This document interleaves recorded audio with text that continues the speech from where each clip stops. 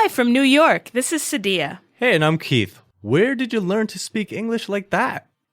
Sadia, what are we looking at in this lesson? Well, in this lesson, we'll learn about basic greetings, asking about someone's well-being, and asking simple questions. Okay, and this conversation takes place? It takes place on a Tuesday night on the telephone. And this conversation is between? A student and his teacher. All right, well, let's listen into the conversation.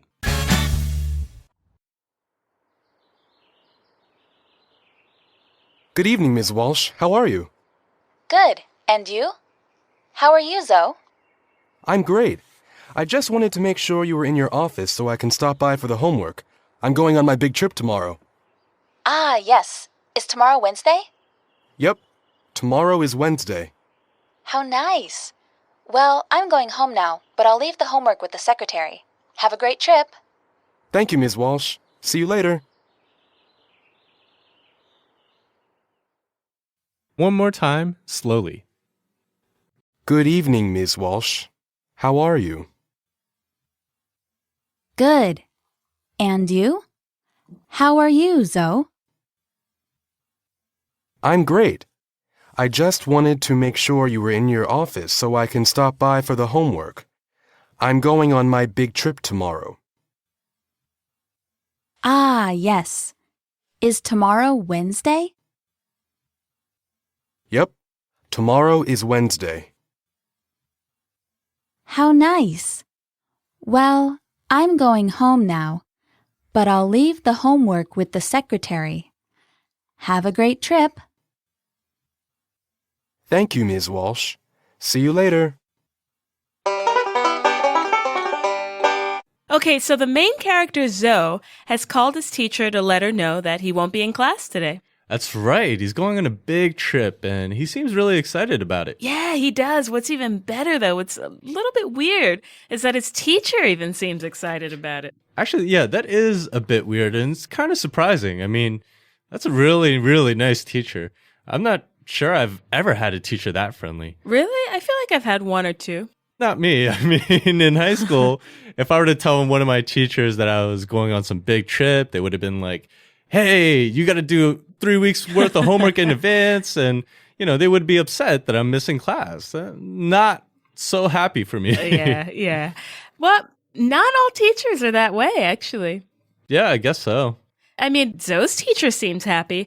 Zoe says, I just wanted to make sure you were in your office so I can stop by for the homework. Oh, that's right. Actually, there's a couple of good phrases in that sentence. Yeah, I think the first is to make sure, which means to see or to be sure. Right. As in, I just wanted to see if you were in your office. Exactly. The second important phrase that I thought was stop by. Oh, right. Stop by. What does this mean? To stop by means to visit someone for a short time. For example, I'm going to stop by the store on my way home. Right. Stop by. So Zoe has called his teacher to see if she's in her office so he can stop by. Well, how about we stop by and take a look at some vocabulary? Okay, let's.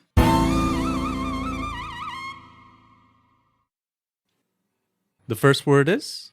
Yes. Yes. Used to express agreement.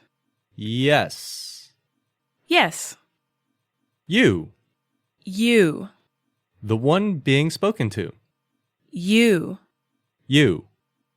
Great. Great. Large or very good. In a large or very good manner. Great. Great. Good. Good. Positive in nature, not bad or poor. Good. Good. Tomorrow. Tomorrow. The day after today. Tomorrow. Tomorrow. Wednesday. Wednesday. The fourth day of the week. Wednesday. Wednesday. Trip. Trip. A journey from one place to another. Trip. Trip. Secretary. Secretary. Office worker. Secretary. Secretary. Homework. Homework. Schoolwork that's done at home. Homework. Homework.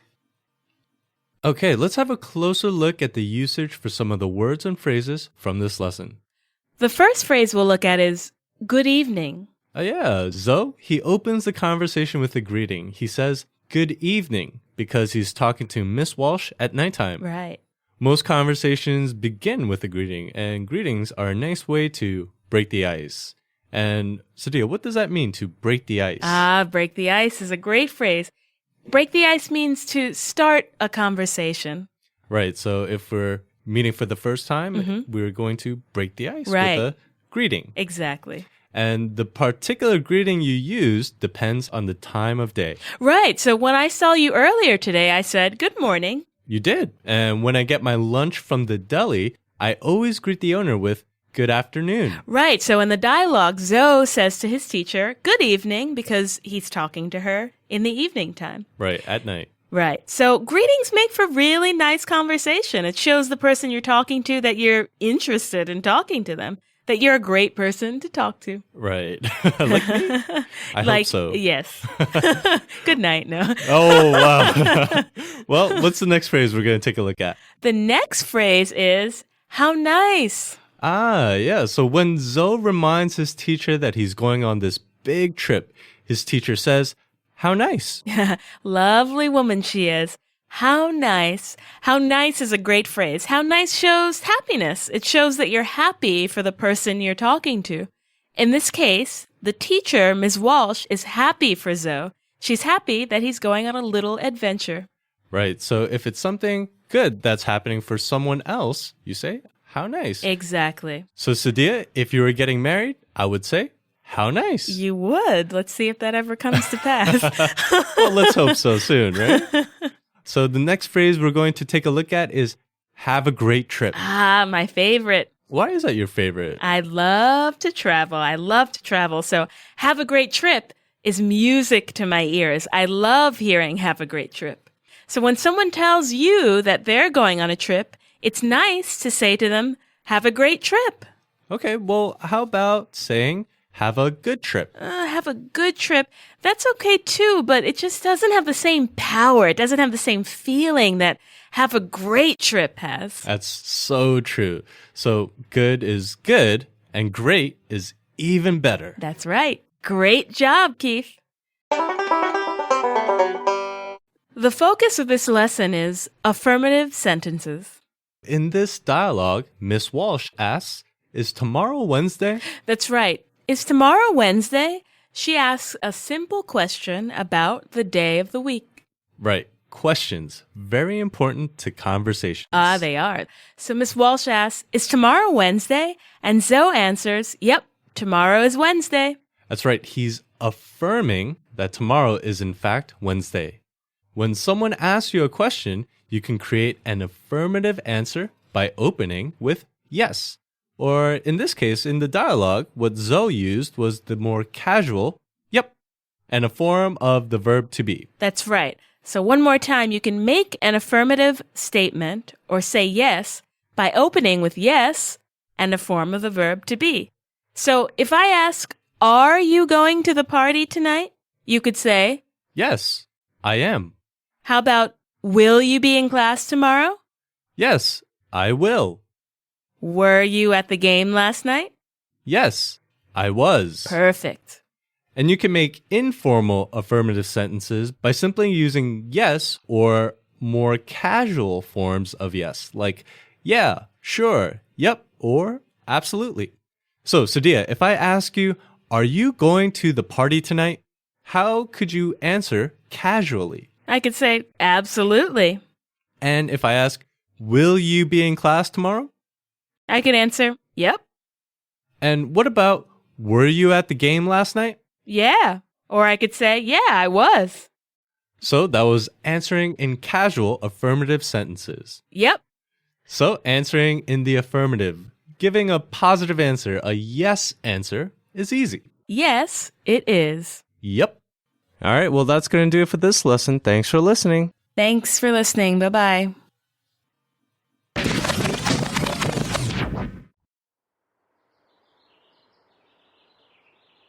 Good evening, Ms. Walsh. How are you?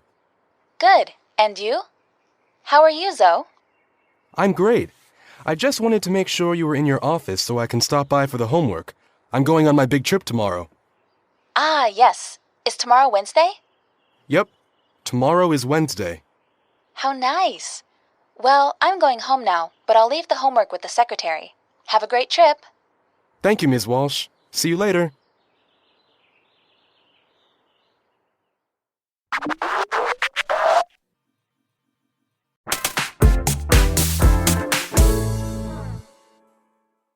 Hello, everyone. Thanks for tuning in. This is Sadia. Hi, and I'm Keith. How to make a good first impression. All right, so Sadia, what are we looking at in this lesson? In this lesson, you'll learn how to introduce yourself and make new friends. Right, and this conversation takes place on a Wednesday flight just after boarding. The conversation is between the main character, Zoe, and the person sitting next to him. All right, well, let's listen in to the conversation.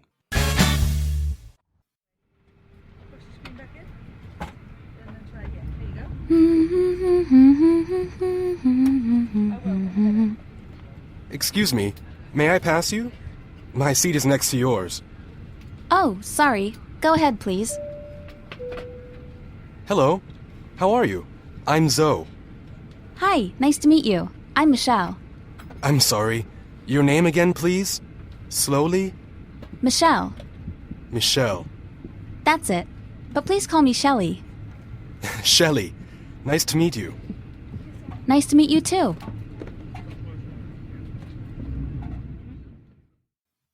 One more time, slowly.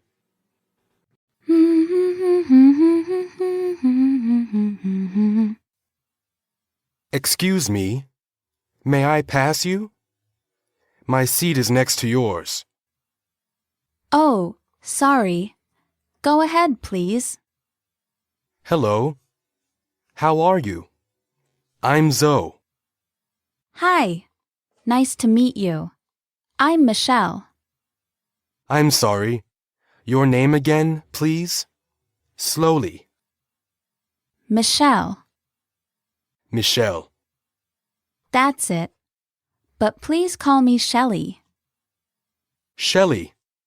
Nice to meet you. Nice to meet you too.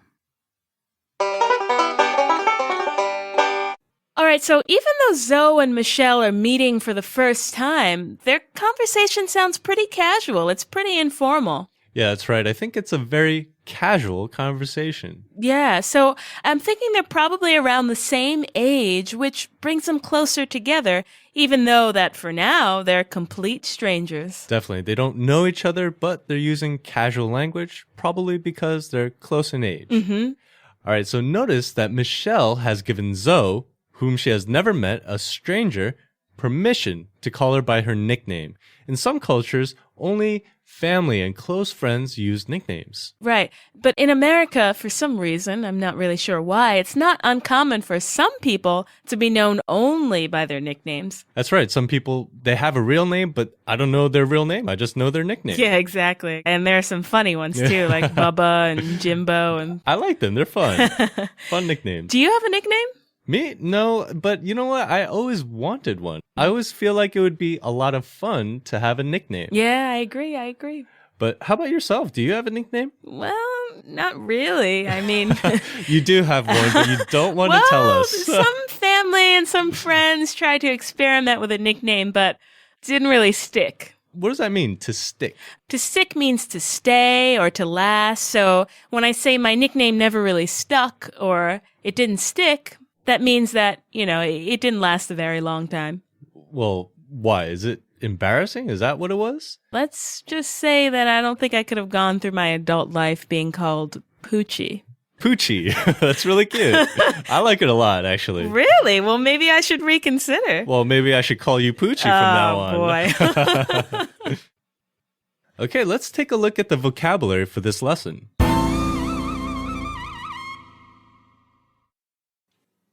The first word is? Seat. Seat. A place for sitting, a thing on which to sit. Seat. Seat. Next.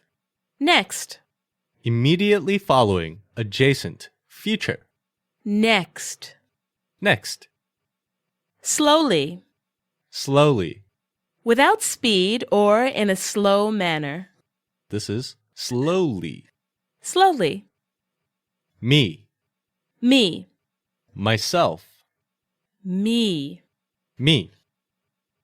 Your. Your. Belonging to you. Your. Your.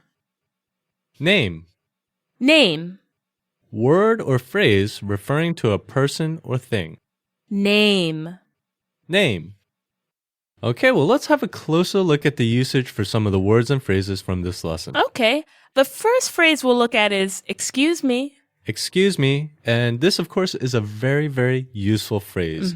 It's typically used when you want to pass someone and when they're in your way, or when you want to get someone's attention.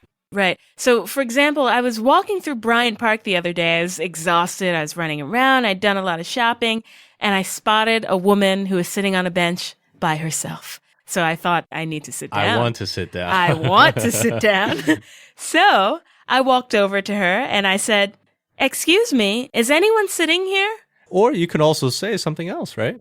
I could have also asked, excuse me, do you mind if I sit here? Right, and I think that's a very good phrase. We're in New York and we ride the subway pretty often. Ah, yes. But sometimes people take up a lot of space, a lot of room. So if you want to sit, you can say, excuse me. Exactly. Excuse me, particularly helpful during rush hour. That's right. In this dialogue, Zoe, she says, excuse me. He and his new friend Michelle are on a plane, and probably Michelle is sitting on the outside and Zoe has to go inside. So he says, excuse me, so he can sit down. Right. Excuse me. Okay, so the second phrase that we're going to take a look at is, I'm sorry. So Zoe doesn't understand Michelle when she tells him her name. So he asks her to repeat it by saying, I'm sorry, your name again? It sounds like he's apologizing, though. He's saying, I'm sorry, I did something wrong. Why? Well, he is really apologizing. He's sort of saying, I'm sorry to have to ask you to repeat yourself, but could you? That's right. It's a polite way of asking someone to repeat themselves. Right. So, I'm sorry. Could you say that again? Or, I'm sorry. Once more, please. Precisely. So, I'm sorry is used when you want someone to repeat themselves. The focus of this lesson is making a request or asking for something using please. In this dialogue, Michelle makes a request of Zoe. She says, please call me Shelley. That's right. Please call me Shelley. Making a request or asking for something in English is very, very simple. Say please, followed by your request. Instead of saying, call me when you get home, which sounds kind of rude, really. Yeah. You can say, please call me when you get home. Sadia, you're so nice. Or if your mom says, please, don't leave your dirty dishes on the table. Instead of, don't leave your dirty dishes on the table, your mom is nice and she says, please don't leave your dirty dishes on the table. That's very, very nice. Or, please come with me to the doctor. Or you can also say, please don't do that. So, please turns a command into a polite request. Sometimes the teachers are really mean and they say, sit down. But instead, they could say, please sit down. And hand me that book becomes, Please hand me that book. and finally, stop becomes, Please stop. Sadia, you get all the nice lines. I get all the mean lines. Well, please can also be placed at the end of a sentence, as in, I'd like 2 tickets, please. Right. Or, sit down, please. Keep studying English, please. Yeah. Keep tuning in, please. Exactly. So making a request is very, very easy. It is. Just use please. Please. All right. Well, that's going to do it for this lesson. Thanks for listening. Thanks for listening. Bye-bye.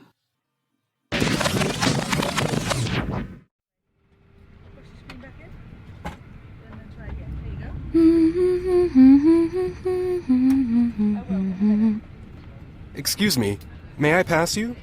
My seat is next to yours. Oh, sorry. Go ahead, please. Hello, how are you? I'm Zoe. Hi, nice to meet you. I'm Michelle. I'm sorry. Your name again, please? Slowly? Michelle. Michelle. That's it. But please call me Shelley. Shelley. Nice to meet you. Nice to meet you too.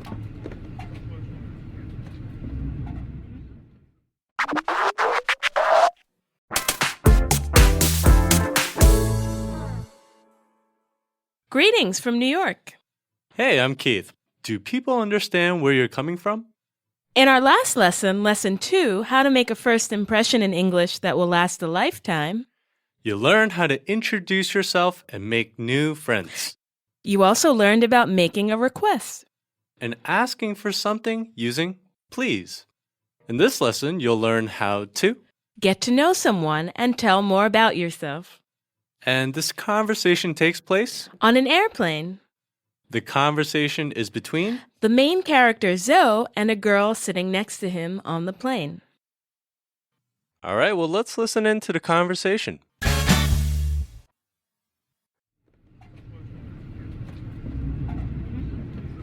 So, who is the singer? I'm sorry? The song you were singing. Oh my gosh, I'm embarrassed. It's Beyonce. Oh, of course. Good choice. So, where are you from? I'm from Los Angeles. Ah, yes, Los Angeles. And you? Where are you from? Are you South African? Yes, I am South African.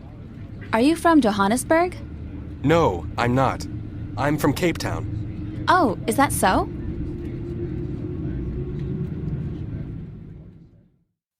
One more time, slowly. So, who is the singer?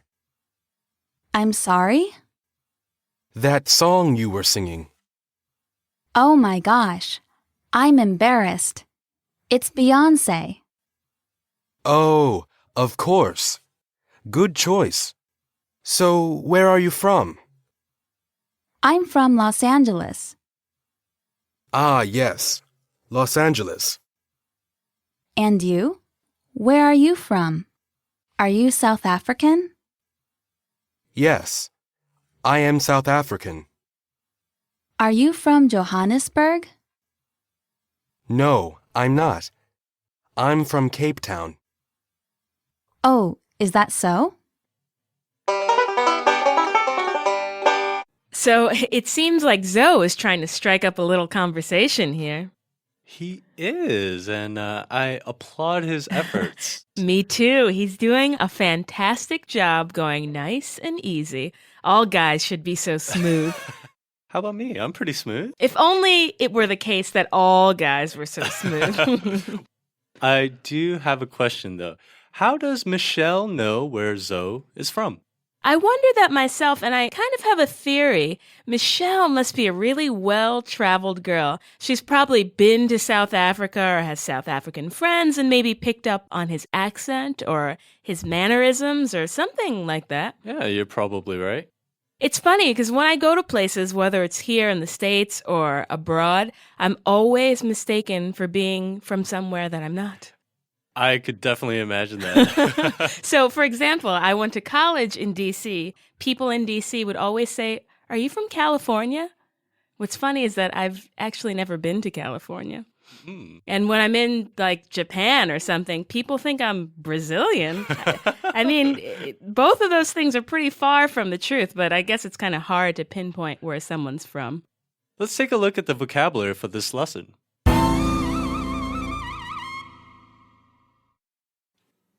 The first word is So, So, used as an introductory particle. so, So, who, who, what or which person, the person that, who, who, singer, singer, one who sings, singer, singer, embarrassed, embarrassed, feeling ashamed, embarrassed, embarrassed, where, where, at, in, or to what place, place in which, where, where, you, you, the one being spoken to, you, you, from, from, of, place or person of origin. From. From. Yes. Yes. Used to express agreement. Yes. Yes. New Yorker. New Yorker. A person from New York. New Yorker. New Yorker. To live. To live. To be alive. To occupy a place or home. To live. To live. Not. Not. Use to make negative the words that follow it. Not. Not. Well, how about we take a closer look at the usage for some of the words and phrases from this lesson? Okay, the first phrase we'll look at is, I'm sorry. After Zoe asks Michelle about the singer of the song she is singing, Michelle asks, I'm sorry, to indicate, to ask that she didn't understand what Zoe has said. Right, Sadia? I'm sorry? Just kidding. What's the next phrase? The next phrase is, oh my gosh. Why don't you explain what that's used for, Sadia? Oh, I'd love to. Oh my gosh is a great phrase that's used to express surprise. In the dialogue, Michelle is shocked that Zoe has heard her singing, since she probably thought she was singing too quietly for anyone to hear, but she was wrong. Someone did hurt her, and so when Zoe asks her who the singer is, she expresses her surprise with, Oh my gosh! It's a really cool phrase because even though it's always an expression of surprise, saying it with different intonations can have slightly different meanings. So if I were to say, oh my gosh, what's the difference between that and how Michelle has said it? well, oh my gosh is kind of, you're really surprised and you can't believe it. Even has kind of a negative. Yeah, very negative nuance. And actually hearing that, it reminds me of that song back in the 1980s about the butts, you know. I think I know which song you're talking about. And the reason it reminds me of it is because in the beginning, one of the girls says to another girl, oh my God. Right, she is shocked, but it's not really in a good way. Yeah. So Michelle, actually, she's shocked and a little bit embarrassed, but she says, oh my gosh, that's quite different than, oh my gosh. So you can use that if you don't believe it. You're surprised and, oh my gosh, I can't believe it. So the next phrase up is, I see. I see just means I understand. I see. I understand. What about, and you?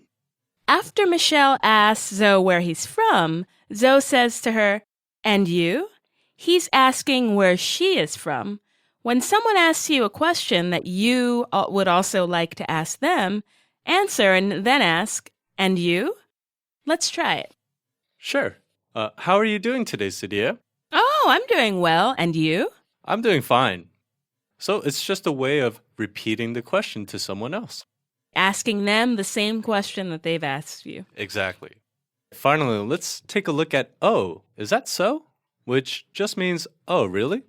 Yeah, it also indicates that you're a little surprised by what you've been told. So if I were to say, Keith, I heard this secret about you, you could say, oh, is that so? Right. So it shows surprise, but it's not always positive surprise. Exactly. But it's not always for just negative things. You can use it in a positive way too. For example, if I said, hey, Sadia, I got a new job. I'd say, oh, is that so? And you can tell by the tone of voice that she's being positive. The first focus of this lesson is asking who and where. After he hears her singing, Zoe asks Michelle, so, who's the singer? Exactly. Who is the singer? And Zoe also asks Michelle, where are you from? That's right, he did. He's full of questions, Zoe. Who's the singer and where are you from? These questions have something in common. They both use interrogative pronouns. But don't be afraid of that name. It's not so important. Interrogative pronouns are just words that are used to ask questions. So basically, question words? Right, question words. What are some of the most common question words? The most commonly used interrogative pronouns or question words are who, what, where, when, why, and how. Go over that one more time. Who, what, where, when, why, and how. Who is the singer, and where are you from? And question words are a great way to start a conversation with someone, which is exactly what Zoe is trying to do with Michelle. Good for him, using question words. But he doesn't really ask her much. What are some other questions Zoe could have asked her? Maybe, what do you like to do? Or why are you going to New York? Or even, when do you go back to Los Angeles? Good, you're a good conversationist. You should tutor him. I should. Basically, interrogative pronouns, which means who, what, where, when, why, and how, are question words. And they're great for starting conversations. Sadia, what's the second grammar point for this lesson? The second point is answering questions about yourself. Basically, there are two ways to answer a question about yourself, apart from giving a long answer with an explanation. You can answer questions about yourself by saying yes or no.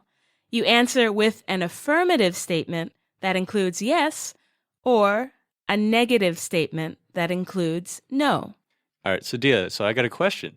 Are you a New Yorker? No, I'm not. I wish I was, but too bad for me. I'm a Jersey girl. Jersey's okay sometimes. So I'm not a New Yorker, unfortunately. Are you? Actually, I am a New Yorker. Which brings us to the other way of answering questions, affirmative statements, or statements that include yes. Michelle asks Zoe if he's from South Africa, and Zoe answers, yes, I am. He uses the affirmative statement because, of course, he is from South Africa.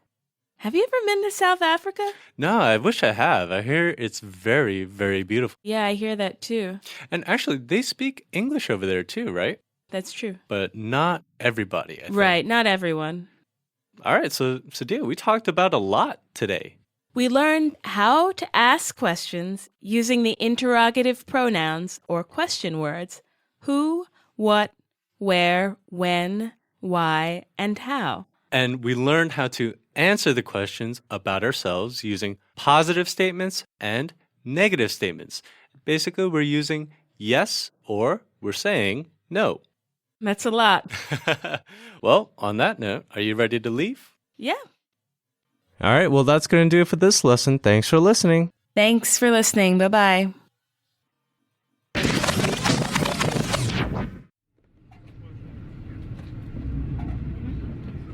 So, who is the singer? I'm sorry? The song you were singing. Oh my gosh, I'm embarrassed. It's Beyoncé. Oh, of course. Good choice. So where are you from? I'm from Los Angeles. Ah, yes, Los Angeles. And you? Where are you from? Are you South African? Yes, I am South African. Are you from Johannesburg? No, I'm not. I'm from Cape Town. Oh, is that so?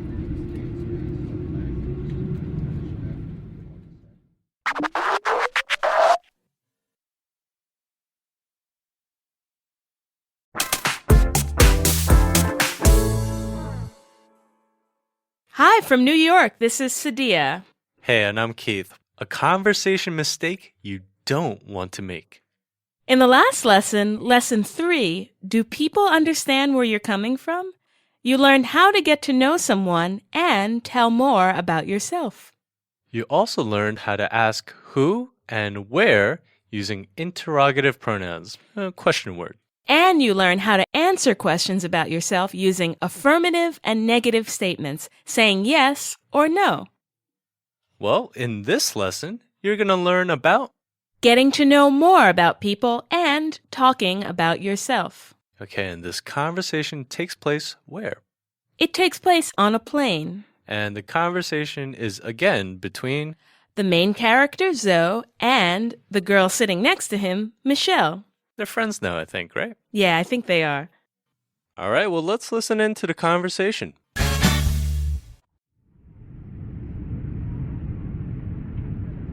Excuse me, may I have some water, please? Oh, certainly, ma'am. Sorry. So, Cape Town is nice. It seems so interesting. Los Angeles is nice too. So, what do you do in Los Angeles? I'm a nutritionist and personal trainer. Once again, slowly, please. I'm a nutritionist and a personal trainer. Sorry, I don't understand. Nutritionist and personal trainer. I help people eat healthy foods and exercise the right way. Oh, I see. One more time, slowly. Excuse me, may I have some water, please? Oh, certainly, ma'am. Sorry. So, Cape Town is nice. It seems so interesting. Los Angeles is nice too. So, what do you do in Los Angeles? I'm a nutritionist and personal trainer. Once again, slowly, please. I'm a nutritionist and a personal trainer. Sorry, I don't understand. Nutritionist and personal trainer. I help people eat healthy foods and exercise the right way. Oh, I see. So, Zoe is really cozying up to Michelle at this point, huh? Yeah, he is. He's cozying up. He's becoming a little more comfortable, I guess. Mm-hmm. And he's doing a really great job of getting to know her. Right, a great job indeed. He's obviously learned that next to the weather, the second most popular topic of conversation is jobs, or what people do for a living. Some people love talking about what they do, and others, I'd say most people, they hate it. Why do you think it's such a popular topic, though? Well, like the weather, everyone can talk about their jobs or jobs they've had in the past because they spent so much time working. Yeah, that's true. I know I've had my fair share of jobs since I started working in high school. Oh, yeah? What was your first job? Actually, I was thinking about it, and I never really had, like, a job in high school. I interned at a magazine, so I wasn't really getting paid. Is that still a job? That's still a job, I Okay. think. Intern at a magazine, so you were writing. Sort of, yeah. Cool. Getting coffee. What was your first job? Well, I worked at my aunt's dry cleaner. Ah, It was fun. yeah. Yeah, and kind of boring too. You probably had a lot of free time, though, to read or do your homework. A or lot of something. free time to just sit. Well, I bet we could go on and on about jobs, right? Yeah, we could definitely go on and on, but instead, how about we take a look at the vocabulary? Let's.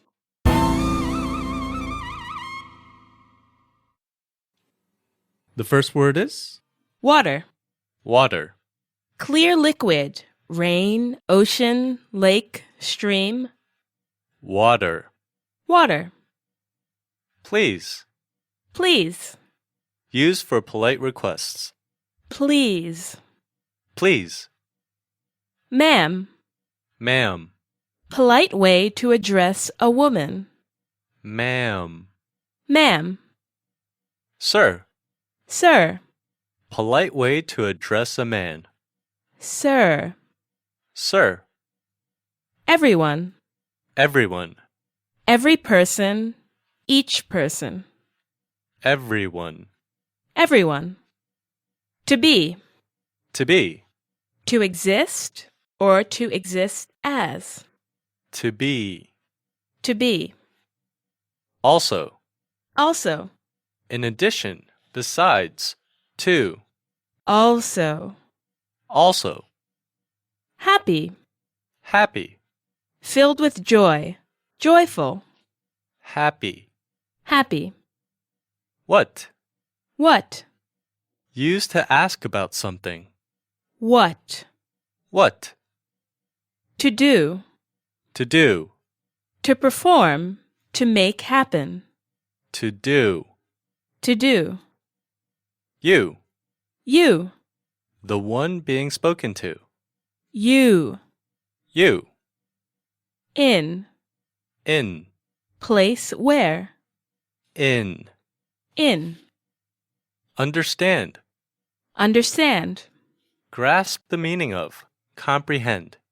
Understand. Understand. All right, well, let's take a closer look at the usage for some of the words and phrases from this lesson.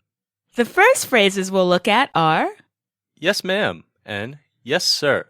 so after Zoe and his new friend Michelle are settled into their seats, they ask one of the flight attendants for some water. To Michelle, the flight attendant says, certainly, ma'am. And to Zoe, she says, yes, sir. These sound fancy, very fancy. Why? Well, you're definitely right. They're fancy words because certainly, ma'am, which is the same as yes, ma'am, and the phrase yes, sir are very formal ways of showing you agree or you will do something. Maybe if you're at a restaurant or something and I say, can I order now, please? And the waiter, because he wants to be polite, he'll say, yes, ma'am. Well, what about when Michelle tries to explain her job to Zoe? He says, sorry, I don't understand. Why does he apologize? Why does he say sorry? Good question. This is a useful phrase to use when you're in a conversation, but you don't understand what is being said. The sorry bit is a way of apologizing for making the person you're speaking to repeat herself. So, sorry, I don't understand is a very polite way of asking someone to repeat herself. If your teacher said something in class, but you didn't hear it, you have to hear it one more time. What can we say? You'd say, sorry, I don't understand. Finally, let's take a look at I see. What's I see used for, Keith? I see is a nice, lively phrase that indicates that the person speaking understands what's being said. It's usually said after the person speaking has trouble understanding what he or she is hearing, and then all of a sudden, that person understands. So it's a phrase that shows that the person speaking understands what's being said. I see is usually said after the person speaking has trouble understanding what they were hearing and suddenly does understand. Exactly. I see. So it's an expression of surprise and of relief. The speaker is happy that he or she can continue the conversation, right? Right. When Michelle first tells Zoe what she does for a living, the main character, Zoe, doesn't understand. And after she explains her job slowly and clearly, Zoe finally understands what Michelle is saying. So he says, I see. Precisely. I see. The focus of this lesson is asking, what do you do? And talking about jobs. Yeah, in this dialogue, Zoe asks Michelle, so, what do you do in Los Angeles? And she responds, I'm a nutritionist and a personal trainer. Pretty fancy jobs. Uh-huh. Well, what do you do is probably one of the most commonly used phrases in the English language, particularly among those who have just met. For sure. In many English-speaking countries, especially America, I think, talk about jobs and work can steer. They can drive entire conversations. Luckily, asking what someone does is quite easy. It's very, very easy. You simply say, what do you do? Mm-hmm. After Zoe discovers that his new friend Michelle is from Los Angeles, he asks, so what do you do in Los Angeles? But actually adding the place name is not really necessary. You don't have to say the place. If Michelle had said she was from Detroit, say, or Miami, Zoe could have asked, what do you do in Detroit? Or, what do you do in Miami? Right, you can always change the place name, but you can always just say, what do you do? That's true.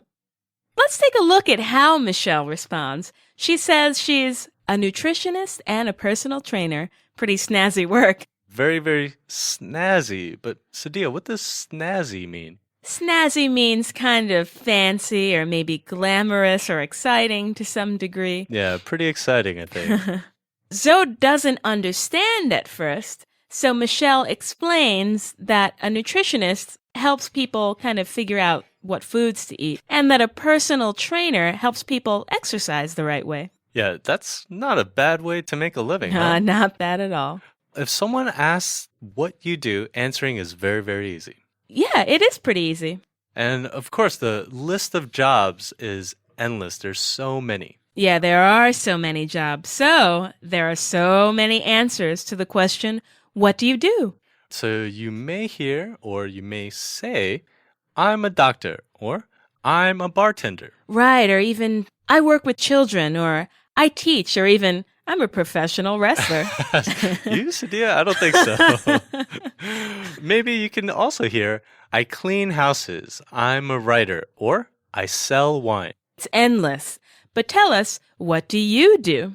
Yeah, now you, our listeners, know how to answer the question. And you also know how to ask others. So you're ready for some pretty interesting conversation. That's right. All right, well, that's going to do it for this lesson. Thanks for listening. Thanks for listening. Bye-bye.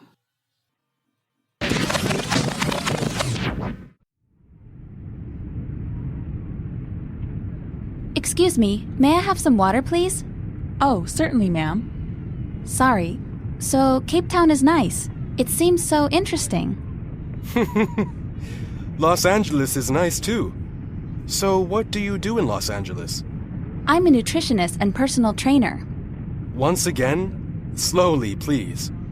I'm a nutritionist and a personal trainer. Sorry, I don't understand. Nutritionist and personal trainer. I help people eat healthy foods and exercise the right way. Oh, I see.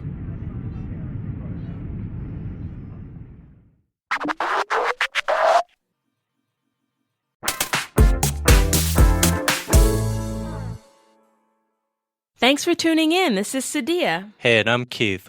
Welcome to New York. Avoid instant immersion shock with this lesson.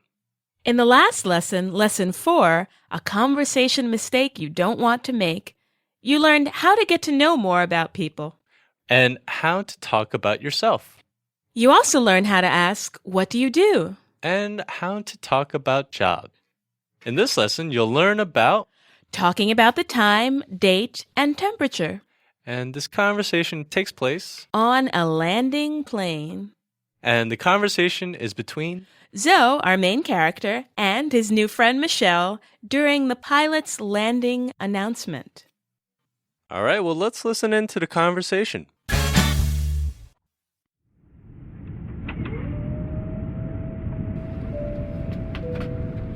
Good afternoon, everyone. This is the pilot. Welcome to New York. The time now is 3 p.m. on Thursday, April 30th. The temperature is a cool 53 degrees Fahrenheit, which is about 12 degrees Celsius. Enjoy your stay in New York. 53 degrees? Wow, it's cold. Yep, I have a jacket. Oh, I don't.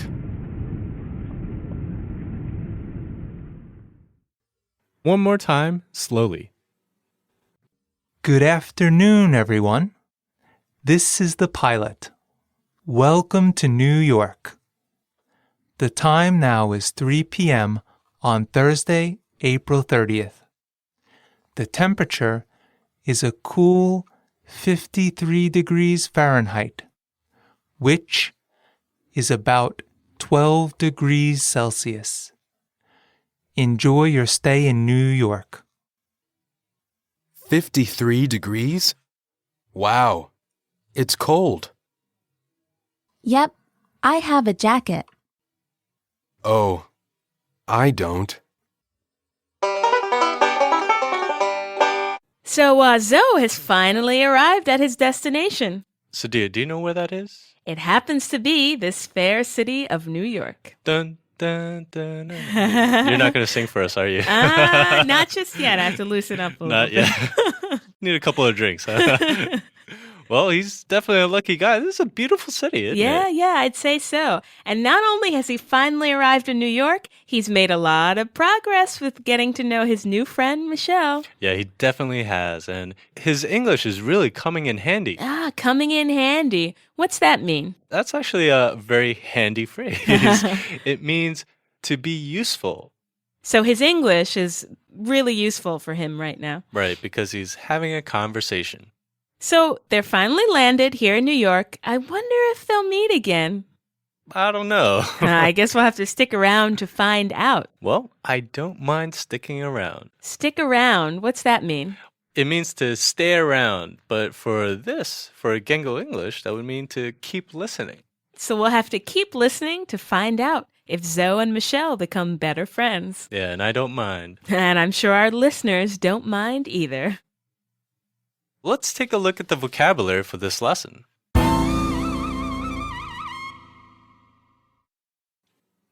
The first word is Good. Good, Positive in nature, not bad or poor. good. Good. Afternoon, Afternoon. the middle part of the day, after 12 p.m. and before 5 p.m. Afternoon. Afternoon, Pilot. pilot, A person who flies a plane.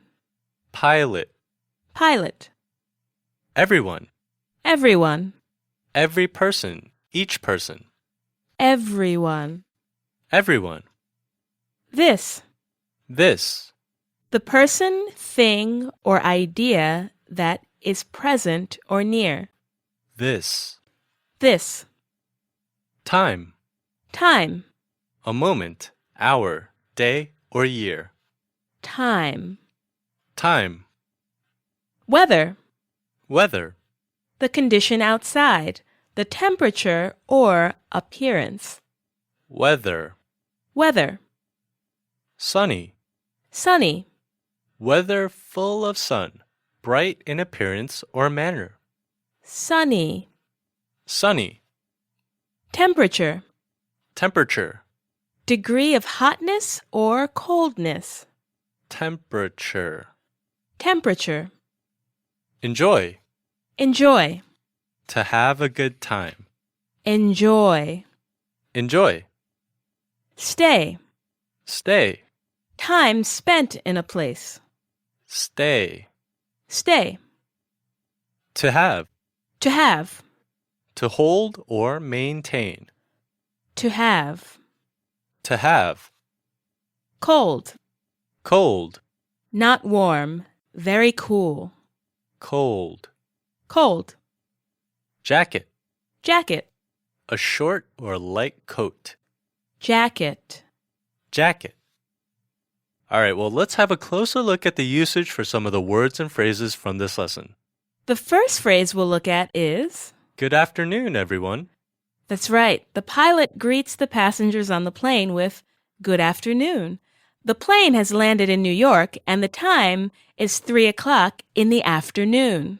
The afternoon is the middle part of the day, the part of the day after morning and before the evening, which starts around 5 p.m., the evening. So it's probably around 12 to 5 o'clock.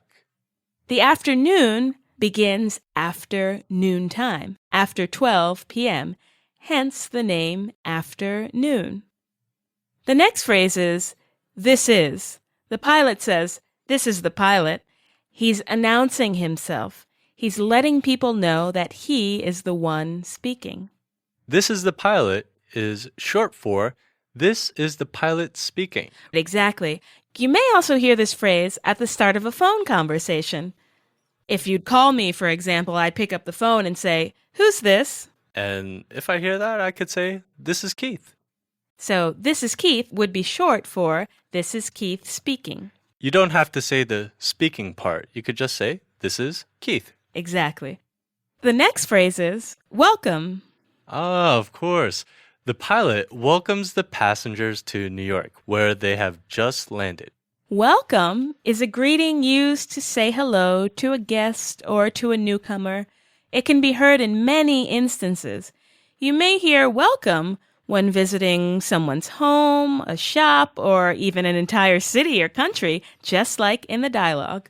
Here in New York, there's a lot of people that are visiting from all over the place. And if I meet someone new, hey, you're from New Zealand. Hey, you're from Afghanistan. Welcome. Welcome to New York. Also, the pilot then announces the time. He says the time is 3 p.m. So it's 3 in the afternoon. PM is used for the afternoon and the evening. AM is used for the morning. Finally, the pilot announces the temperature to prepare the passengers for the different weather, right? So he gives the temperature in both Fahrenheit, which I guess is common in English-speaking countries, or is that just the United States? Yeah, I think it's just the United States that uses Fahrenheit, and maybe one other country, I think. Then it would make sense that the pilot announces the temperature in Fahrenheit, and he also announces it in Celsius, which is used everywhere else in the world. That's right, Celsius. But why does he do that? Why does he give the temperature? He gives the temperature so that all of the passengers who are coming from all different places, many different climates, so they have an understanding of the conditions outside, so they can understand the weather. And last but not least, we're going to look at the word wow. Ah, great phrase, wow. Yeah, it definitely is. Zoe is not expecting the temperature to be so cold, so he lets out a wow. Wow is an expression of surprise. Yep, and it can be used in practically any situation during which you are surprised. Wow. The focus of this lesson is talking about the time, date, and temperature. Let's address talking about the time first. It's easy to talk about the time. In the dialogue, the pilot says the time now is 3 p.m. So in other words, it's 3 in the afternoon. So PM is used for the afternoon. 3 p.m. means 3 in the afternoon. And 5 p.m. means 5 in the evening. If you remember, morning is before 12 noon, and afternoon is, well, after noon. The evening starts at around 5 p.m. or 5 in the evening. What's used for the morning before 12 p.m.? For the morning, we use AM. So how would you say 2 in the morning? That's easy. You would say 2 a.m. So what's 7 a.m.? That's 7 in the morning. Now, to ask about the time, say, what time is it? And another way of asking about the time is, do you have the time? Yeah, that's pretty polite. Still, another way to ask about the time is to say, do you know what time it is?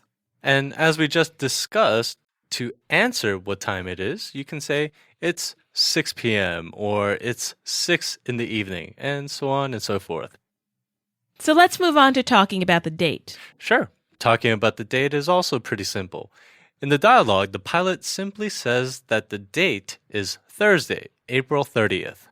So he gives the day of the week, Thursday, and the calendar date, April 30th. I think most of our listeners will probably know the months of the year, but how about a quick review? Sure. First is January. Second is February. The third month of the year is March. Next is April. After April is May. And the 6th month, remember this one because it's my birthday in there, June. And after June, it's July. Next is August. And after August, my birthday month is September. I'll remember that.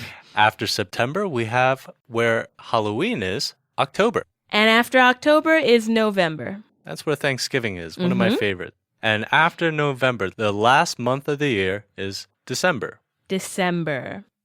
And why don't we review the days of the week as well? We'll start with Sunday. Next is Monday. Then Tuesday. Next, Wednesday. Then Thursday.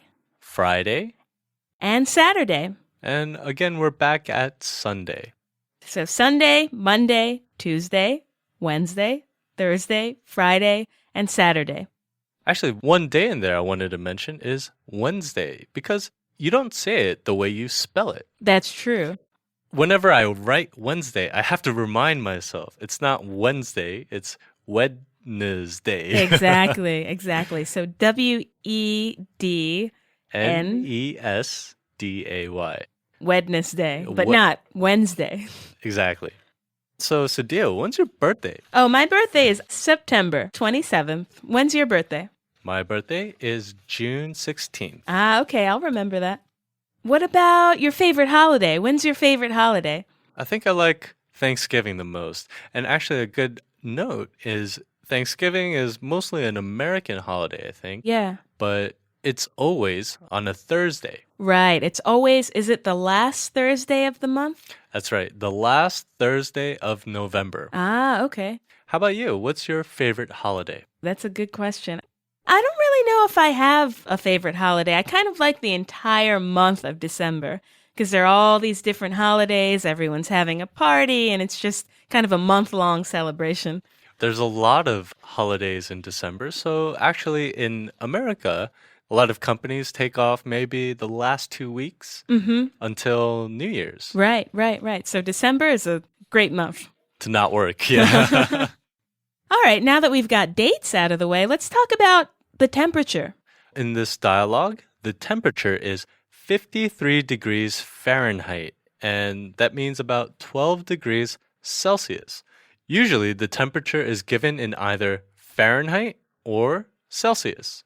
But of course, they're all on a plane with passengers coming from different parts of the world, so the pilot gives the temperature in both scales, Fahrenheit and Celsius. In America, the temperature is reported in Fahrenheit. The temperature can be used as an answer to the question, what's the weather like today? It's about 50 degrees in the morning, but it'll reach 75 degrees in the afternoon. Here in New York, it's finally starting to warm up. And actually, that's in Fahrenheit. What would it be in Celsius? I don't do math, Keith. I'm not 100% sure. Well, I think 50 degrees Fahrenheit is about 17 degrees Celsius, and 75 degrees Fahrenheit is about 25, 26 degrees Celsius. It sounds good to me. Somebody who's good at math, help us out.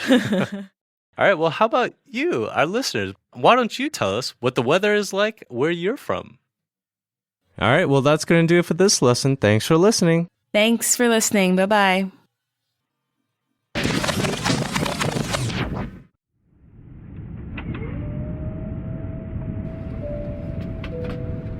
Good afternoon, everyone. This is the pilot. Welcome to New York. The time now is 3 p.m. on Thursday, April 30th. The temperature is a cool 53 degrees Fahrenheit, which is about 12 degrees Celsius. Enjoy your stay in New York. 53 degrees? Wow, it's cold. Yep, I have a jacket. Oh, I don't.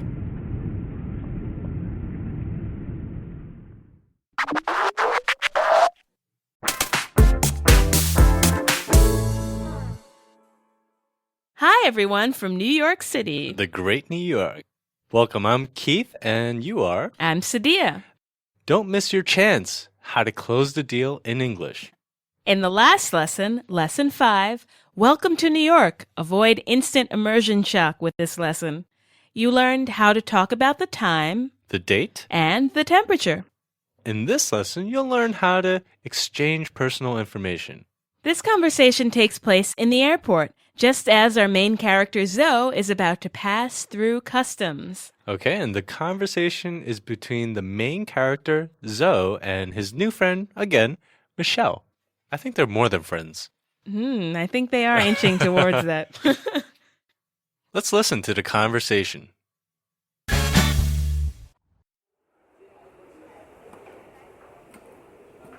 Foreign passport holders this way. Foreign passport holders this way. Well, it was nice to meet you. Same here. By the way, this is my business card. This is my email address, and this is my phone number. Oh, thanks. I have a business card too. This is my business card. Here you are. My email and my cell phone number are here. Email me. Okay, thank you. Bye-bye. Enjoy your stay. Thanks. Bye. One more time, slowly.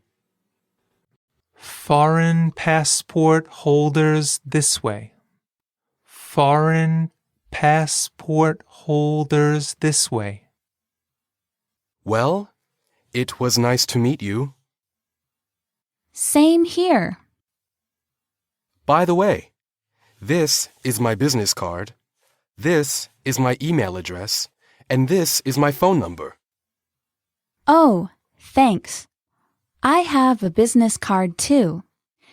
This is my business card. Here you are. My email and my cell phone number are here. Email me. Okay, thank you. Bye-bye. Enjoy your stay. Thanks. Bye. All right, so our main character, Zoe, he seems to be making a lot of progress. So he's getting to know Michelle a little more.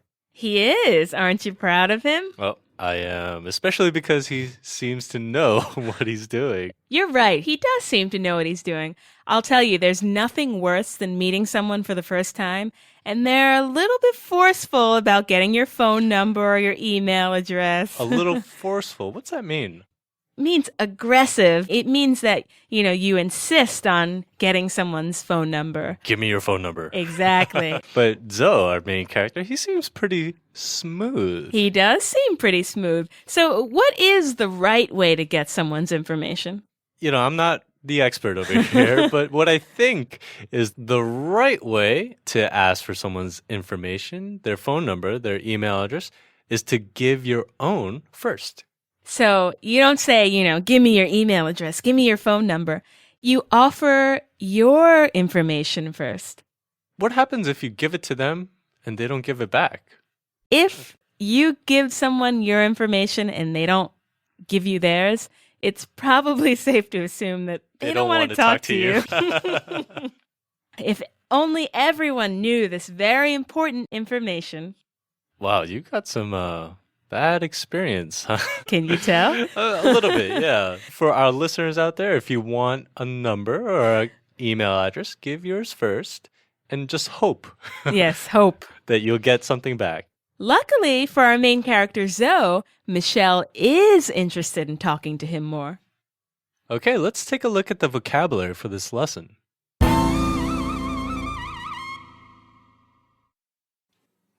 Foreign. Foreign. From outside a place or country. Foreign. Foreign. Passport. Passport. Document needed to leave and re-enter a country. Passport. Passport. Meet. Meet. To come into contact with. To come together. Meet. Meet. Email. Email. Electronic mail. Computer mail. Email. Email. Phone number. Phone number. The number used in calling a particular phone. Phone number. Phone number. Or. Or. Used to show an alternative to something. Or. Or. Business card. Business card. A small company card that has one's name and contact information on it. Business card. Business card. Email address. Email address. A location to which email messages can be delivered. Email address. Email address. Okay, well, let's take a closer look at the usage for some of the words and phrases from this lesson. The first phrase we'll look at is foreign passport holders this way. That's actually kind of advanced, but very, very useful, I think. The dialogue opens with an announcer or airport worker saying, foreign passport holders this way. He's directing all non-U.S. citizens, all foreigners or foreign passport holders to a particular place. Foreign passport holders this way. In addition to the worker announcing that all foreigners are to go a certain way, there are signs in the airport that direct non-U.S. citizens or foreign passport holders to the correct line for customs processing. So, foreign passport holders this way is a phrase you should expect to hear. And read. Actually, when you're going to any airport, not just an American airport, airport in Japan, airport in India, they'll all say foreign passport holders this way, or maybe non-country citizen. Very useful phrase if you're a traveler. Yes. What's the second phrase, Sadia? As they're about to part ways or separate and say goodbye, Zoe says, "Well, it was nice to meet you, Shelley." Just a quick reminder, Shelley was her nickname. It sounds like well is kind of an introduction or something. It signals to the person you're speaking to that you're about to say something and that you're giving whatever you're about to say some thought. You're thinking as you speak. So Zoe says, "Well, it was nice to meet you, Shelley." When you want to think a little bit while you're talking, you can say, well, how about we move on to the next phrase? What is it? The next phrase is, it was nice to meet you. Sweet phrase, no doubt. It was nice to meet you is a very friendly parting phrase. You can say it just before goodbye. Exactly. Zoe is about to say goodbye to Michelle, so he lets her know that he enjoyed talking to her. He really liked meeting her, and he says, it was nice to meet you. Nice guy. What's next? Next is same here. Same here. Yes. When Zoe says, "It was nice to meet you," Michelle responds by saying, "Same here." So, same here simply means me too, right? In other words, same here means things are the same where I'm standing. I feel the same way. Same here. I really love this lesson. Same here. Me too. Exactly. This is actually very conversational. You can say, wow, I'm really hot in this room. And I could say, "Oh, same here. Let's go outside and get some air." Exactly. Next up, by the way. A great phrase. By the way is used to introduce a new topic to the conversation. So in the dialogue, Zoe wants to transition. He wants to move from saying goodbye to Michelle to giving her his business card. Yeah, he says, by the way, this is my business card. He's a smooth operator. He knows how to talk to the ladies. What's the next phrase, Keith? The next phrase is, I have a business card too. That's right. After Zoe gives Michelle his business card, she says, "I have a business card too." She does, and that's good news for Zoe. It is good news for Zoe because "I have a business card too" means I also have a business card. I have a business card too. The word to, spelled T-O-O, means also. Right. So Michelle says, "I have a business card too" means I have a business card also. Finally, there's the phrase, "Here you are." Very, very useful. Say it when you're handing something to someone. So if I were to say, "Can you hand me that book?" you would, if you're nice, say, "Here you are." The focus points of this lesson are possessive adjectives, the conjunction and, the demonstrative this, and informal imperatives. Wow, that's a lot. You think we can tackle that? It sounds crazy, but it's all pretty easy. You'll see. First up, possessive adjectives. So Zoe says, this is my business card. This is my email address. And this is my phone number. He does. My is a possessive adjective. Why is that possessive? Possessive adjectives are words that are used with nouns to show ownership. Zoe says, "This is my business card, this is my email address, and this is my phone number." My tells us that the business card, email address, and phone number all belong to Zoe. Exactly. So my book, my pen, my glasses, my desk. My shows that all of those things belong to me. What about his pen, her book, or their desk? Of course, my isn't the only possessive pronoun. The others are your, his, her, its, our, and their. And you can find a little bit more about them in the lesson notes and in future lessons. What's next then? Next is the conjunction and. Conjunctions. Isn't and used to link two words or phrases together? Right. Conjunctions are used to link two words or phrases together. In this dialogue, Zoe says, this is my email address and this is my phone number. Exactly. And is used to link this is my email address to this is my phone number. What's next? Next is the demonstrative pronoun this. This refers to nouns that are nearby. In the dialogue, Zoe says, "By the way, this is my business card. This is my email address, and this is my phone number." He's showing his new friend Michelle his business card, which is nearby in his hand. And on his business card are his email address and phone number. Right. Well, we have one more thing to learn, and that's informal imperative. Informal imperatives are casual commands you can give to a friend or anyone else you feel close to. What's a command? Commands are sentences used to tell someone to do something. So an imperative is a command. An imperative is a command, and an informal imperative is a casual command you can say to someone you know. Some examples of informal imperatives or casual commands are call me, write me.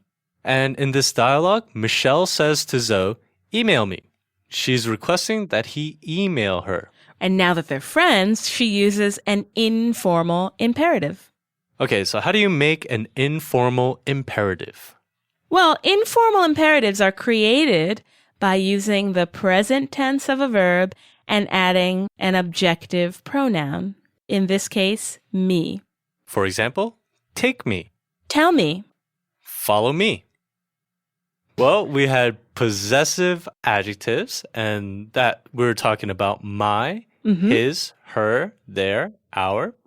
What else did we talk about? We talked about the conjunction and you'll remember that conjunctions are used to link two words or phrases, and is used to link two words or phrases. What else is there? We also talked about the demonstrative pronoun this, and that's talking about nouns that are close, that are near. So this paper, or this pen, or this book. Finally, we talked about informal imperatives. An imperative is a command. An informal imperative is a casual command, a command you give to someone you know. For example, call me, write me. Exactly. It was a lot, but that wasn't so bad, was it? No, I don't think so. It was pretty good, I think. See, I don't lie, Keith. I don't lie.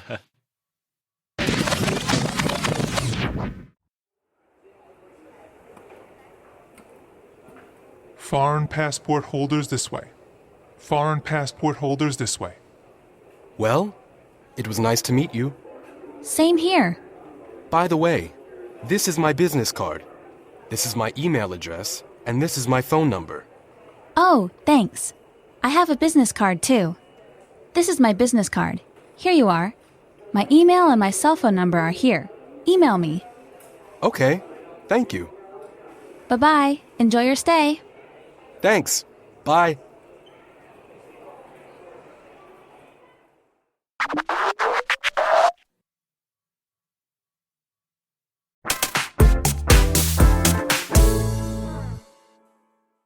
Hi, everyone. Sadia here. Hey, and I'm Keith. Don't answer the English questions incorrectly. In the last lesson, lesson 6, don't miss your chance, how to close the deal in English. You learned how to exchange personal information. You also learned about possessive adjectives such as my, his, her, its, ours. You learned about the conjunction and, The demonstrative this. and you learned about informal imperatives. Okay, so in this lesson, you're going to learn how to get through immigration and customs. This conversation takes place at immigration in JFK Airport. Okay, and the conversation is between the main character, Zoe, and an immigration official.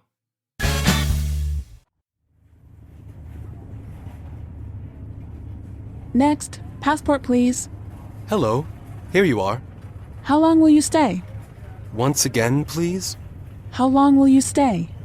For 2 weeks. Where will you stay? At the L Hotel. What is the purpose of your stay? Once again, please. Slowly, please. What is the purpose of your stay? I'm here on business and to sightsee. Okay, thank you. Welcome to the United States. One more time, slowly. Next. Passport, please. Hello. Here you are. How long will you stay? Once again, please. How long will you stay? For 2 weeks. Where will you stay? At the L Hotel. What is the purpose of your stay? Once again, please. Slowly, please. What is the purpose of your stay? I'm here on business and to sightsee. Okay, thank you. Welcome to the United States. Okay, the most unloved part of travel, passing through customs. Unloved? What do you mean by unloved? What I mean is that no one likes going through customs. It is not loved. Actually, every time I pass through customs, I get very, very nervous. Really? Will they let me in? Will they let me in? Is there going to be a problem? And I think a lot of people experience that too. Well, you can see from the conversation that custom officials are pretty tough, like the one in our dialogue. Yeah, they're all pretty tough. No small talk or polite conversation. Actually, what's small talk? Small talk is, I guess it's kind of short and sweet conversation. It's very nice, it's very pleasant, and it's very brief. And with customs officials, definitely no small talk. No small talk. Why do you think that is? They have to be really serious. I don't know. First of all, there's a lot of people waiting. Mm-hmm. And secondly, they're protecting their country. Exactly. So this customs official, the one in the dialogue, is not interested in friendly conversation. He is what you'd call a man of few words. Yeah, definitely right. All right, let's take a look at the vocabulary for this lesson.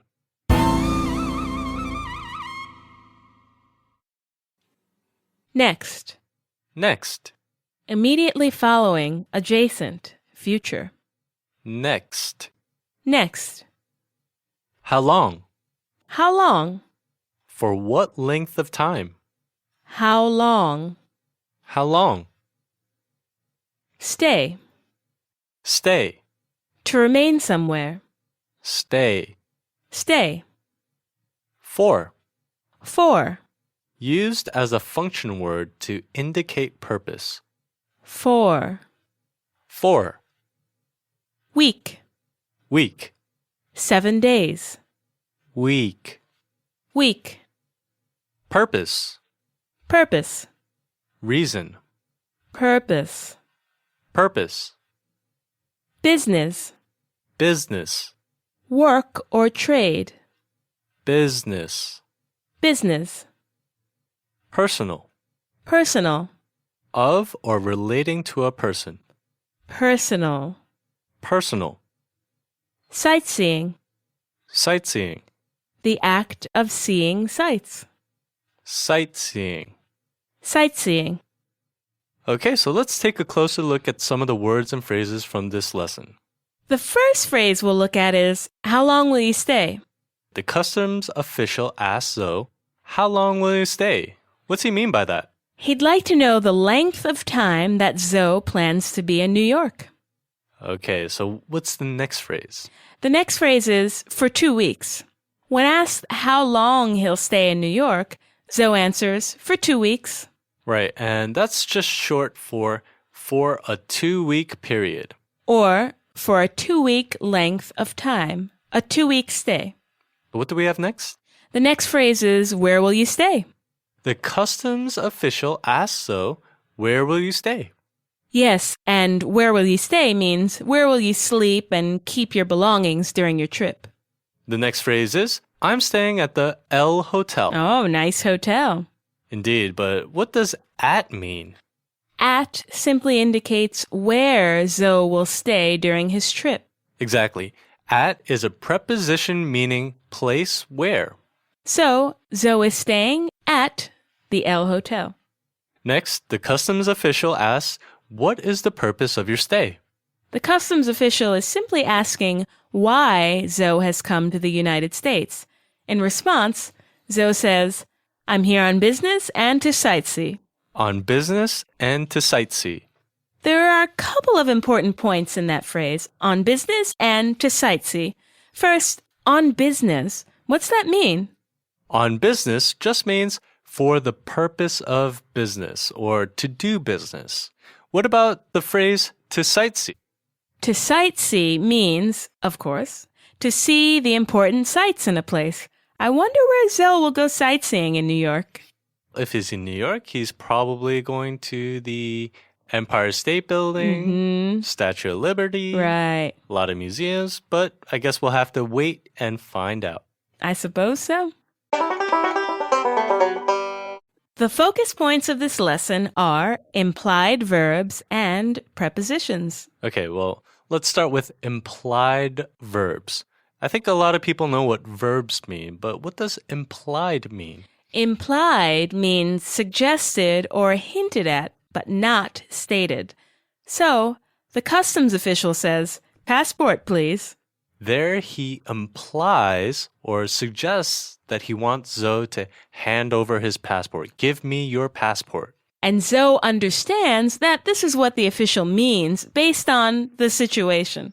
Yeah, but why did he just say passport, please, and not a more friendly, informative phrase like, will you hand me your passport, please? Remember, there's no time to be polite. Both the customs official and Zoe, but especially the customs official, wants to get the process over as quickly as possible. Definitely true.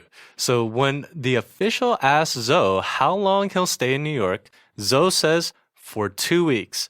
He didn't say the full phrase, I'm staying for 2 weeks.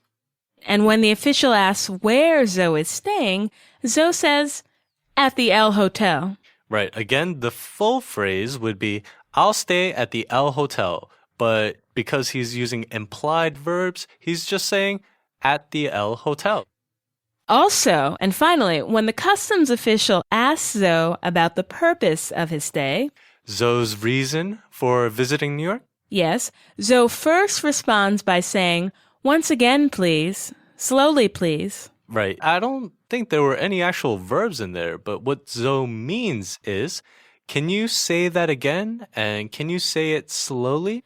Precisely. So implied verbs or suggested verbs don't appear in a sentence. But you'll know what is meant based on the situation. So Zoe knows exactly what the customs official means when he says, passport, please. And the customs official understands what Zoe means when he says, at the L Hotel. How about we move on to the second focus of this lesson, which is prepositions. Okay, prepositions link nouns, pronouns, and phrases to other words in a sentence. Prepositions are everywhere. It's very, very difficult to live your English-speaking life without prepositions. Indeed, so don't try it. What do prepositions do? A preposition shows the relationship of its object to the rest of the sentence. Okay, so on the table, over the moon, against my will, into the sunset. You've got the idea. In this dialogue, Zoe says he'll be in New York for 2 weeks. He'll be in New York for 2 weeks. And he says he's staying at the L Hotel. He also says, I'm here on business and to sightsee. He likes his prepositions, Zoe. Well, everyone in English likes their preposition. Actually, English learners probably don't like prepositions. Yes, indeed. But there's so many of them, you have to learn them. You have to learn them. So the prepositions in this dialogue, I think we heard for, at, on, to. They're not the only prepositions, are they? They're not. Some of the most commonly used prepositions are above, after, during, but, by, in, of, on, out, up, with. There's so many more prepositions. Yeah, there are a lot of prepositions, and these are words we hear all the time. I could say, I got a card from my friend, or maybe I'm going to the park, or my shoes are under my bed. Right, there's tons of them, but you can use them all the time, and it's very good for practice if you do. Yep, so we should all become very good friends with prepositions, much like we hope Zoe becomes very good friends with Michelle. You got it.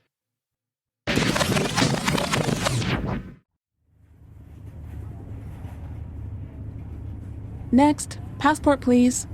Hello. Here you are. How long will you stay? Once again, please. How long will you stay? For 2 weeks. Where will you stay? At the L Hotel.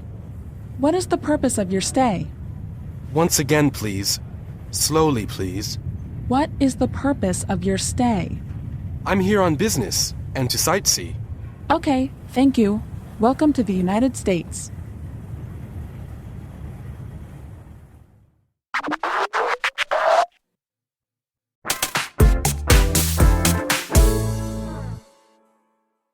Hi, from New York City. This is Sadia. And I'm Keith.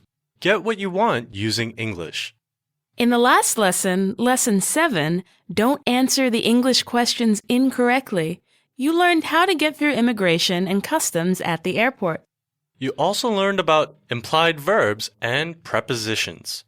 In this lesson, what you're going to learn about getting transportation. The conversation takes place at around 3 p.m. at a bus ticket counter.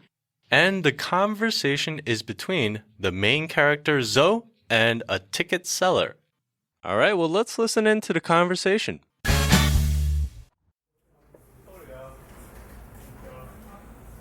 Next, please. I'd like to go to Times Square, please. What time is the shuttle bus? 4 o'clock. Okay. 1 ticket, please. $40. Cash or credit card? Credit card. Sign, please. Here is the receipt and ticket. Stop number 3 at 4 p.m. Thank you. Next.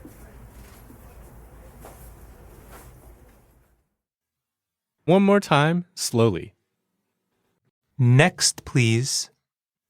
I'd like to go to Times Square, please. What time is the shuttle bus? 4 o'clock. Okay.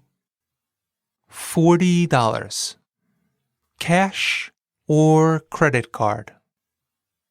Credit card. Sign, please. Here is the receipt and ticket. Stop number 3 at 4 p.m. Thank you. Next.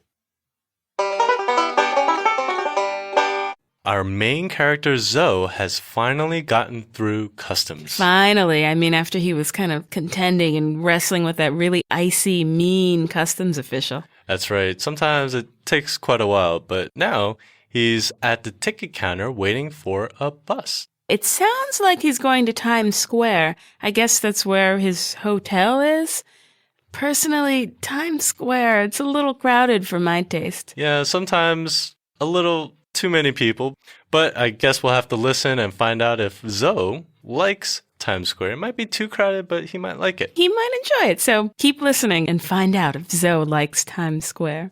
Anyway, it sounds like he's taking a shuttle bus. What's a shuttle bus?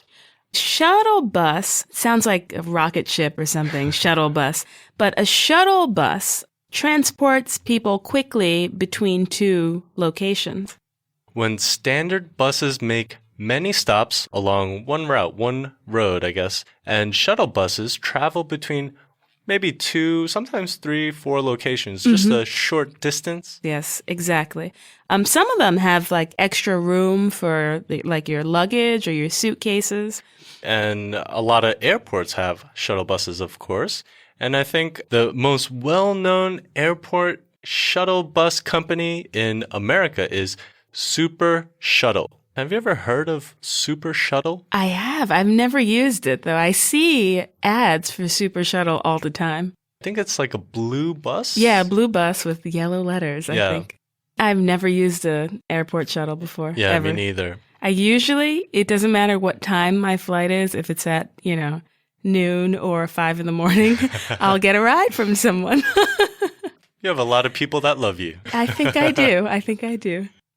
Okay, well, let's take a look at the vocabulary for this lesson.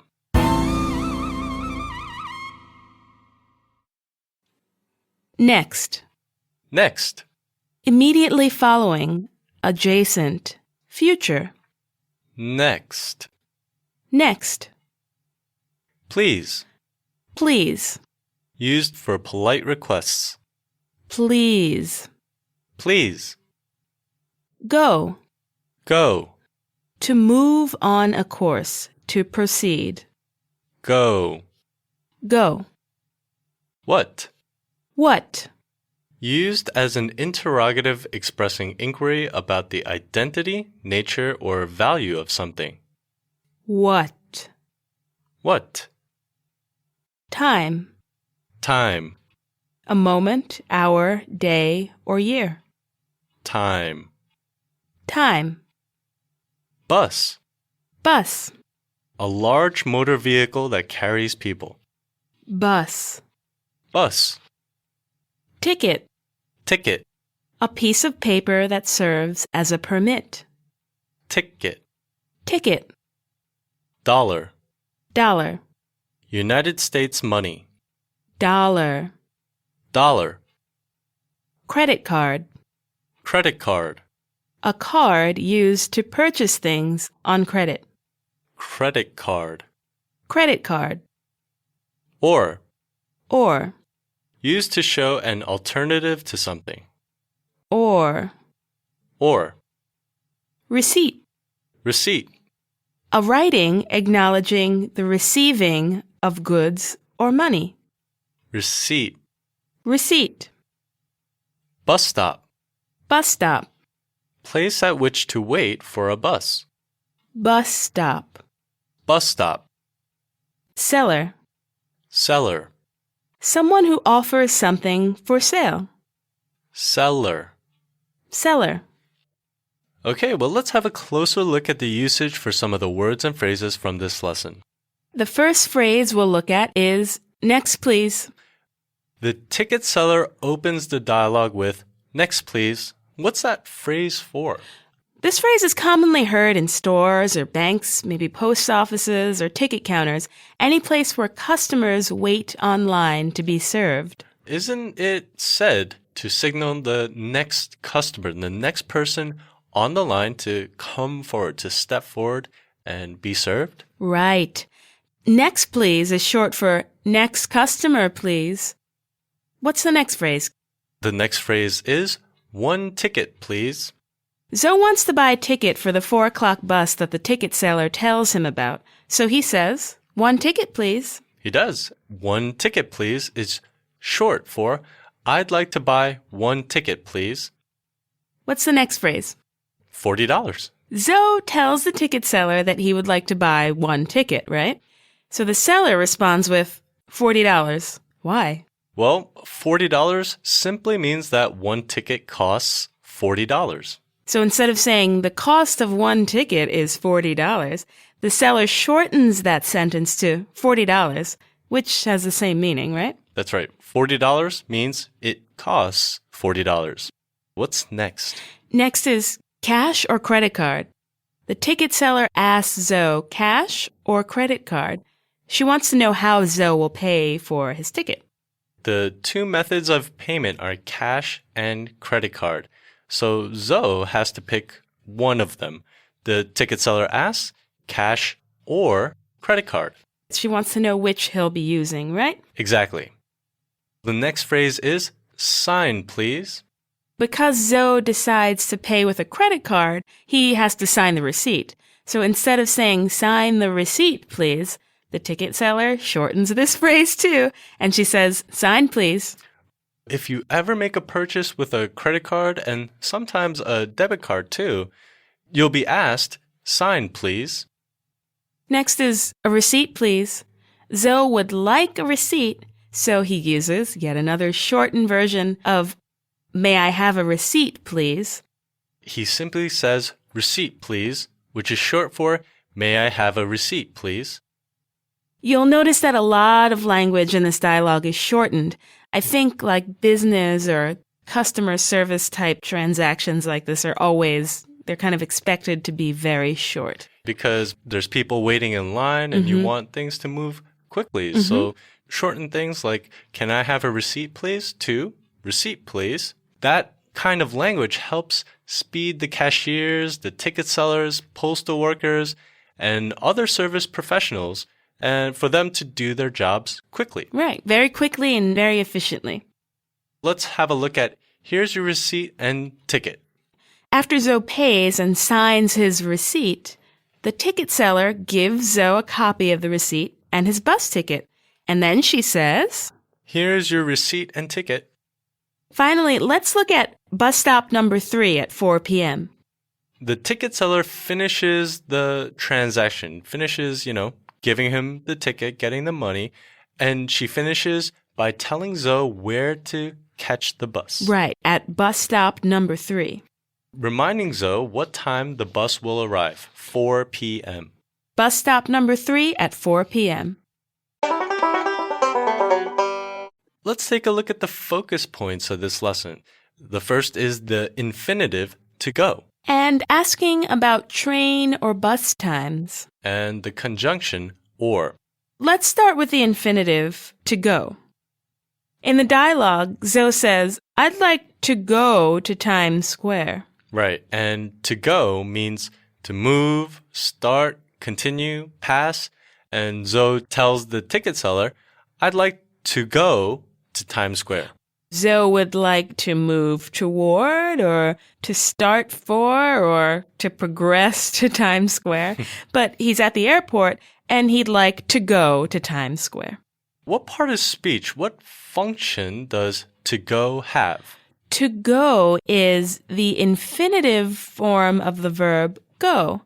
An infinitive is created pretty easily. You start with the word to, spelled T-O, and add the simple form of a verb. So the infinitive form of go is just to go. How about to plus sleep?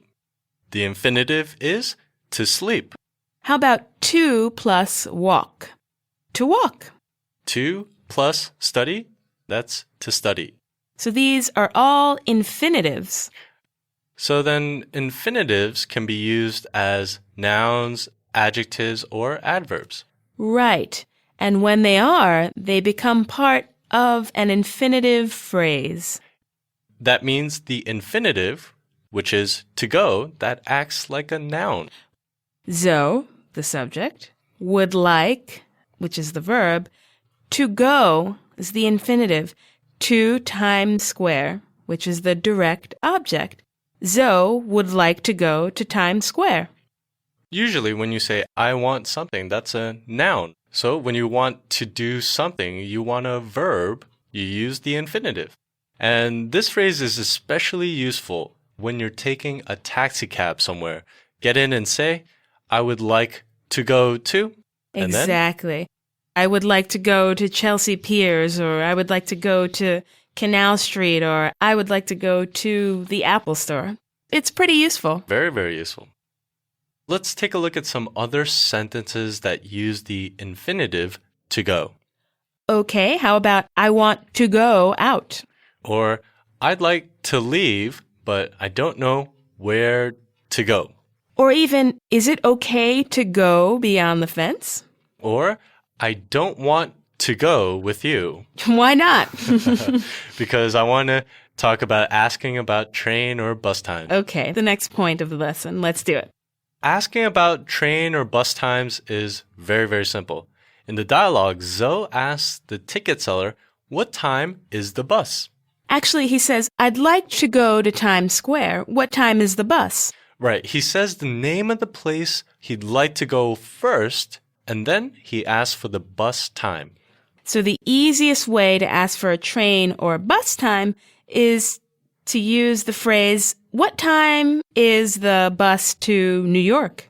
So if you're going to New Jersey or California, you can say, what time is the bus to New Jersey? Or what time is the bus to California?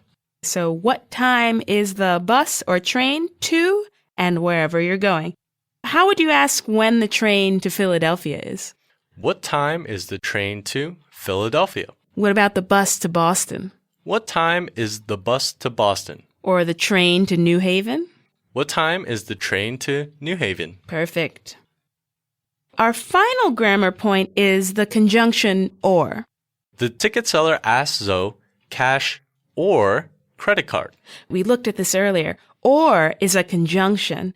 You may remember from previous lessons that a conjunction is a word that links two words or phrases together. Or links cash to credit card. In particular, or shows two choices or two possibilities. How else, though, could one use or? If you go to a restaurant, a diner, and they bring you some coffee or tea. So would you like tea or coffee? How about, do you prefer to sit here or there? And there's also, would you like to eat inside or outside? How about, would you rather live in New York or Los Angeles? New York. Yeah, I would say so. Los Angeles is kind of cool sometimes. But, we've covered a lot of ground today, and we focused on three very important points. We did. We covered the infinitive to go. And that can be used as a noun, and it's also used as an infinitive phrase.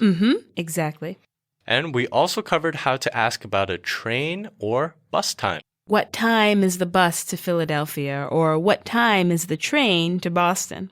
We also talked about the conjunction or. And it's giving people a choice. That's a lot that we did, huh? That is a lot. But I think it was a very good lesson. Congratulations, Sadia. Thank you. Congratulations to you too. And congratulations to our listeners. Thanks for tuning in. We'll catch you next time. Bye-bye.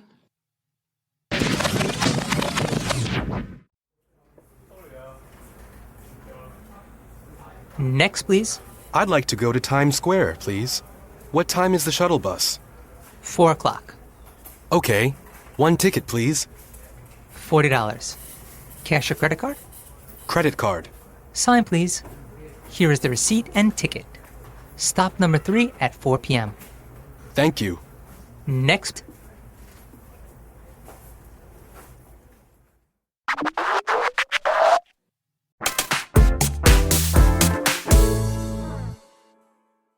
Hi, from New York. This is Sadia. Hey, and I'm Keith. The most important place in America. In the last lesson, Lesson 8, Get What You Want Using English, we explored the infinitive form of the verb go. And you learn how to ask about train and bus times and about when to use the conjunction or. In this lesson, you'll learn about shopping at a convenience store. And this conversation takes place on a Thursday evening in a convenience store. The conversation is between the main character, Zoe, and the store cashier. All right, well, let's listen in to the conversation.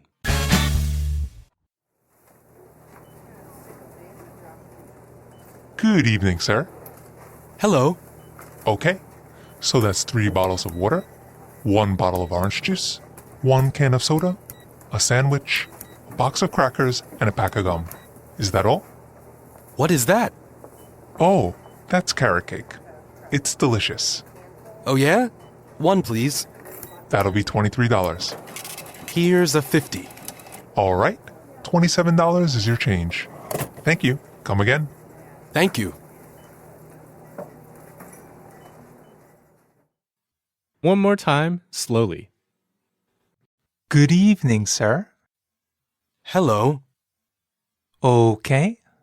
So that's 3 bottles of water, 1 bottle of orange juice, 1 can of soda, a sandwich, a box of crackers, and a pack of gum. Is that all? What is that? Oh, that's carrot cake. It's delicious. Oh, yeah? 1, please. That'll be $23. Here's a 50. All right.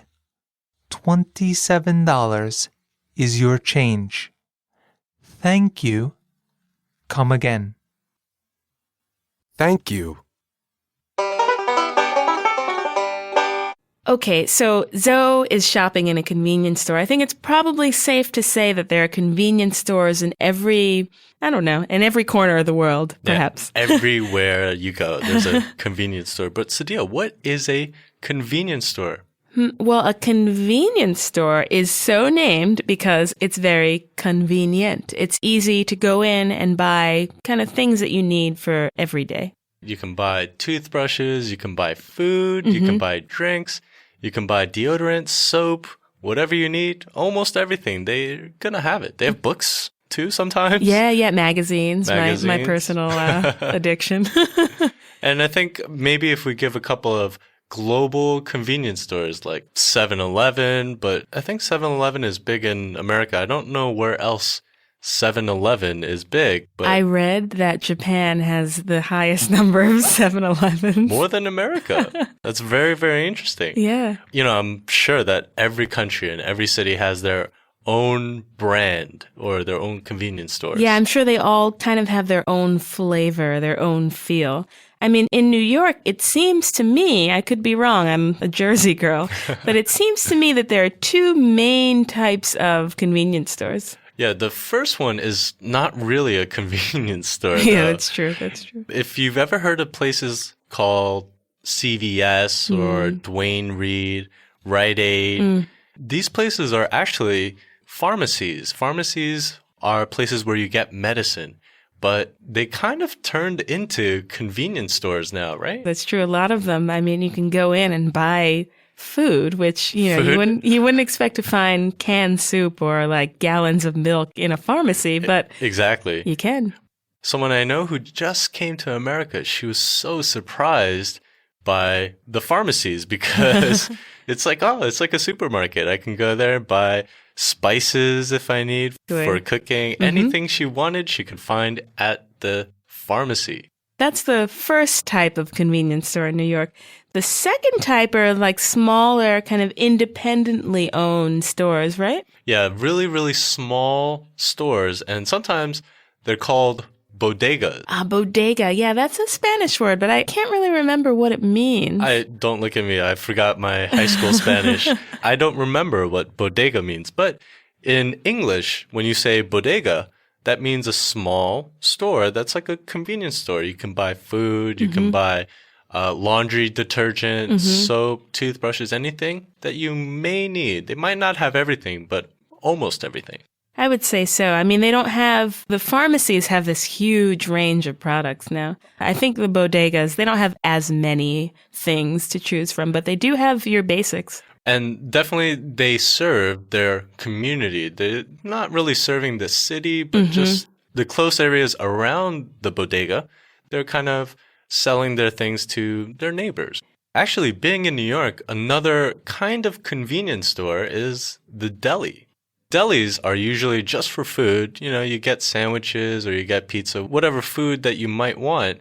But sometimes the delis, they sell toothbrushes, they sell soap, whatever else you need. It's kind of a convenience store sometimes. Yeah, so many types of convenience stores here in New York, I think. How about you, Sadia? You're from New Jersey. That's right next to New York. What types of convenience stores are there in New Jersey? I'd say it's probably about the same. There are the pharmacies that have kind of become these huge convenience stores.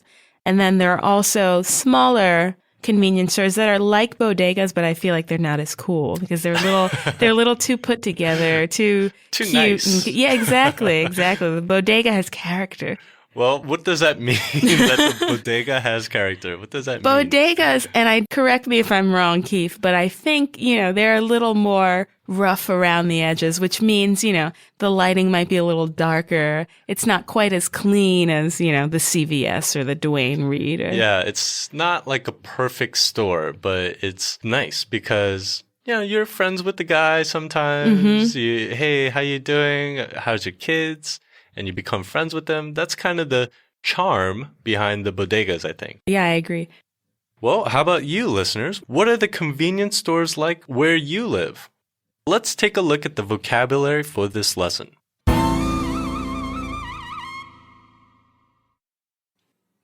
Bottle. Bottle. A glass or plastic container for liquid. Bottle. Bottle. Orange juice. Orange juice. The juice of an orange. Orange juice. Orange juice. Soda. Soda.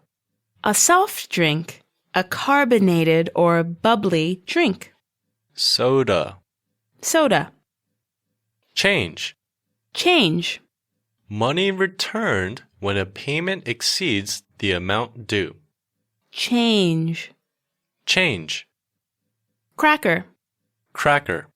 A dry, thin, crispy baked bread. Cracker. Cracker. Let's take a closer look at some of the words and phrases from this lesson. Okay, so the first phrase we'll look at is that all? After Zoe places the items he is buying on the countertop, the cashier asks, "Is that all?" Why? What's that mean? Well, is that all is short for, is that all you're buying?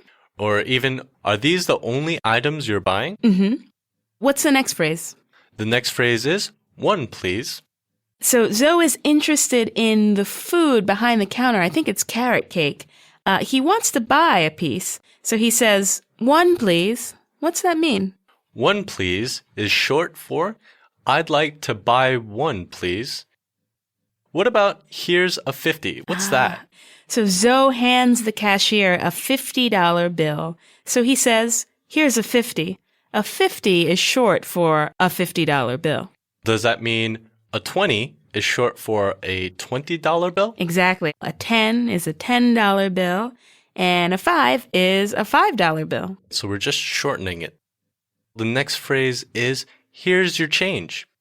Zoe's bill was $23.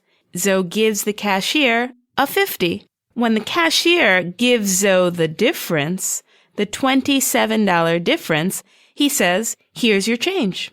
So when you give too much money, the change is the money the cashier has to give you back. What about, "It's delicious"?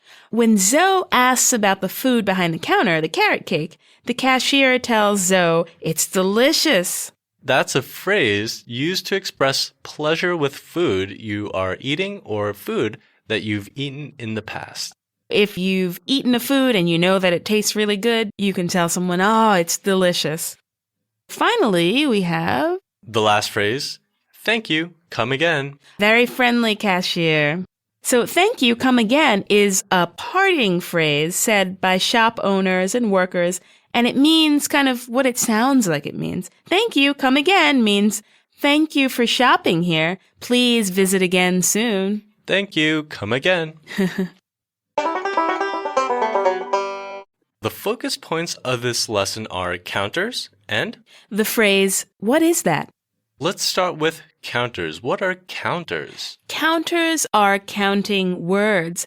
They're words used to show how many of something there are. In this case, how many things and what Zoe is buying. When Zoe places the items he is buying on the counter in the store, the cashier takes stock. What that means is he counts all of Zoe's purchases. He says, "Okay, so that's 3 bottles of water, 1 bottle of orange juice, a can of soda, a sandwich, a box of crackers, and a pack of gum." Counting nouns, especially foods in English, is in a sense kind of easy if you know the container that a food or drink is packaged in, is put in, or if you know the shape a particular food is cooked or served in. You may already have an idea of how to count that food or drink. So you can imagine the list of counters or counting words is nearly endless. There's a lot of counting words. So let's take a look at the first 3 that appear in the dialogue. 3 bottles of water, 1 bottle of orange juice, 1 can of soda. Okay, so Zoe is buying water that's been put in a bottle. The package is a bottle. The orange juice is also in a bottle. So 3 bottles of water and 1 bottle of orange juice. He's also buying a can of soda. The soda has been put into a can. The package is a can. So that's 1 can of soda. And of course, there's other ways to package water, juice, and soda. That's true. For example, water in 3 jugs would be 3 jugs of water. And orange juice in 2 cartons are 2 cartons of orange juice. Or maybe soda in 1 bottle is a bottle of soda. So as you can see, the counter or counting word you use for an object can change depending on the type of package. Notice, though, that the number 1 can always be signified with the particle a. Instead of 1 can of soda, you can just say a can of soda. 1 bottle of water, you can say a bottle of water. 1 carton of orange juice, a carton of orange juice. Zoe also buys a sandwich, a box of crackers, and a pack of gum. A sandwich, that's 1 sandwich. A box of crackers, that's 1 box of crackers. And a pack of gum is 1 pack of gum. What are some other food and drink counters? Well, we're here in New York, and what's famous? Pizza. So, to say pizza, you say slices of pizza. Another counter, glasses of wine, maybe. Oh, you like that one, don't you? In gum, there's a pack of gum, so there's several gum pieces in there. How do you say gum then? 1. Usually, gum is kind of in a stick shape, so you can say a stick of gum. Yeah, but sometimes it's not in a stick anymore, I see. Yeah, so you could just say piece, I think. A piece of gum. Yeah. You can see the list goes on and on. So how do you decide which counter to use? Well, you should look at the packaging or the shape of a food or drink. That should help you every time. And maybe we can give the listeners a generic counter, meaning a counter that can be used for a lot of things. How about a piece of something? Piece of gum, a piece of pie. I think a piece is usually used for food, not really drinks. That's true. The next is, what is that? Zoe sees a strange food behind the counter in the convenience store. He doesn't know what it is, so he asks the cashier, what is that? The word that is a demonstrative. Demonstratives are adjectives and pronouns that identify which object or person the speaker is talking about. And in this case, that is a demonstrative pronoun. So he asks, what is that? Demonstratives agree in number. That means singular or plural, with the objects or people being identified. And the demonstratives change depending on how far they are from the speaker. Sounds crazy. Well, it's not too crazy. Let's take a look at how some of it works. The proper demonstrative to use depends on whether the thing it refers to is singular or plural, and it also depends on whether the thing is near or far from the speaker. So what if something, one thing, singular, is close to me? You would use this. This pen, maybe. And what if that one thing is far away from me? You would use that. So that is what Zoe uses because the food he's pointing to behind the counter is far away from him. Exactly. One thing that is close is this. And one thing that's far is that. Okay, let's move on. What about 2 or more things that are close? So now plural. 2 or more things that are close, you use the word these. What about 2 or more things that are far? 2 or more things that are far, those. The demonstratives are this and that for singular, this pen or that pen. And these and those for plural, these pencils or those pencils. Thanks for listening. See you next time. Bye-bye.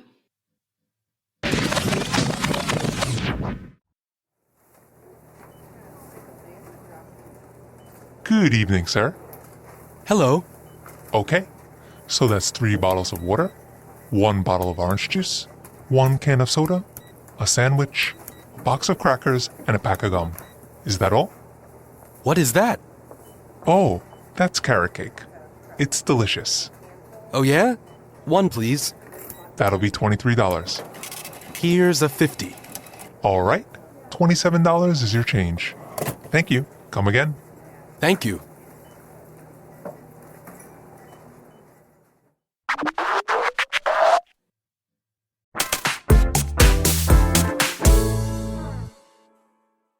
Hi, everyone. This is Sadia coming to you from New York. Hey, and I'm Keith. How to stay in style while in America. In our last lesson, Lesson 9, you learned about shopping at a convenience store. And we talked about counters, such as 1 bottle of water.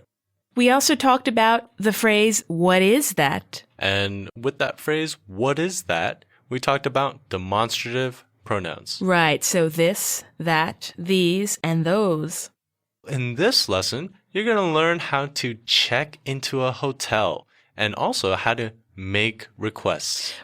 This conversation takes place at a hotel front desk.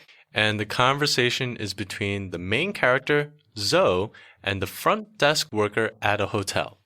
All right, well, let's listen in to the conversation.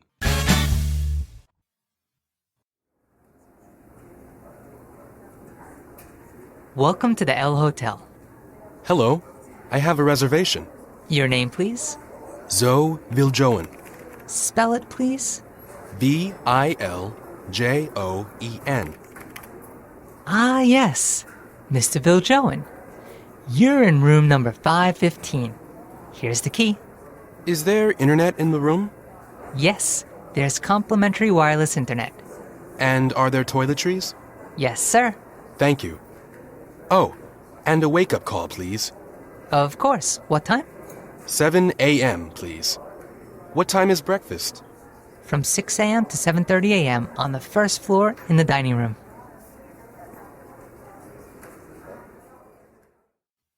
One more time, slowly. Welcome to the L Hotel. Hello. I have a reservation. Your name, please. Zoe Viljoen. Spell it, please. Viljoen.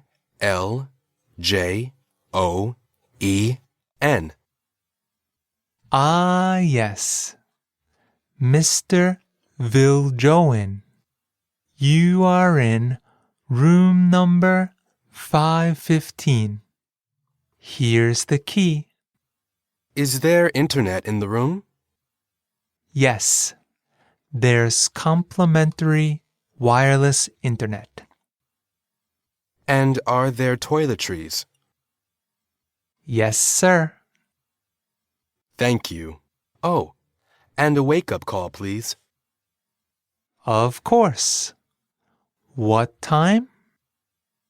7 a.m., please. What time is breakfast? From 6 a.m. to 7:30 a.m. on the first floor in the dining room.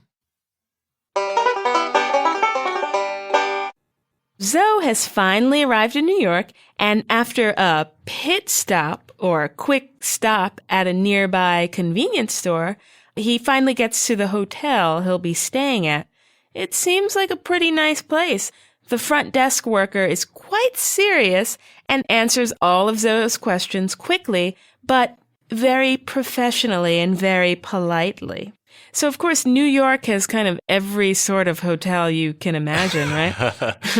So you can pay hundreds and hundreds of dollars, or maybe even thousands and thousands of dollars for a really, really stylish, really cool hotel room that's located right in the middle of Manhattan, where no detail is left unattended and everything you want, they'll give it to you and they'll smile and, you know, be on their knees, anything you want. Exactly. Very nice. Or the conjunction or you can pay under $50 for a bed in a hostel room that you share with other young travelers who don't have a lot of money to spend.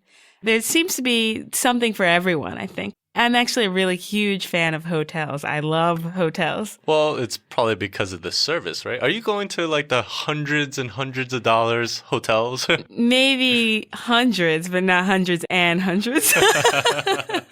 Just 100. That's because I have a very kind boyfriend. Okay.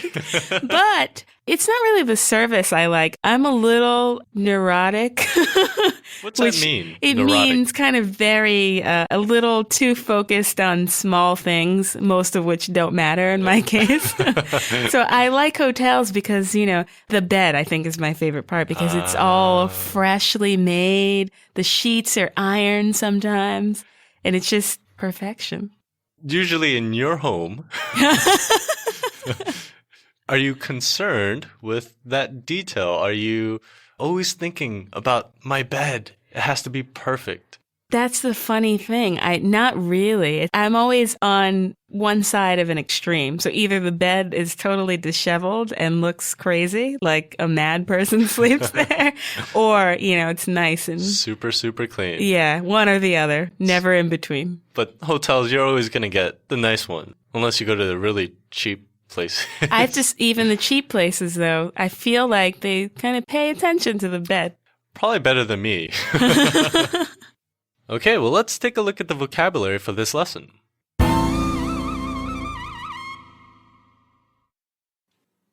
Reservation. Reservation. An arrangement to have something like a hotel room held for your use. Reservation. Reservation. Spell. Spell. To name the letters on a word in order. Spell. Spell. Room. Room. A sectioned off part of the inside of a building. Room. Room. Key. Key. Tool used to open a lock, usually on a door. Key. Key. Internet. Internet. An electronic communication network. Internet. Internet. In. In. Shows inclusion, location, or position. In. In. LAN cable. LAN cable.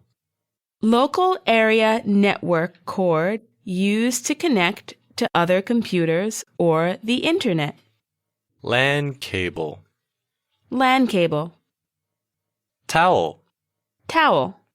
A cloth used for wiping or drying. Towel. Towel. Wake-up call. Wake-up call. A telephone call intended to wake a sleeper, common at hotels. Wake-up call. Wake-up call. AM. AM. Ante-meridian, or before noon. Morning time. AM. AM. Breakfast. Breakfast. The first meal of the day, the morning meal. Breakfast. Breakfast. Okay, well, let's have a closer look at the usage for some of the words and phrases from this lesson.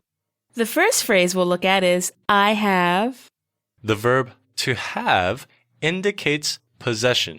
Zoe has a reservation. He says, I have a reservation, which means what? It means he made arrangements to stay at the hotel in advance. So he called before and he said, can I have a room?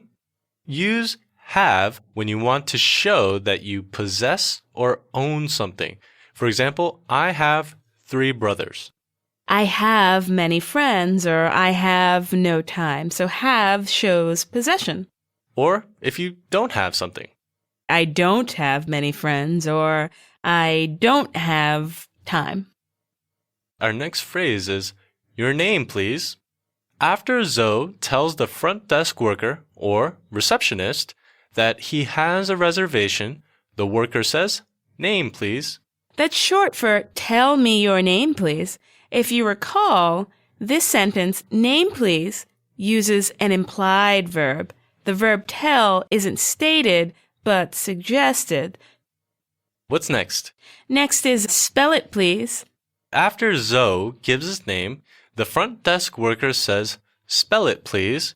This is short for spell your name, please.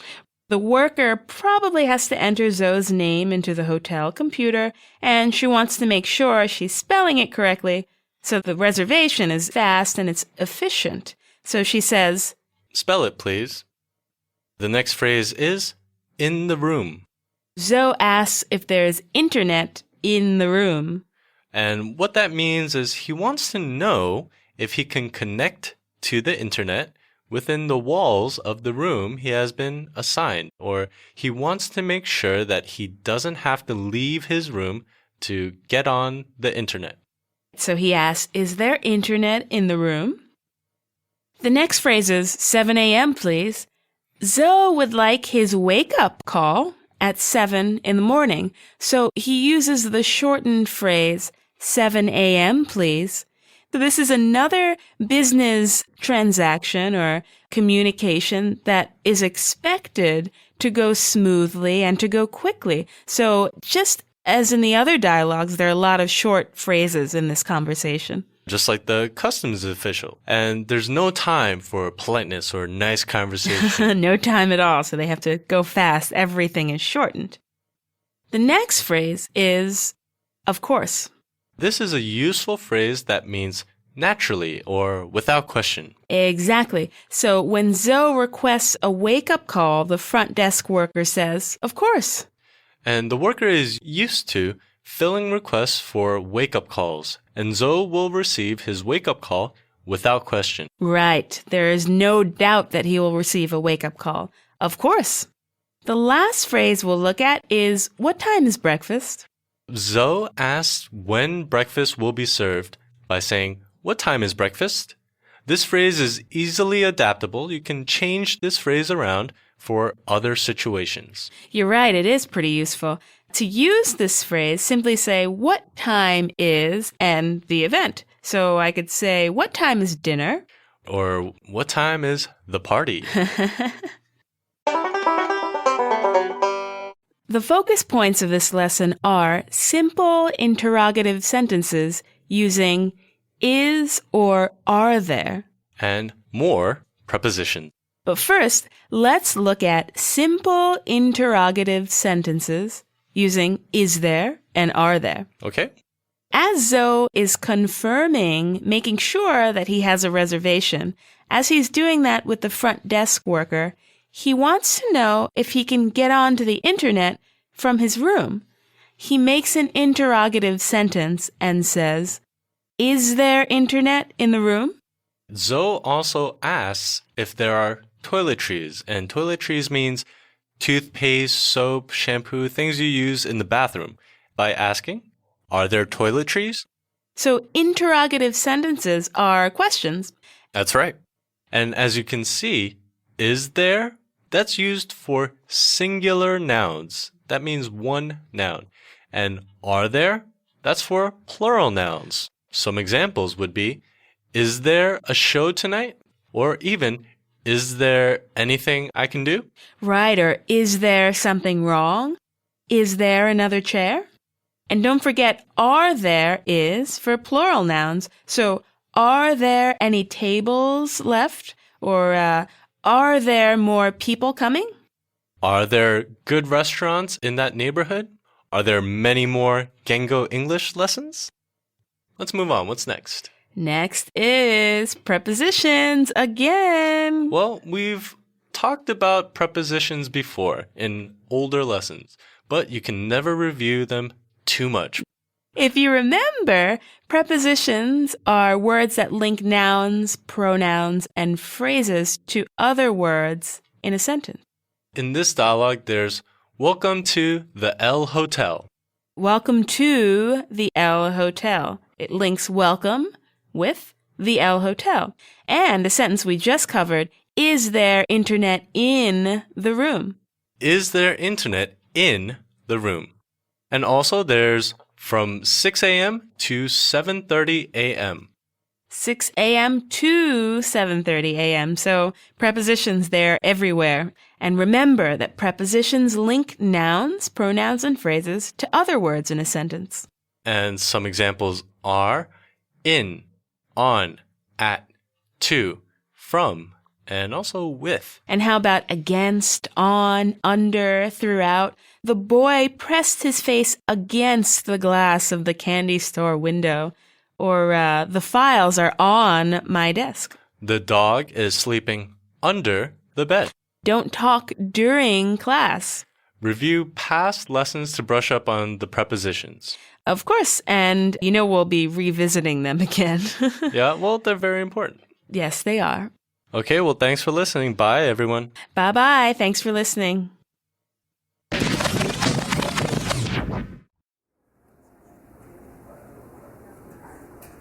Welcome to the L Hotel. Hello. I have a reservation. Your name, please? Zoe Viljoen. Spell it, please. Viljoen. Ah, yes. Mr. Viljoen. You're in room number 515. Here's the key. Is there internet in the room? Yes, there's complimentary wireless internet. And are there toiletries? Yes, sir. Thank you. Oh, and a wake-up call, please. Of course. What time? 7 a.m., please. What time is breakfast?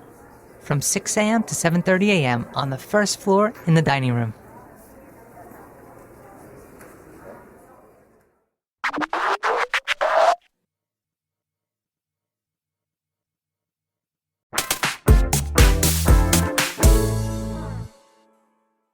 Hi, from New York. This is Sadia. Thanks for joining us today. Hey, and I'm Keith.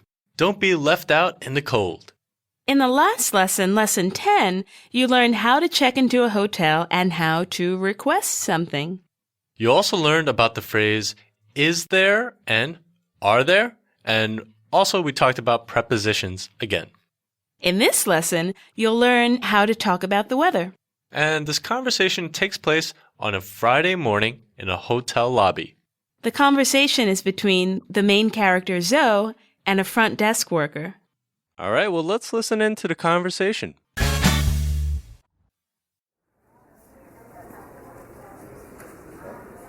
Good morning, sir. Good morning. What's the weather like today? Well, it'll be sunny all morning, but it'll rain in the afternoon. Ah, rainy days. Yes, bad weather later today. But you're lucky. Spring is a beautiful season. Beautiful weather here in April. Really? Sure. There's some rain, yes, but also lots of sunny days. Really great weather. Thank you. Where are the taxis? Ah, yes. The taxis are in the front of the hotel. Thank you. Have a good day, sir. One more time, slowly. Good morning, sir. Good morning. What's the weather like today? Well, it'll be sunny all morning, but it will rain in the afternoon. Ah, rainy days. Yes, bad weather later today, but you're lucky. Spring is a beautiful season. Beautiful weather here in April. Really? Sure, there's some rain, yes, but also lots of sunny days. Really great weather. Thank you. Where are the taxis? Ah, yes. The taxis are in front of the hotel. Thank you. Have a good day, sir. What's the hottest topic in the English language? The hottest topic. Are you being punny? No, I'm not making a pun or using words playfully. The weather actually is a pretty hot topic. And hot topic means very common conversation, I guess. Popular. You're right. Talking about the weather is definitely the easiest way to break the ice. Break the ice. Break the ice is like to begin a conversation, especially with a stranger.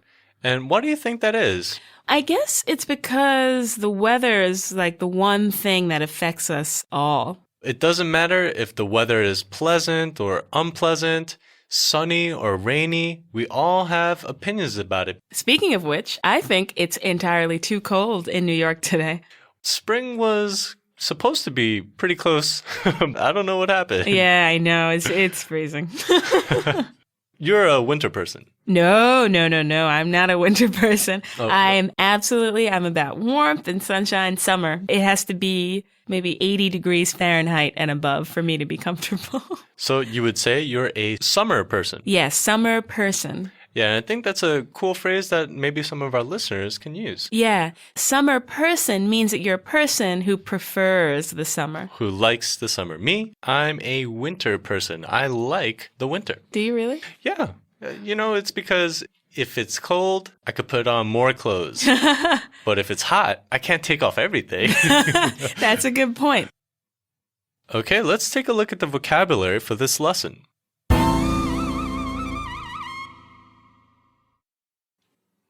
Rainy. Rainy. Full of rain. Rainy. Rainy. Like. Like. In the manner of. Like. Like. Today. Today. The present day. After yesterday, but before tomorrow. Today. Today. In. In. Place where. In. In. Morning. Morning. The earliest part of the day. Morning. Morning. Usually. Usually. Normally. Commonly. Usually. Usually. Warm. Warm. Giving soft or gentle heat. Warm. Warm. Cool. Cool. Slightly cold, not warm. Cool. Cool. Careful. Careful. Taking much care. Paying a lot of attention. Careful. Careful. Sometimes. Sometimes. At times. Now and then. Occasionally. Sometimes. Sometimes. To rain. To rain. To fall from the sky as water.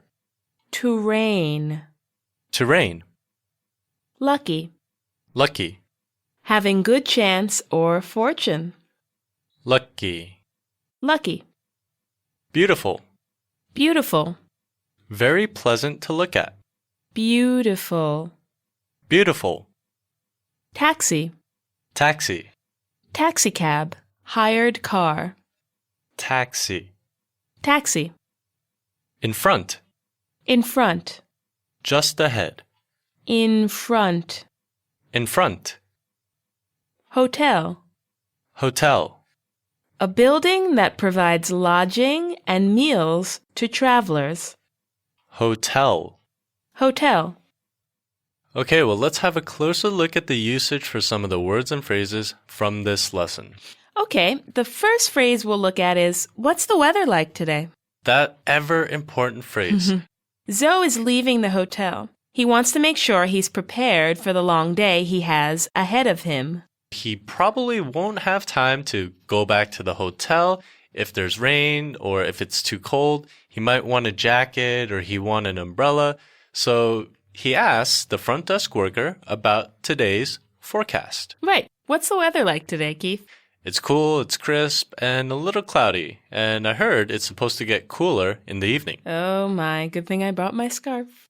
What's next? Next is the use of prepositional phrases. Remember, prepositions are our best friends or sometimes worst enemies, right? Yeah. Remember that prepositions links nouns, pronouns, and phrases to other words in a sentence. So, prepositional phrases are phrases that use prepositions. In this dialogue, there's several prepositional phrases. Let's not forget that taxis can be found in front of the hotel. Of course, in is not the only preposition. Let's play a game. I'll say a preposition and you say a sentence. Okay. On. My books are on the table. 2. I'm going out to dinner tonight. Throughout. Animals that hibernate sleep throughout the winter. The focus points of this lesson are the conjunction but, the future tense, and adjectives with nouns. In this dialogue, the front desk worker says, rainy in the morning, but sunny in the afternoon. You can combine two sentences with opposite ideas by adding the word but. Listen to these two sentences. Sarah ran as fast as she could to catch the bus. She missed it. By inserting the word but between these two sentences, you can combine them, making them one nice long sentence. What does that become, Sadia? That becomes Sarah ran as fast as she could to catch the bus, but she missed it. Magic of conjunctions. You put two sentences into one. Yep, conjunctions, they are magic, and they may seem difficult to understand, but it's actually quite simple. Very nice one, Sadia. Thank you. To recap, in the dialogue, the front desk worker says, rainy in the morning, but sunny in the afternoon. But is the conjunction. It connects two opposite ideas, rainy and sunny, to make one sentence. Rainy in the morning, but sunny in the afternoon. Let's move on to looking at the future tense. What's future tense? It refers to verbs, right? That's right. Verbs in the future tense have not yet happened, but they will happen in the future. Will. Okay. In the dialogue, Zoe asks about the day's weather. The front desk worker says, well, it will be sunny all morning, but it will rain in the afternoon. Not only is there a conjunction in that sentence, there are future tense verbs too. It will be sunny and it will rain. Exactly. The day has just started, so the worker tells Zoe what the weather will be like for the rest of the morning. The front desk worker is making guesses about what the weather might be like for the rest of the day. So the future tense is used to refer to things that have not yet happened, that haven't happened, but will. And you can make a statement or a sentence with a future tense verb by using a really easy and simple formula. Subject plus will plus the verb. Our listeners will become amazing English speakers. Yeah, and we will keep bringing them fun, engaging, educational lessons. True. So that's future tense. What's next? Why don't we talk about adjectives with nouns? Okay. It's common to pair adjectives with nouns. I'm sure you all remember that adjectives are words used to describe nouns, and they're always placed before the nouns they describe. In this dialogue, the front desk worker says about the weather in April, there's some rain, yes, but also lots of sunny days. Really great weather. Great example. Sunny is an adjective that describes the days in April, sunny days. And really great weather. Great is an adjective that describes the weather in April. Great weather. And here's another line from the dialogue. Spring is a beautiful season. Beautiful weather here in April. And beautiful seems to be the important word here. That's the adjective, beautiful. Spring is a beautiful season. Beautiful weather here in April. Beautiful describes the spring season and the April weather. The formula here is simple too. It's just adjective plus noun. So happy plus girl equals happy girl. How about loud plus dog? That's a loud dog. Sunny plus sky equals sunny sky. Nothing can really top the sunny sky, so let's stop right here. All right, if you say so. Well, that's all for today, folks. Hope you enjoyed today's lesson. Bye-bye.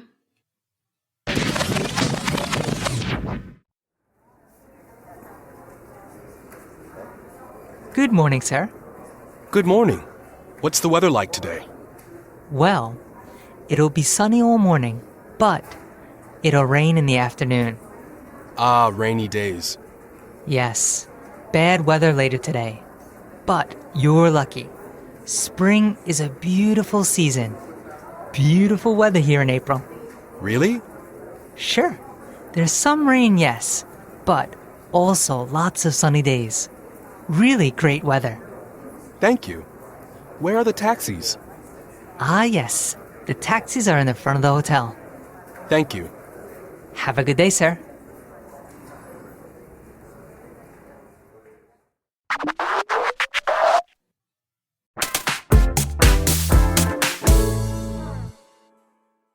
Hi there, from New York, this is Sadia. Hey, and I'm Keith. Get insider information from the locals. In the last lesson, lesson 11, you learned how to talk about the weather.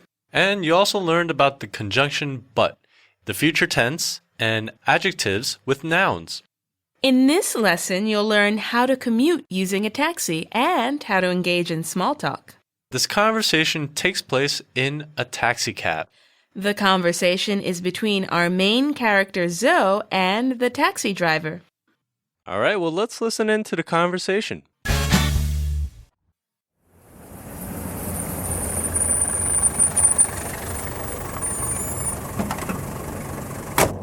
Good morning. Where to? Good morning. To the Altman building, please. What's the address? Here it is. Where are you from? Oh, I'm from Cape Town, South Africa. Oh, yeah? Are you visiting? Yep. You speak English well. No, not really. Just a little. No, you're pretty good. No, not yet. Where are you from? Your English is pretty good too. Yeah, well, I've been here for 15 years now, so, you know. The Altman building. There's a very good restaurant near there. What's the name? Afro-Asia. Can you write it down? Sure. Hold on a minute. We're here. That'll be $8.50. Here you are. Thank you. Thank you. Here's your change. Receipt, please. Sure. Here you are.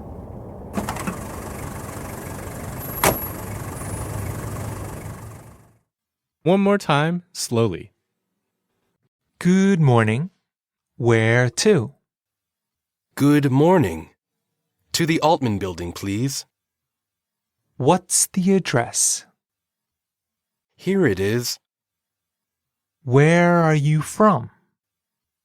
Oh, I'm from Cape Town, South Africa. Oh, yeah? Are you visiting?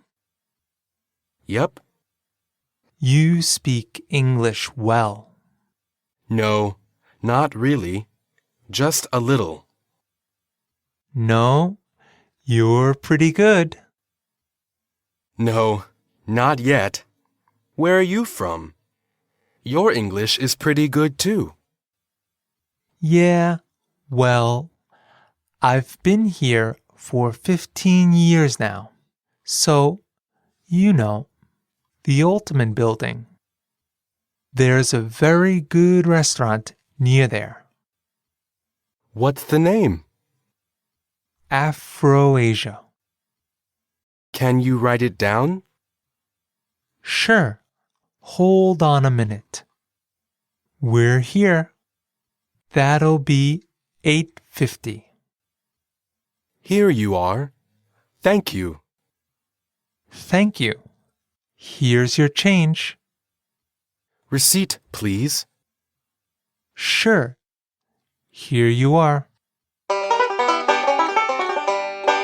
So, Keith, would you agree that one of the most recognized icons of New York is the yellow taxi cab? Oh, definitely. Yes, absolutely. I grew up here, but when I think of New York, I always think of yellow taxis. Wow, so it's legit then. Yeah, definitely. I have some really cool facts about taxis that I read recently. Please teach us. Okay, so it turns out that taxis, these yellow taxis, are called medallion taxis. Medallion because they're named after the licenses that taxi drivers have to have. Oh, that's right. On the hoods of the cars or the taxis, you'll see a flat piece of metal that's called a medallion. I never noticed medallions on taxis. Well, if you take a look, you'll see it on the hood of the car. Yeah, I'm going to look as soon as we go outside. Also, the other interesting thing I learned was that yellow cabs are the only vehicles in the city that are allowed to pick up passengers in response to being hailed on the street. So what does that mean, to be hailed on the street? Like to flag down, to hail a cab is kind of to raise your arm up and show them that Hey, taxi. Right. I need a taxi. Exactly. Okay, well, I got another fact for you. Okay. The first New York cab company was the New York Taxi Cab Company. And that was first launched in 1907. Wow, who knew? 1907. That's a long time ago. So more than 100 years, yeah. Yeah, insane. These days, it seems like cabs are kind of changing a little bit because a lot of new technology, I think, is being used by taxi cabs. Like there are hybrid taxis and like diesel-powered taxis. Some of them use electricity or different kinds of gas or fuel for the taxis. But I think half the fun of riding in a cab in New York is talking to the driver. Yeah, they're actually kind of... well, sometimes you can talk to your driver. Exactly. Sometimes you can't.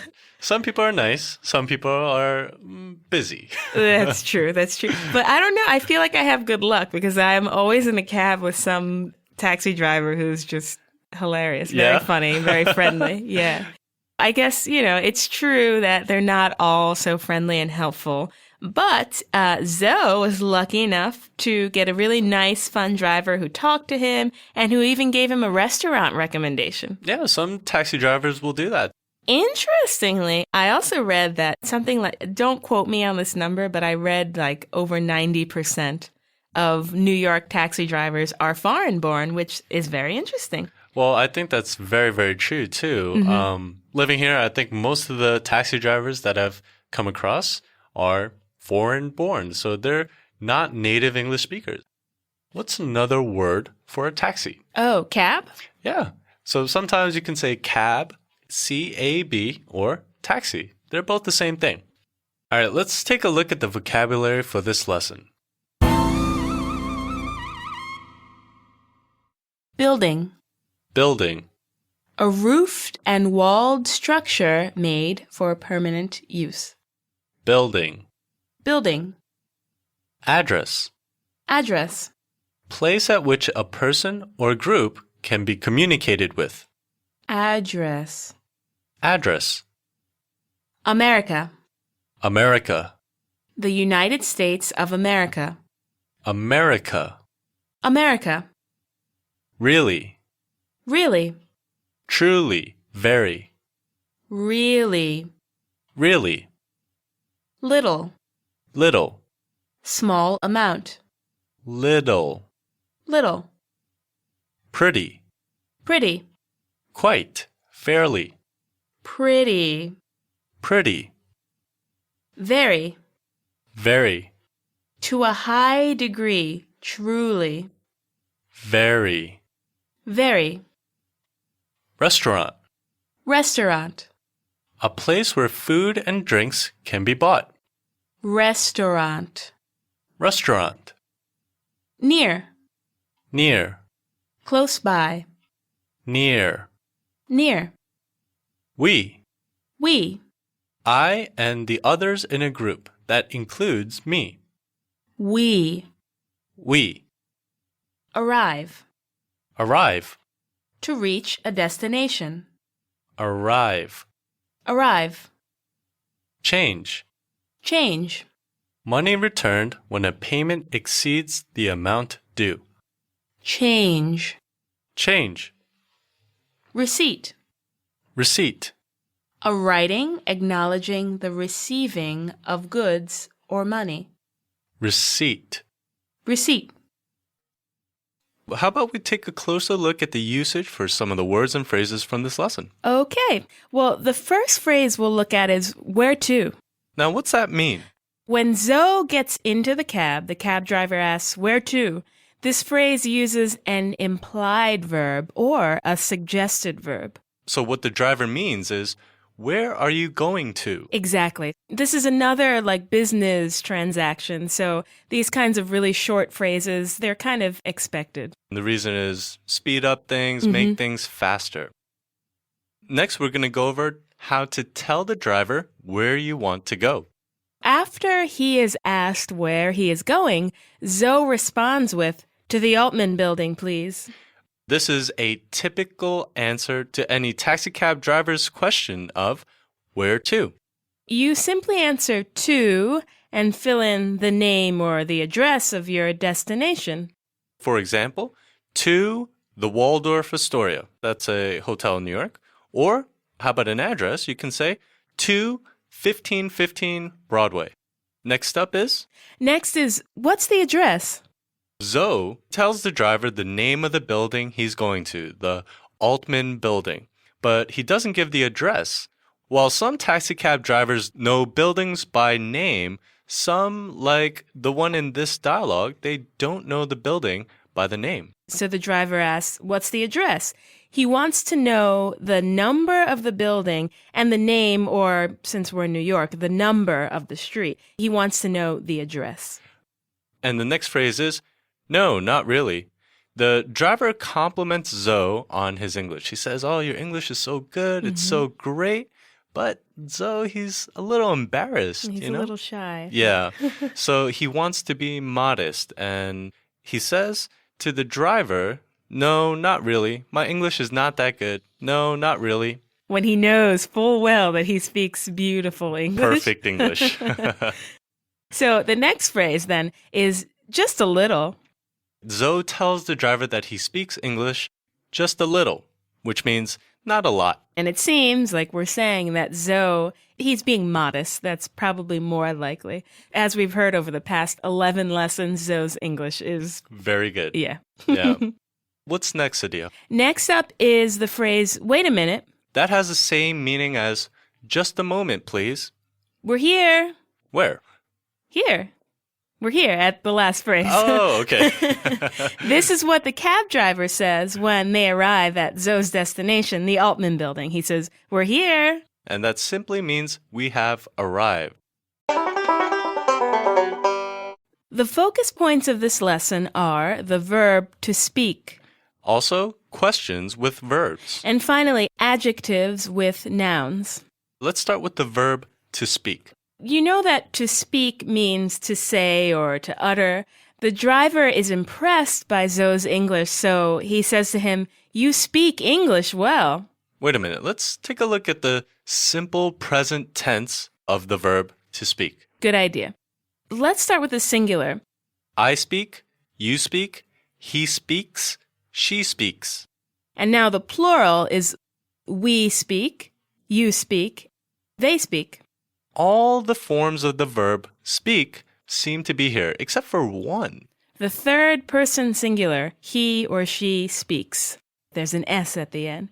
The driver says to Zoe, you speak English well, which uses the subject plus verb plus object formula. You speak English well. The driver is using the simple present tense of the verb to speak. When do we use the simple present tense? We use it in a few instances. First, when the verb is general or it happens all the time. Maybe something like, you, Sadia, speak English. Exactly. Another instance when we use the simple present tense is when the verb is not only happening now. You speak English every day, all day. That's the perfect example.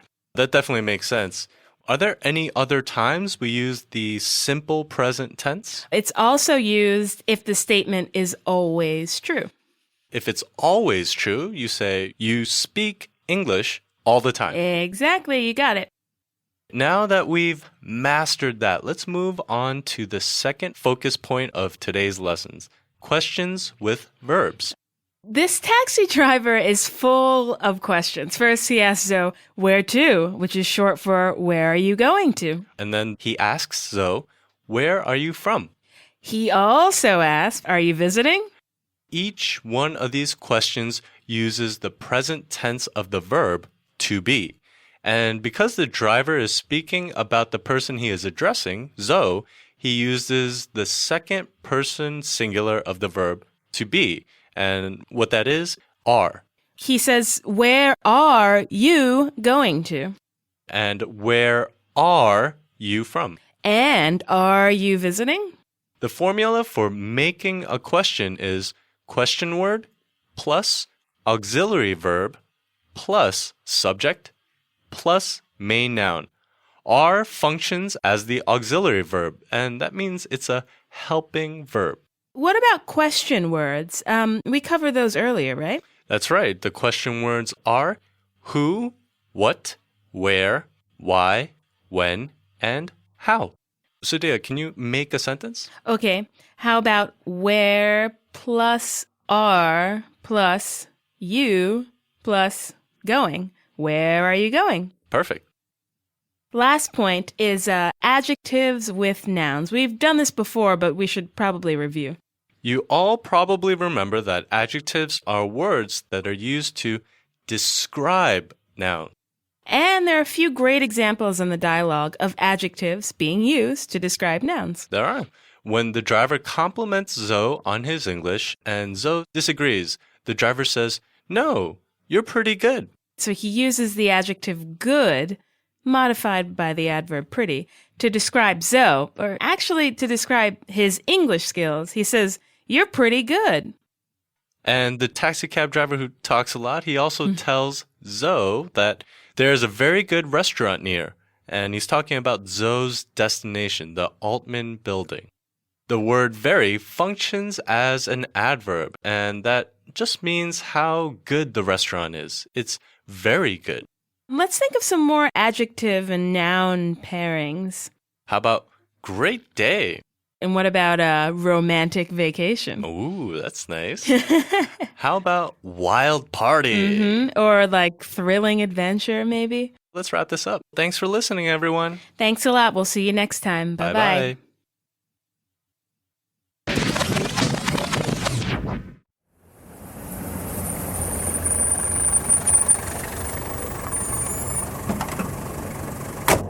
Good morning. Where to? Good morning. To the Altman building, please. What's the address?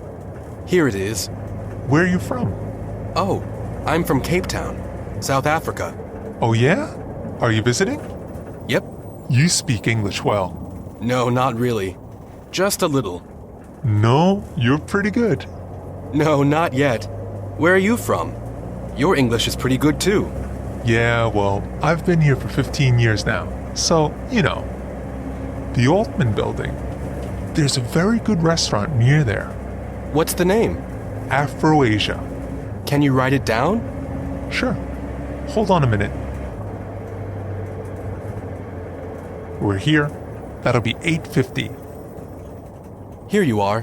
Thank you. Thank you. Here's your change. Receipt, please. Sure. Here you are.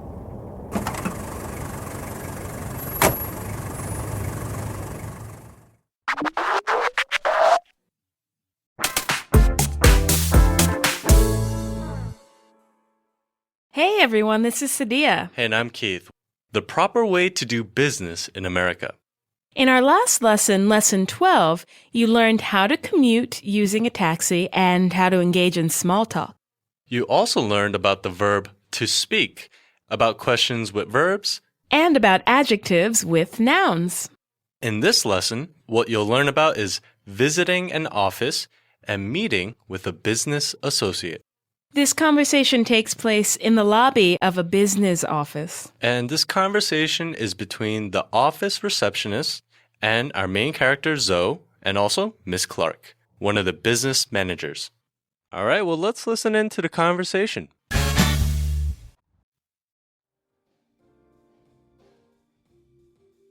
Good morning, and welcome to Alta. Good morning. I have a 9 a.m. appointment with Miss Clark. Your name? Viljoen. Just a moment, Mr. Viljoen.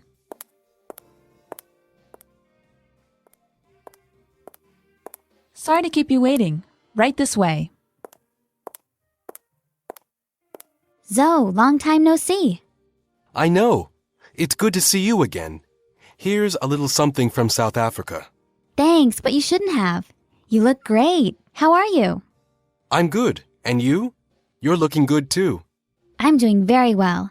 Busy, but good. Today we have a long day. A very long day. Are you ready? Yes, ma'am.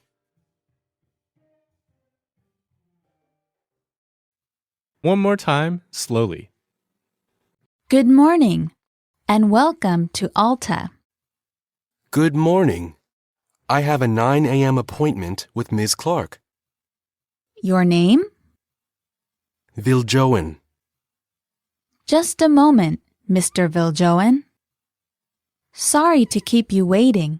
Right this way. Zoe, long time no see. I know. It's good to see you again. Here's a little something from South Africa. Thanks, but you shouldn't have. You look great. How are you? I'm good. And you? You're looking good too. I'm doing very well. Busy, but good. Today we have a long day. A very long day. Are you ready? Yes, ma'am. Okay, so a little bit of change in pace here, I think. What does that mean, Sadia? Change in pace. The earlier dialogues were very light and they were very fun, and some of them were very brief, even if they weren't fun. But here, the mood has changed, the feeling has changed, so you can say there's been a change in pace. Zoe has now found himself in a business or a professional situation. Yeah, that's very true. Unlike his talk with his friend Michelle or some of the taxi driver talk, and it's very different. And unlike those situations, Zoe's communication with the people in this dialogue is similar to the talking he did with the hotel front desk worker. Definitely. Both situations show very brief but very polite language. Yep. Both have the same relationship to Zoe. They're serving him. They also both address him by his last name, Mr. Viljoen. You may have noticed that his tone is slightly different with the manager, Miss Clark, than it is with the receptionist. Right. The feeling he's expressing is a little bit different. With the receptionist and with the hotel worker, he keeps his responses kind of polite as well and short. But with Miss Clark, it's kind of clear that they've known each other for a long time. And so they're able to have a more relaxed, like a more loose kind of conversation, I think. Yeah, and it's also interesting that Zoe presents Miss Clark with a gift, which is not typically done. You don't usually do that at American business meetings, giving a gift. I don't think we do. I mean, maybe during the holidays or something, but it is pretty unusual that he gives her a gift. And it kind of shows us even further. It proves that he and Miss Clark have a bond that's probably a little bit more personal. They're not just business associates. They've known each other for a while. Let's take a look at the vocabulary for this lesson.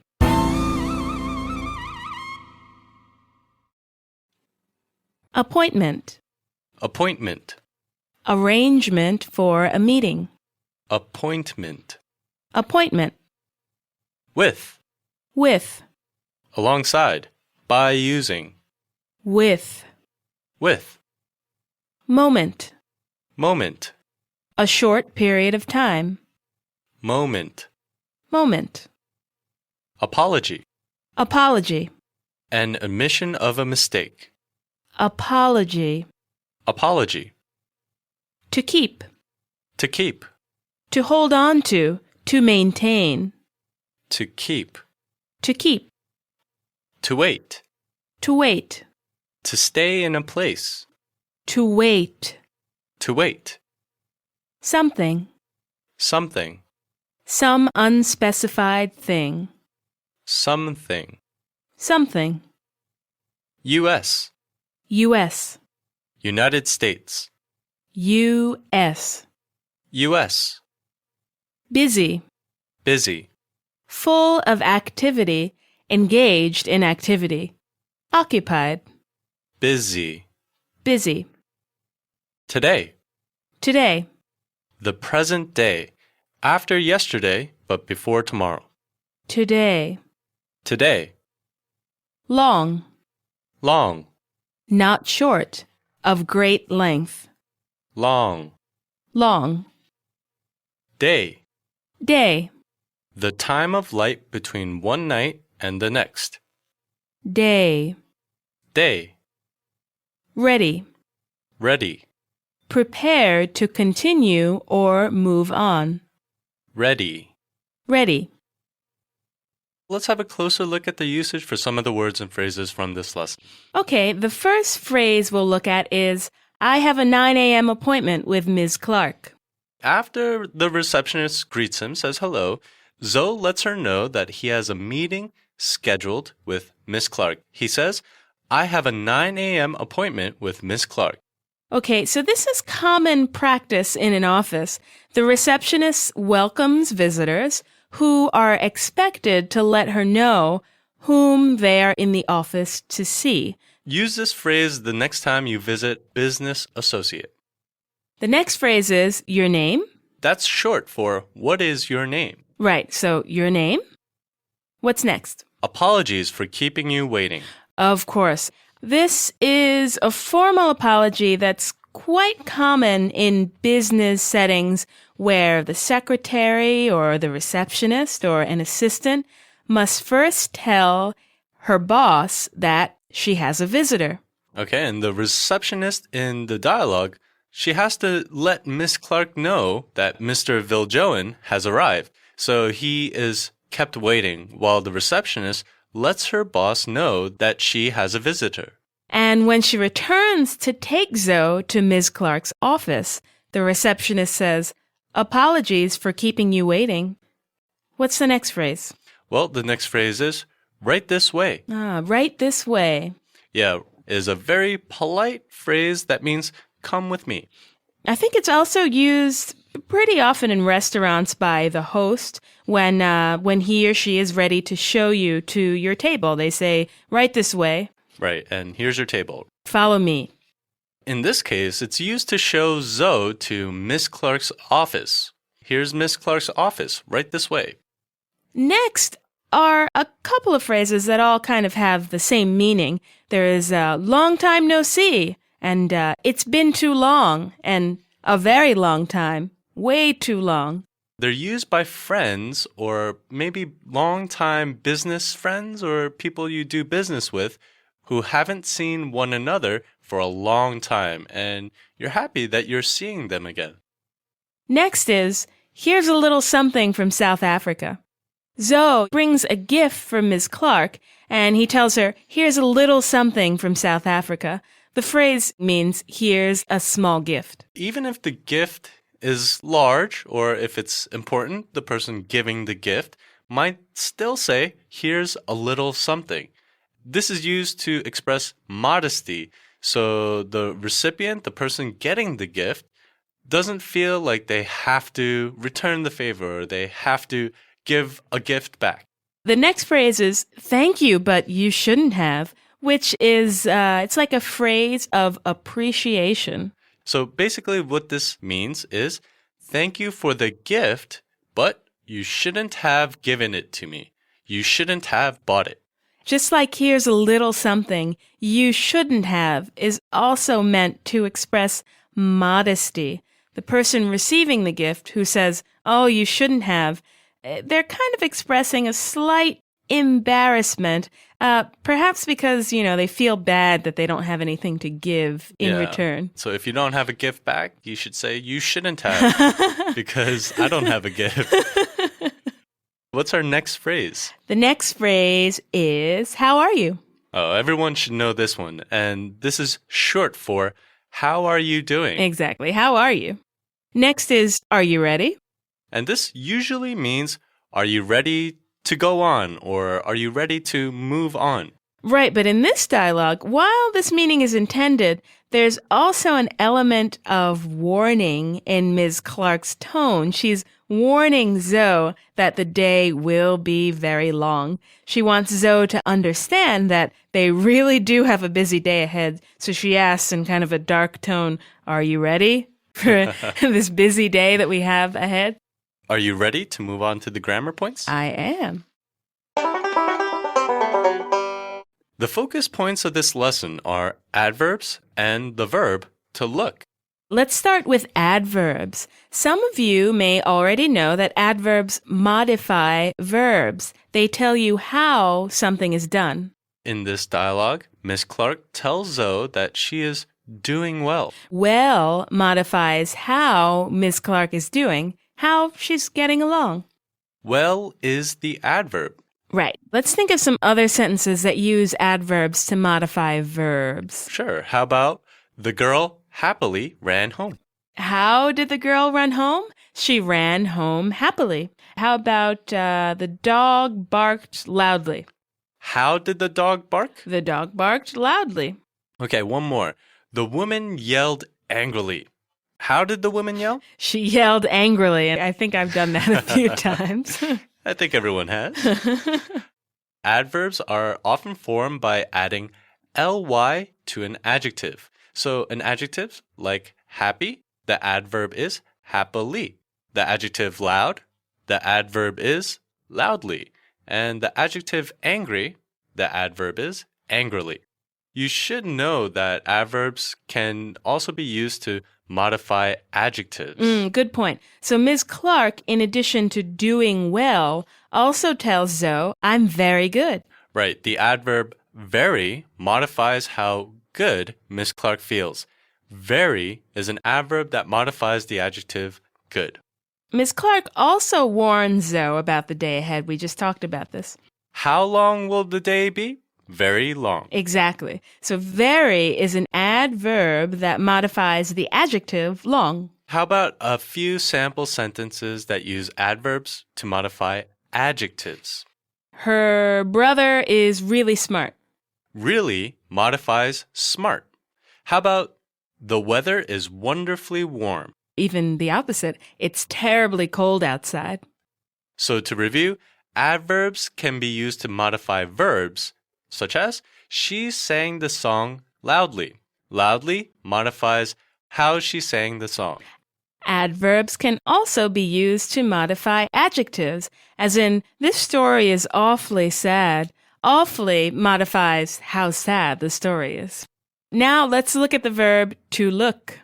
Let's take a look at how it's used in the dialogue. Okay, good idea. So Zoe and Ms. Clark are meeting again for the first time in a very long time. Zoe presents her with a gift, and she thanks him. She then tells him that he looks great. Right, and Zoe responds, he says, you're looking good too. Now, what do they mean?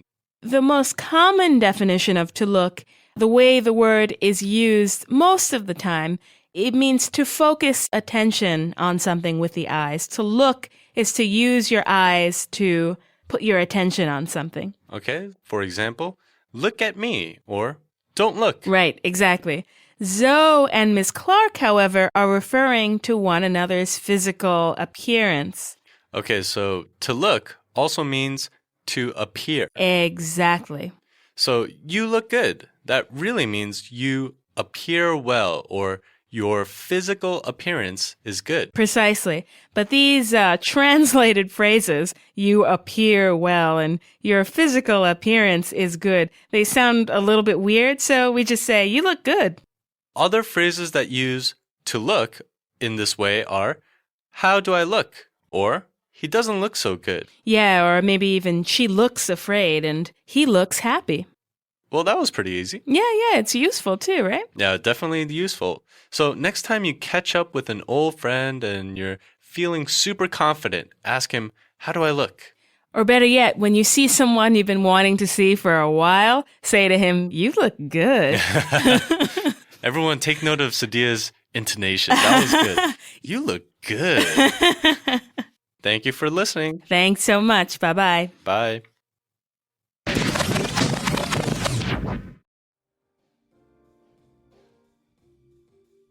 Good morning, and welcome to Alta. Good morning. I have a 9 a.m. appointment with Miss Clark. Your name? Viljoen. Just a moment, Mr. Viljoen.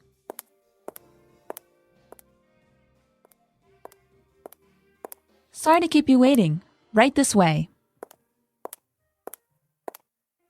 Zoe, long time no see. I know. It's good to see you again. Here's a little something from South Africa. Thanks, but you shouldn't have. You look great. How are you? I'm good. And you? You're looking good too. I'm doing very well. Busy, but good. Today we have a long day. A very long day. Are you ready? Yes, ma'am.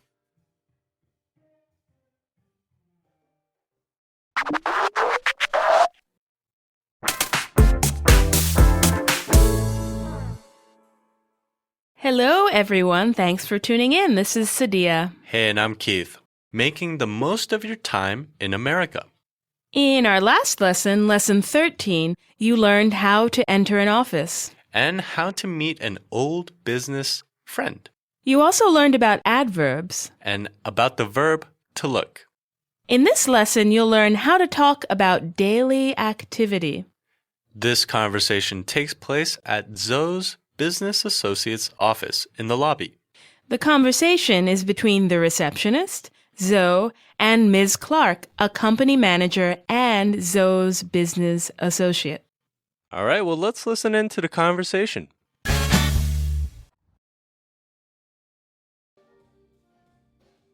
This is my executive assistant, Ms. Rosen. She has today's schedule. Hello, Ms. Clark. My name is Claire. It's very nice to meet you. Pleased to meet you too. Here is today's schedule. Friday, May 23rd. You have a meeting with Mr. Jones of Schmalberg at the D&D building at 10 a.m. At noon, you'll have lunch at Kraft with Mrs. Kim of R&L Trimmings. After that, you'll meet Mrs. Parker of Vista Company at her office. Then, you'll visit Vista's factory at 4:30. Finally, there's a company dinner at 7 p.m. Wow, that is quite a day. And it starts now. One more time, slowly. This is my executive assistant, Ms. Rosen. She has today's schedule. Hello, Ms. Clark. My name is Claire. It's very nice to meet you. Pleased to meet you too. Here is today's schedule. Friday, May 23rd. You have a meeting with Mr. Jones of Schmalberg at the D&D building at 10 a.m. At noon, you'll have lunch at Kraft with Mrs. Kim of R&L Trimmings. After that, you'll meet Mrs. Parker of Vista Company at her office. Then, you'll visit Vista's factory at 4:30. Finally, there's a company dinner at 7 p.m. Wow, that is quite a day. And it starts now. Okay, so interesting but very intense dialogue. Yeah, for sure. The dialogue gives us a deeper insight into business communication, more specifically, the building of a daily agenda or schedule. It seems as though Ms. Clark's assistant, Claire, handles all of Ms. Clark's scheduling. And this is probably pretty typical of a high-level manager in a large company. And Claire seems to be like a pretty good assistant. She knows when and where of every event in her boss's agenda for the day. This time you're going here. This time you're going to here. Every single one. And she says it very quickly and neatly. So she's very efficient too. One day, I'm going to have an assistant like that. I'm rooting for you, Keith. I hope so. I really do. What's interesting is that Zoe will be accompanying Ms. Clark at all of her different meetings and appointments. So what do you think the business relationship of Zoe is to Ms. Clark? That's a good question. Maybe they're managers at the same level? Or Ms. Clark is also Zoe's boss? It's possible. I'm not sure. I think we're going to find out sooner or later. Okay, let's take a look at the vocabulary for this lesson.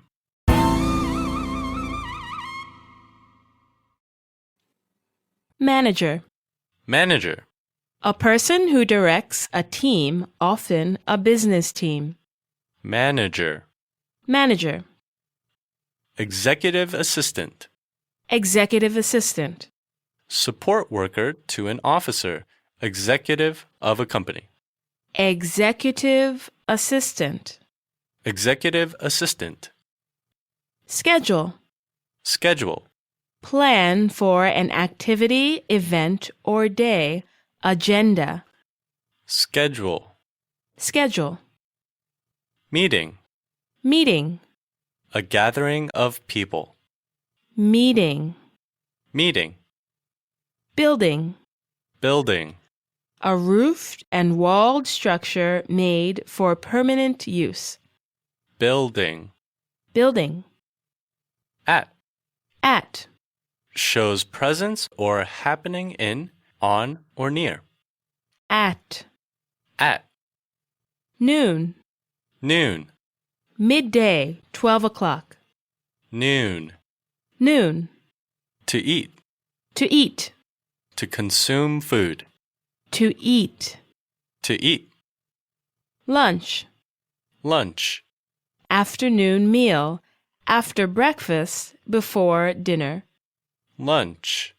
Lunch. To meet. To meet. To come together. To meet. To meet. Factory. Factory. A building where items are made. Factory. Factory. Company. Company. A group of people or things. A business group. Company. Company. Dinner. Dinner. The final meal of the day. The meal after lunch. Dinner. Dinner. Now. Now. At the present moment. Now. Now. Let's have a closer look at the usage for some of the words and phrases from this lesson. Okay, the first phrase we'll look at is, this is. Miss Clark introduces Zoe to her executive assistant. Her name is Claire, and she introduces them by saying, this is my executive assistant, Miss Rosen. To introduce someone else, simply gesture toward the person, put your hand toward the person, and say, this is, and then say your relationship to the person, and then the person's name. For example, if I were to introduce you, Sadia, to my best friend, Elliot, put my hand out and my hand is open and say, Sadia, hey, this is my best friend, Elliot. But I'm not putting one finger out. I'm not pointing. You don't want to point. Considered very rude, although I'm not sure why. Yeah, I'm not sure why either. Gesture with your hand, not your finger. Okay. The next phrase is, she has today's schedule. After Ms. Clark introduces Claire, she says, she has today's schedule. What does this mean, Keith? Well, this means that Claire has prepared the schedule for the day and will present it to Miss Clark and Zoe. Okay. What's our next phrase? The next phrase is Friday, May 23rd. Before listing the day's events, the executive assistant reminds Miss Clark and Zoe of the day and date. She says Friday, May 23rd. And this is a standard way to mention or to talk about a date. It's a typical way to talk about a date. So we can say Friday, August 27th. Oof, that's my birthday. That's why you put it in the script. Perhaps. And to celebrate, we should go on to the next phrase. The next phrase is to have a meeting with. To have a meeting with someone means to get together and talk with him or her. Yeah, usually this is about business. Mm-hmm. Our next phrase is to have lunch. Claire tells Ms. Clark, at noon, you'll have lunch at Kraft with Mrs. Kim of R&L Trimmings. To have lunch means to eat lunch. Exactly. But I think the verb have kind of implies that you're eating lunch with someone else. So to eat lunch is to eat it. Yeah. But to have lunch is to eat lunch with people. The next phrase is to meet. To meet is to gather with someone or a group of people so that you can talk. Next we have to visit. What does that mean? To visit a place means to go and see it, usually for a pretty short amount of time and possibly out of respect. Okay, so Miss Clark is going to visit another company's factory. Maybe she's considering or thinking about doing business with them, or they're doing business with her. It's pretty likely. What's the last phrase? Our last phrase for today is, wow, that is quite something. As you've guessed, this phrase is used to express surprise. Yeah, when you're surprised, you say, wow, this is quite something. So Zoe is surprised by how busy the day will be. It's so busy. He's surprised and he says, wow, that is quite a day. The focus points of this lesson are sentence order, more prepositions, and adverbs of time. Let's start with sentence order. Okay, especially sentence order as it appears with things on an agenda or a schedule. Ms. Clark's assistant, Claire, tells Ms. Clark about her very full schedule for the day. So let's review some of the items on the schedule. What are they? The first one is, you have a meeting with Mr. Jones of Schmalberg at D&D building at 10 a.m. What's the order, the sentence order for items on a schedule, I guess? Okay, so the order is subject, verb, object, location, and finally the time. Let's see if we can pick it apart. You is the subject. And next is have. That's the verb. A meeting with Mr. Jones of Schmalberg is the object. The location is at the D&D building. And finally, at 10 a.m. is the time. The whole sentence is, you have a meeting with Mr. Jones of Schmalberg at the D&D building at 10 a.m. Subject, verb, object, location, and time. Let's break down one more line from the dialogue. How about you'll visit Vista's factory at 4:30? Again, that's subject, verb, object, location, and time. So you'll is the subject, visit is the verb, Vista's factory is the location, and at 4:30 is the time. You'll visit Vista's factory at 4:30. So now you know how to list items on a schedule or agenda. What's next? Well, you'll never guess. I bet I can. No, you can't guess. Prepositions. You got it. Yeah, we're talking about more prepositions. Now, you've already learned that prepositions link nouns, pronouns, and phrases to other words in a sentence. And that they show the relationship of their objects to the rest of the sentence. But let's focus on the preposition at, which appears throughout the dialogue for this entire lesson. We just heard it in the first line. You have a meeting with Mr. Jones of Schmalberg at the D&D building at 10 a.m. Yeah, very good. Also, the line, you'll have lunch at Kraft with, that's also a preposition, Mrs. Kim of R&L Trimmings. And then after that, you'll meet Mrs. Parker of Vista Company at her office. So you can see at usually shows the place where or the time when. Mm-hmm. So I could say I have a doctor's appointment at 2 o'clock. Right. Or I'm supposed to meet her at her apartment, the place, at 9 o'clock, the time. Also appearing in the dialogue is the preposition to, T-O. Ms. Clark's assistant says to Zoe, it's very nice to meet you.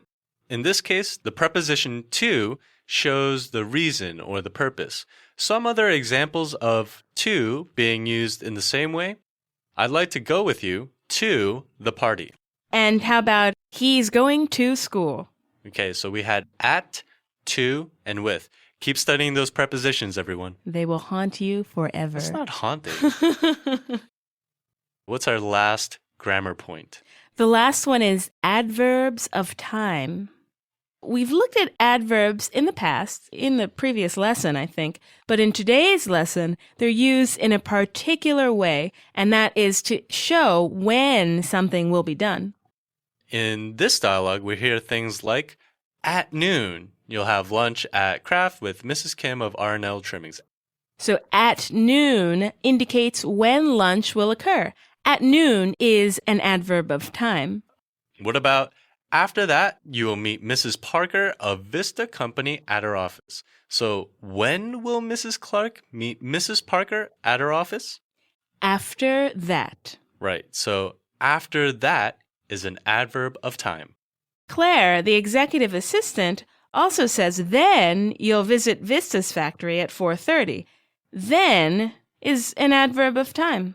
And she also says, finally, there's a company dinner at 7 p.m. Finally is the adverb of time. Right, so adverbs of time answer the question when. So if I said, I went to my friend's birthday party yesterday, what would the adverb of time be? When did you go to your friend's birthday party? You went yesterday. So yesterday is the adverb of time. Precisely. So adverbs of time simply give an indication of when an event will take place. Thank you, everyone, for listening. Thanks. We'll see you next time. Bye. Bye-bye.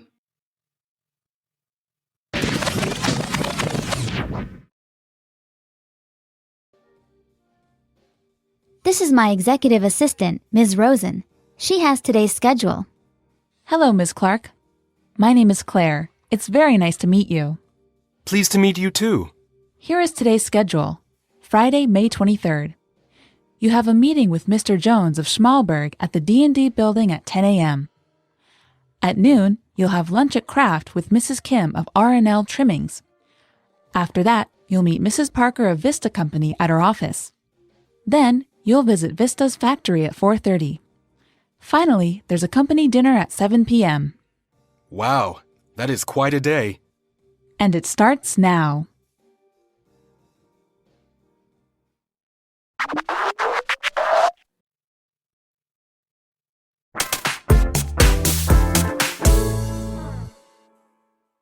Hi, everybody. This is Sadia. Thanks for tuning in. Hey, and I'm Keith.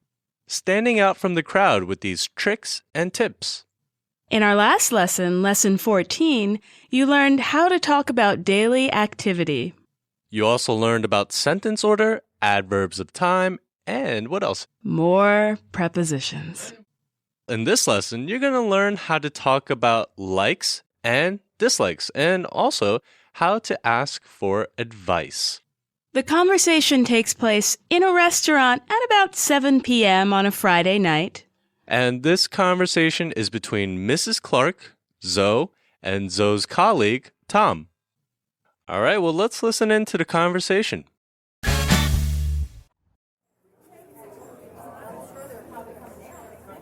Great job, everyone.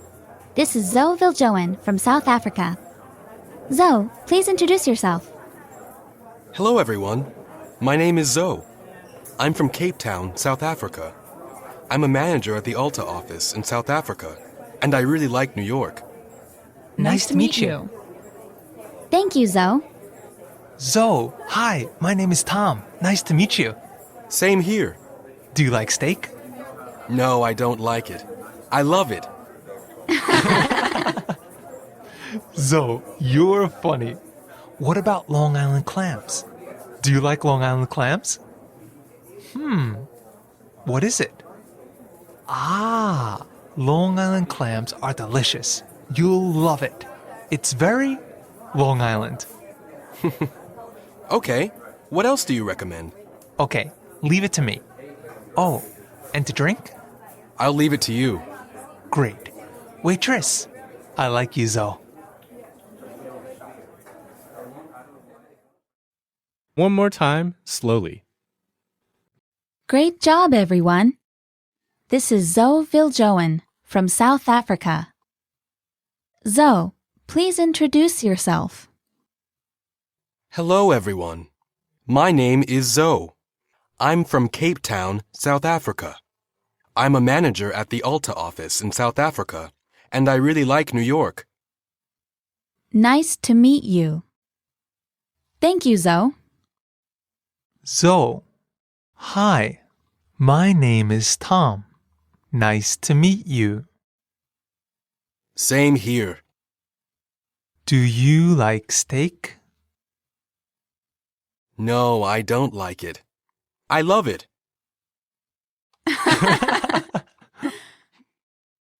Zoe, you're funny. What about Long Island clams? Do you like Long Island clams? What is it? Ah, Long Island clams are delicious. You'll love it. It's very Long Island. Okay. What else do you recommend? Okay, leave it to me. Oh, and to drink? I'll leave it to you. Great. Waitress, I like you, Zoe. Zoe and his U.S. colleagues have gotten together for dinner. Going out to dinner after work is a business practice that's common after the completion of a big project. After you finish a big project, everyone goes out to have dinner.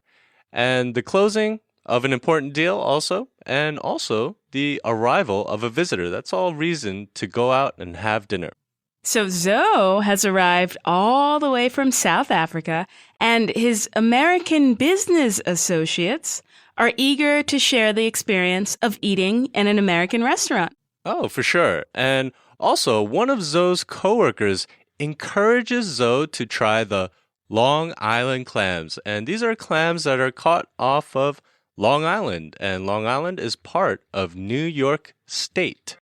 So Zoe is being exposed to all these different kinds of American foods.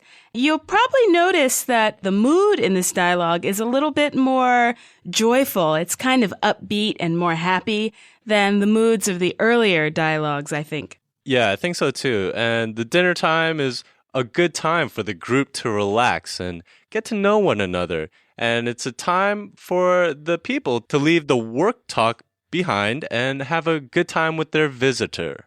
All right, well, let's have a look at the vocabulary for this lesson.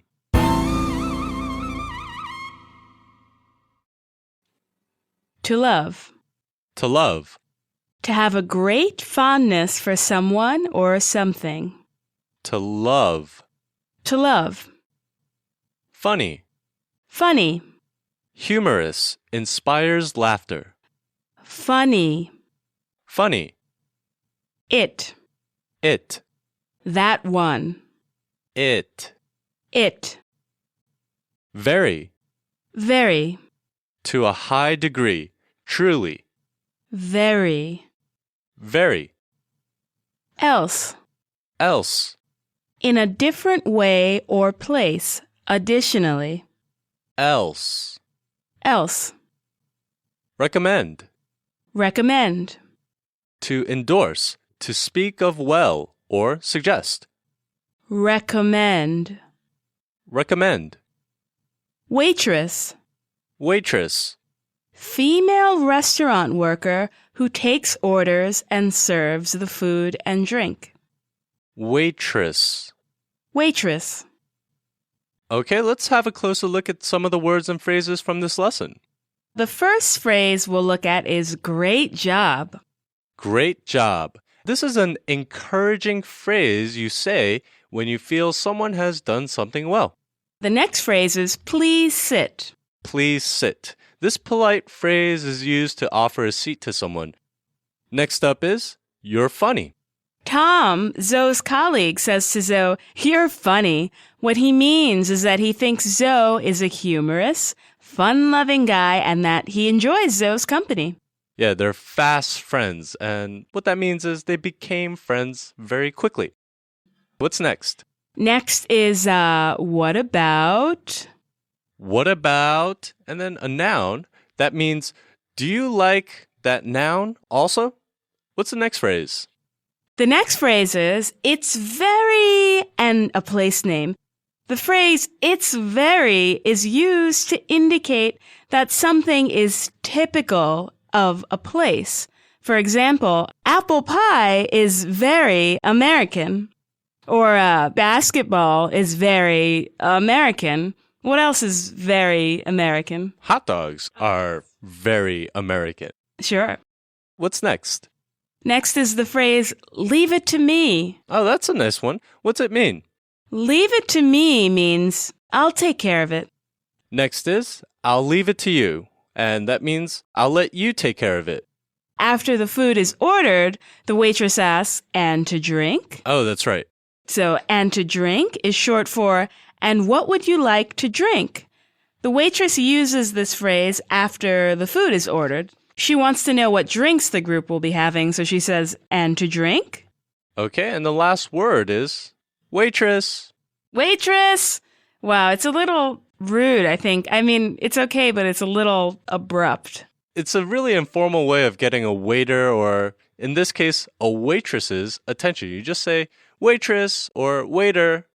Right, so maybe to make it polite, you might want to add excuse me to the front of the phrase. So you can say, excuse me, waitress. That's right. Maybe in other cultures, you can just say waitress, waiter, but in English, it's a little impolite. So maybe you want to say, excuse me. The focus points of this lesson are the verb to like. And the phrase to leave to. Let's start with to like. So the verb to like appears all throughout this dialogue. The first time we hear it is when Zoe's colleague asks Zoe, do you like steak? Do you like steak? This is an interrogative statement, a question that uses like in the simple present tense. Like appears again in the response to the question, do you like steak? Zoe answers, no, I don't like it. No, I don't like it is a negative statement. Zoe does not like steak. This statement also uses the simple present tense of like. But there is a twist, Sadia. Zoe says he doesn't like steak. He loves it. And the verb to love means to like very much. To like something to a high degree or to really like something. I love it, Zoe says. He's using the simple present tense of to love. The simple present tense of the verb to like or to love, they both mean the same thing almost. Sure. To use it, you can say, I like basketball or I love basketball. As you can see, it's easy to express your appreciation for something, to show that you like something. Indeed. Let's move on to the phrase to leave to. As the group of coworkers is placing their food order, Zoe asks his colleague Tom what he recommends.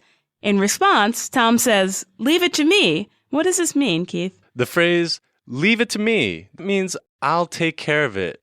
And when you use this phrase, you're saying that the person you're speaking to should leave the matter in your hands. They shouldn't worry about it. You're telling the person that he or she should allow you to take care of everything. Another phrase similar in meaning to leave it to me is don't worry about it. So leave it to me means I'll take care of it. I'll do all the hard work. For example, when I go out to dinner with my boyfriend or some other nice person, I can never decide what I want. I agree. I know this. Yeah. You always spend 2 hours thinking about what you should eat for lunch. I don't know. I just get lost in the possibilities, I guess. So my boyfriend or whomever I'm with usually says, leave it to me, which means let me worry about it. And it's a relief. What about the phrase, I'll leave it to you? Good question. So when he's asked about what he would like to drink, Zoe says to Tom, I'll leave it to you. And what Zoe means is, I'll let you decide. Yeah, and it can also mean, I'll let you worry about it. Exactly. You can worry, I don't want to worry. You're passing the burden, passing the problem on to someone else. So say I'll leave it to you when you want someone to make a decision for you. Let's play a game, Sadia. Okay. I'll ask a question and you respond with either leave it to me or I'll leave it to you. Go. First one. How am I going to get all this work done in time? I'll leave it to you. I'll let you figure that one out. How about this one, Sadia? How many people should we invite to the party? Leave it to me. I'll handle the party. I see how it works. You get the fun stuff and I get the hard stuff. Well, Now you guys know all about how to show your appreciation for something using the verb to like. And don't forget the verb to love, almost the same thing. Can't forget about that one. And you also learn two really useful phrases. Leave it to me, which means I'll take care of it. And I'll leave it to you, which means I'll let you take care of it. Well, that just about does it for this lesson. Thanks for listening. Thanks for listening. Bye-bye.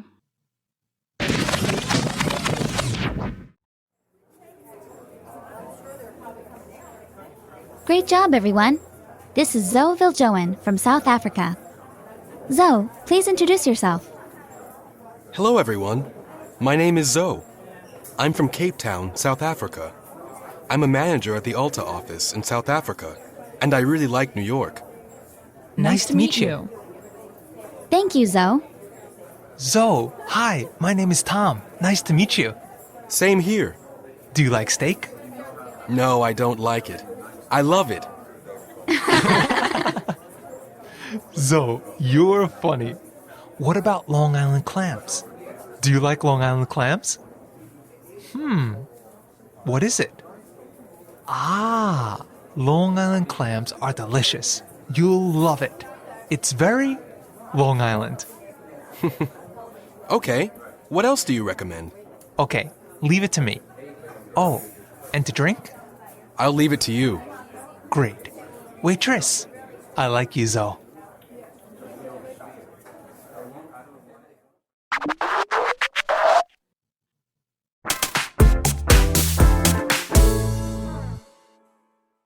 Hey, everyone. Thanks for tuning in. This is Sadia.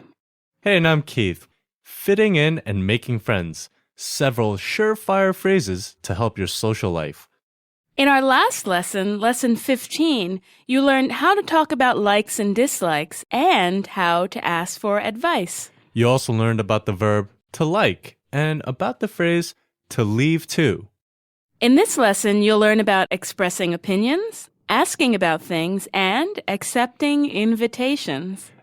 This conversation takes place on a Friday night in a restaurant. The conversation is between Zoe, Ms. Clark, Zoe's colleague Tom, and a restaurant waitress. Okay, well, let's listen into the conversation.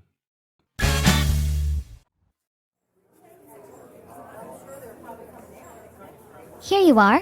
1 filet mignon, 2 blue cheeseburgers, Kobe sliders, and Long Island top neck clams, and pork belly with coleslaw. Cheers! Cheers. Cheers. Let's eat. Zoe, try this. Okay, what is this? Oh, that's pork belly. It's good. Well, what do you think? I think it's great. It's very delicious. He likes it. Great. Now try this. It's not bad. He doesn't like it. Zoe, you're funny. Are you free tomorrow? Yes. Tomorrow we're going to a basketball game. You should come. Let's go together. Really? Of course. Then sure. We'll meet at Penn Station at 11 a.m. tomorrow. Here's my phone number. Great. See you tomorrow. One more time, slowly. Here you are. 1 filet mignon, 2 blue cheeseburgers, Kobe sliders, and Long Island top neck clams, and pork belly with coleslaw. Cheers! Cheers. Cheers. Let's eat. Zoe, try this.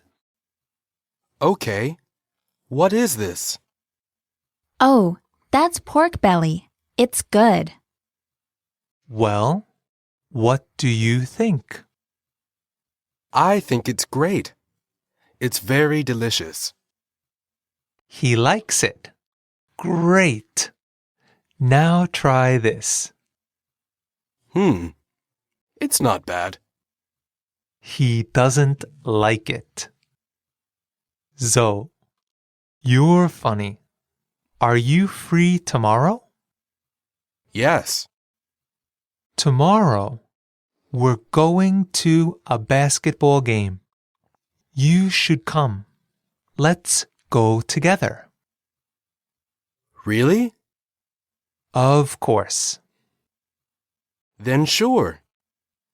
We'll meet at Penn Station at 11 a.m. tomorrow. Here's my phone number. Great. See you tomorrow. This is a fun dialogue.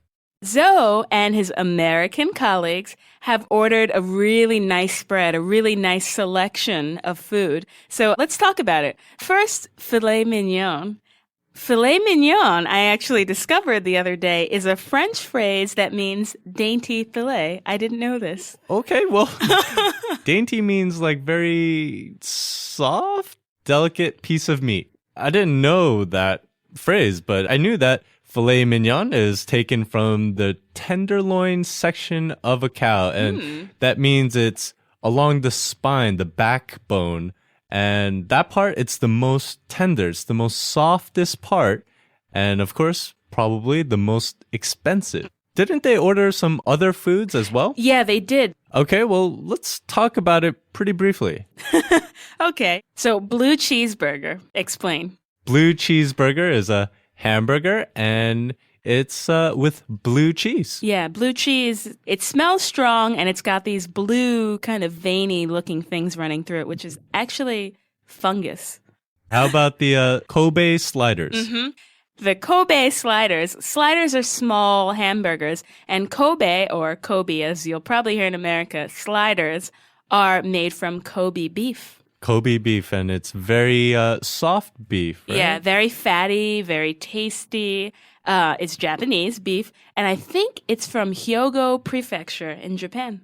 Okay. Next, they had Long Island top neck clams.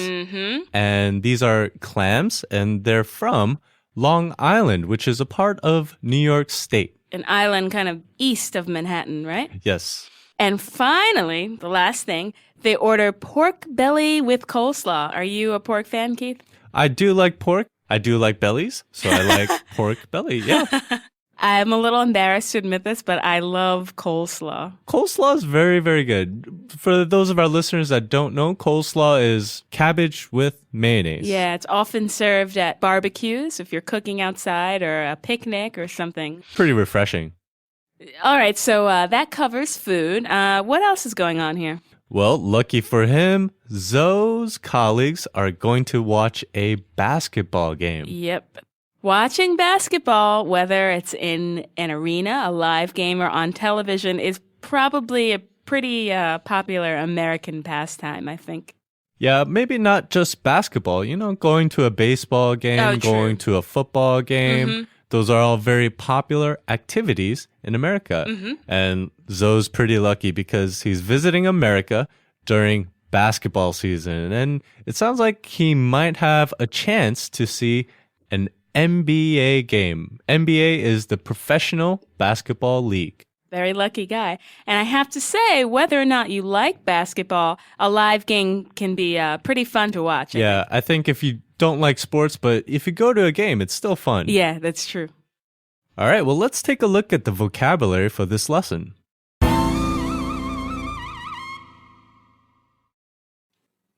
Apology. Apology. An admission of a mistake. Apology. Apology. To keep. To keep. To hold on to maintain. To keep. To keep. To wait. To wait. To stay in place. To wait. To wait. U.S. U.S. United States. U.S. U.S. Busy. Busy. Full of activity. Engaged in activity. Occupied. Busy. Busy. Long. Long. Not short, of great length. Long. Long. Ready. Ready. Prepared to continue or move on. Ready. Ready. Okay, well, Sadia, I'm ready to take a deeper look into some of the words and phrases for this lesson. The first one we'll look at is cheers. So it's said just before you take a sip of your first drink at a meal or at an event. Everyone sort of holds his or her glass in the air and they say very loudly, cheers. You can hear it at parties or nice dinners or a lot of places. Yeah, definitely. Next, we have let's eat. That it means exactly what it suggests, right? What it implies. That's right. It's often, but not always, said at the start of a meal. Next is the phrase, try this. It's an imperative, which, if you remember, is a command. And try this is often said if someone is eating something that they think is delicious or they're cooking something that they'd like someone to try. They say, okay, come here, try this. Next is great. Great is a step further than good. It's a little better. In fact, it means very good. And an easy way to remember this is with a little saying, good is good, but great is better. The next phrase is a little different than great. It's not bad. All right, you use the phrase, it's not bad, when you neither like nor dislike something. So you have no opinion about something. You don't like it, but you don't hate it either. A similar phrase is, it's okay. Right, so instead of, oh, I really like this, or, oh, I really hate this, it's in between. It's not bad. You say it when you don't have a strong opinion about something. Right. Zoe says that the food he tries is not bad. The next phrase is, are you free tomorrow? This has the same meaning as, do you have any free time tomorrow? And it's usually said just before setting a time to meet with someone at a later date or time. Just before you set an appointment with someone, you can say, do you have any free time later today? Or do you have any free time early next week? Okay, so next we have really. Really has the same meaning as, is that so? Or is that true? And just like, is that so? The phrase really, that can take on a slightly different meaning. It can mean different things depending on how you say it. You can say, really? If you're genuinely really surprised. Or if you don't believe someone, really?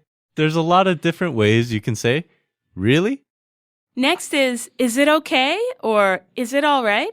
Some similar phrases are, do you mind? Or, are you okay with this? These are all phrases that you can use to get approval or maybe agreement from someone. And next is, of course. Of course has the same meaning as absolutely. Or another word, sure. All of these phrases are strong ways of saying yes or agreeing. Can we move on to the next phrase? Absolutely. How about of course? Of course. Okay, well, you've convinced me, Sadia. The next phrase is, we'll meet at Penn Station at 11 a.m., which is what Tom says to Zoe. We'll meet at this place at this time. When can you use this phrase? You say it right after you plan on meeting with someone or making an appointment. You say this to make sure the person you're speaking to and the person you're going to meet later remembers that the plans that you made. If I've made plans to meet you at around lunchtime, I could say, we'll meet at Pick a Pita at 2:30. Right, so we'll meet at, then you say the place, then at, and then the time. The next phrase is, see you at, and then the time. After making an appointment with someone, after you set up to meet them at a later date or time, it's expected that you'll say, see you at, 10 or see you at 11 or whenever you've arranged to meet. Right. So, Sadia, you want to meet at Pick a Pita at 2:30. So I'll say, okay, see you at 2:30. Exactly. Okay, the focus points for this lesson are the verb to think and inviting someone to join you. Let's start with the verb to think. We know that the verb To think means to... Maybe to consider or to wonder. Yeah, kind of in your head, you're Yes. wondering something. And it appears throughout the dialogue, this verb, to think. First, when Zoe tries the pork belly, his colleagues ask him, well, what do you think? Yeah, what do you think? That's just another way of asking, what's your opinion? Or, do you like it? And all of these phrases are interchangeable. That means you can use in place of one another in the same situation. They all have the same meaning, so you can use whichever one you prefer. In this case, well, what do you think? Also means, how does the food taste? Yeah, and Zoe uses the verb to think in his response. He says, I think it's great. Which has the same meaning as, my opinion is that it's great. Let's give some examples. Okay, I think we should leave for our trip on Friday instead of Wednesday. I think it looks great. I think your work is excellent. Or I think he wants to come with us. So the next time that you really want to know someone's opinion, when you're dying to know someone's opinion, you just say, what do you think? What's next for this lesson? Next is inviting someone to join you. At the end of the dialogue, Zoe's colleague Tom invites Zoe to join him and the other colleague at a basketball game. He says, tomorrow we're going to a basketball game. You should come. That's right. The phrase, you should come, is an informal, friendly way of inviting someone to do something with you. You should come is short for, you should come with me, or you should come with us. Tom also says, let's go together. This phrase, let's go together, emphasizes the invitation. It makes the invitation a strong one. It shows Zoe that Tom's invitation is a very serious one. Tom and the other colleagues really want Zoe to come with them, to join them. I think you can also say let's go together when you discover that someone, usually a friend, is going to the same place that you're going and at the same time. You're right about that. If you say, let's go together, in this case, it means we should travel together. And both you should come and let's go together can be said alone. I mean, they don't have to be said together. Let's give some examples. We're going to have a picnic next Sunday. You should come. Are you going to the beach on Friday too? We should go together. The next time you're telling your plans to someone and you want them to come along, use you should come or let's go together. And you never know, maybe someone else will actually come with you. Mm-hmm. We hope so. Thanks everyone for listening. Thanks for tuning in. We'll see you next time. Bye-bye. Bye.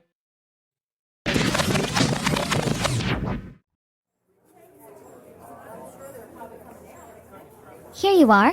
1 filet mignon, 2 blue cheeseburgers, Kobe sliders, and Long Island top-neck clams, and pork belly with coleslaw.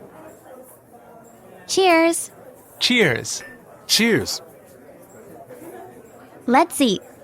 Zoe, try this. Okay, what is this? Oh, that's pork belly. It's good. Well, what do you think? I think it's great. It's very delicious. He likes it. Great. Now try this.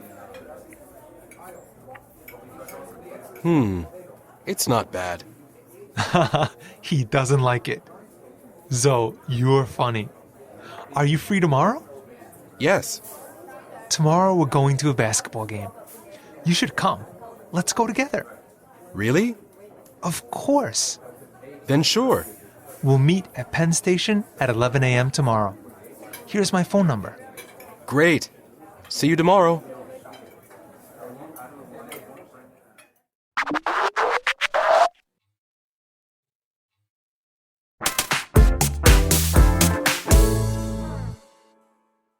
Hi, everyone. Thanks for tuning in. This is Sadia. Hey, and I'm Keith.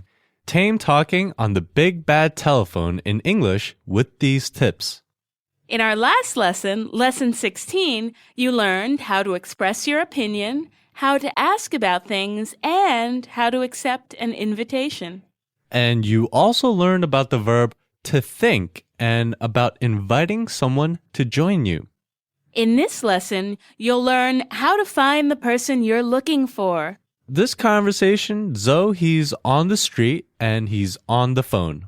And the conversation is between Zoe and his colleague, Tom. Let's listen to the conversation.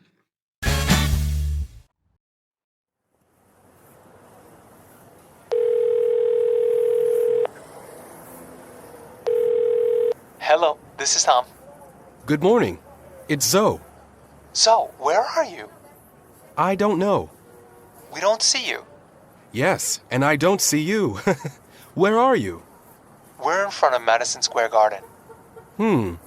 I think I'm somewhere near there. Okay. What do you see? What buildings, signs, or landmarks? I see Macy's, the department store, and an Old Navy store. There's an AT&T store. Oh, I know where you are. Wait there. We'll come to you. Thank you. And so sorry. No problem. Don't move. There you are. Ready? I am. Sorry about that.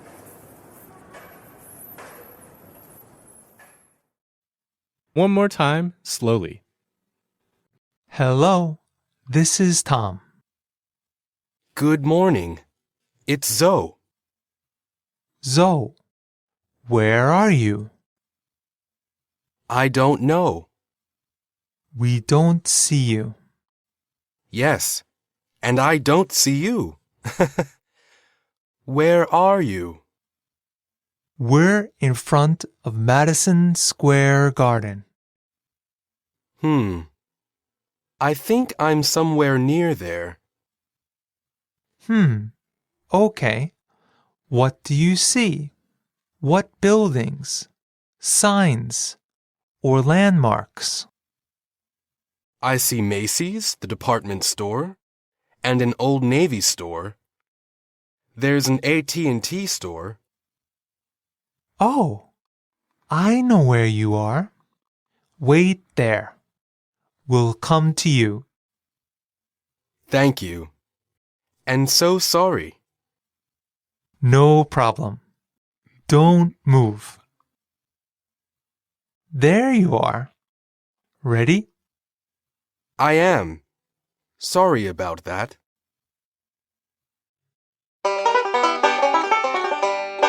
Uh-oh, it seems that Zoe has gotten a little bit lost.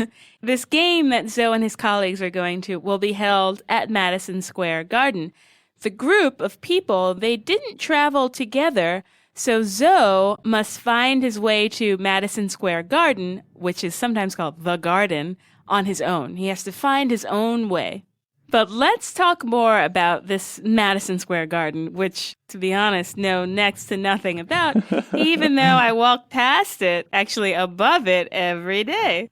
Well, a lot of people say it's the world's most famous arena. Yeah, isn't it home to the New York Rangers, the hockey game, right? And Knicks. Right? They're part of the NBA, which is the Professional Basketball League. And also the WNBA, which is the Women's Basketball League. And they're home to the New York Liberty, the team name. Okay, I have a question, though. Okay. Madison Square Garden. Madison Square Park is on Madison Avenue and 26th Street, but Madison Square Garden is, where is it? On 7th Avenue between 31st and 33rd, blocks and blocks away. Okay, so Madison Square Garden is not close to Madison Square Park. That's okay. What happened is the garden was originally located at Madison Avenue and 26th Street, but afterwards it moved to where it is now, 7th Avenue between 31st Street and 33rd Street. It's right above Pennsylvania Station, or sometimes we say Penn Station, and that happened in 1968. Ah, interesting. Doesn't it hold almost 20,000 people? Yeah, I think so. And of course, it's a place where there's a lot of musical performances and a lot of special events all year. I know. One day I'll get in there. We hope so, Cynthia. All right, well, let's take a look at the vocabulary for this lesson.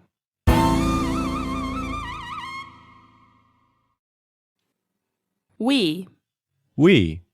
I and the others in a group that includes me. We. We. At. At. Shows presence or happening in, on or near. At. At. Building. Building. A roof and walled structure made for permanent use. Building. Building. Landmark. Landmark. An easily located or easily recognized place. Landmark. Landmark. Big. Big. Large, not small. Big. Big. Sign. Sign. A display of a message or name. Sign. Sign. Place. Place. Location, room, or space. Place. Place. To wait. To wait. To stay in place. To wait. To wait. Go. Go. To move on a course. To proceed. Go. Go. All right, well, let's take a closer look at the usage for some of the words and phrases from this lesson. The first phrase we'll look at is, hello, this is Tom. Tom answers his cell phone using this phrase, but usually people answer the phone just by saying hello. Maybe if you're in an office or maybe at home where there's a lot of people that can pick up the phone, you can say, hello, this is Keith. What's next? Next is, where are you? Tom asks Zoe, where are you? The two were supposed to have been meeting at that time, but Tom and his colleague didn't see Zoe from where they were standing. Right, they didn't see him and they were probably wondering why. So, where are you means, what place are you standing in or at right now? That brings us to our next phrase, and that's, we're in front of Madison Square Garden. This phrase includes the implied verb located. So it's not said, but it's suggested. They say, we're in front of Madison Square Garden, which means we are located at Madison Square Garden. Or it can also mean, we are now standing at or in Madison Square Garden. The next phrase is, what building, signs, or landmarks? Tom is trying to imagine or understand where Zoe is. He asks Zoe what he sees. Then he says, what buildings, signs, or landmark? And this phrase also includes an implied verb, a suggested verb. The phrase is short for, what buildings, signs, or landmarks do you see? What about, I know that place? I know that place means I know the place you're talking about. Okay, next we have, please wait there. This is another easy one. Please wait there means stay where you are. Or maybe Tom says jokingly, don't move. What about we'll go to you?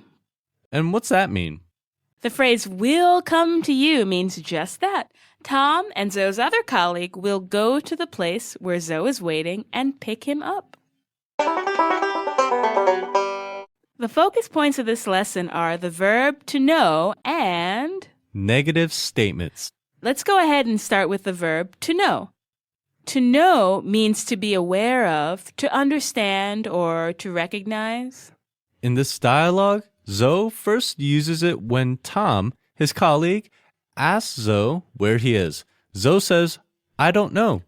This is a negative statement, and we'll talk a little bit more about negative statements in a little bit. The second time the verb to know appears is after Zoe describes the place where he is standing. Tom recognizes the landmarks that Zoe mentions, and he says, oh, I know where you are. Tom is familiar with Zoe's location. He knows about the places Zoe mentioned. Why don't we review the forms of the verb to know?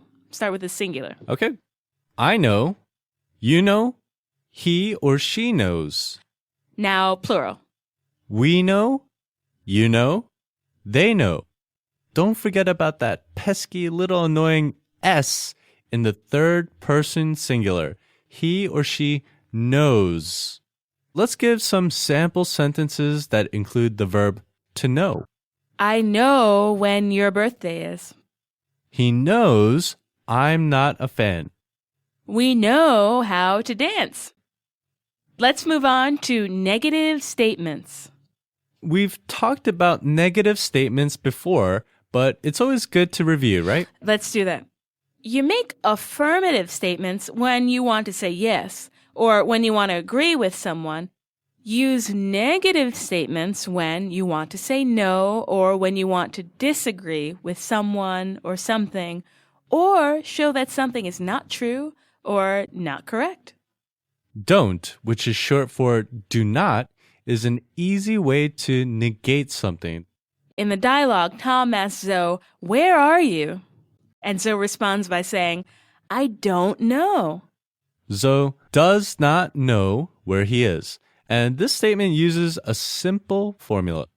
Subject plus don't plus verb I plus don't plus know. I don't know.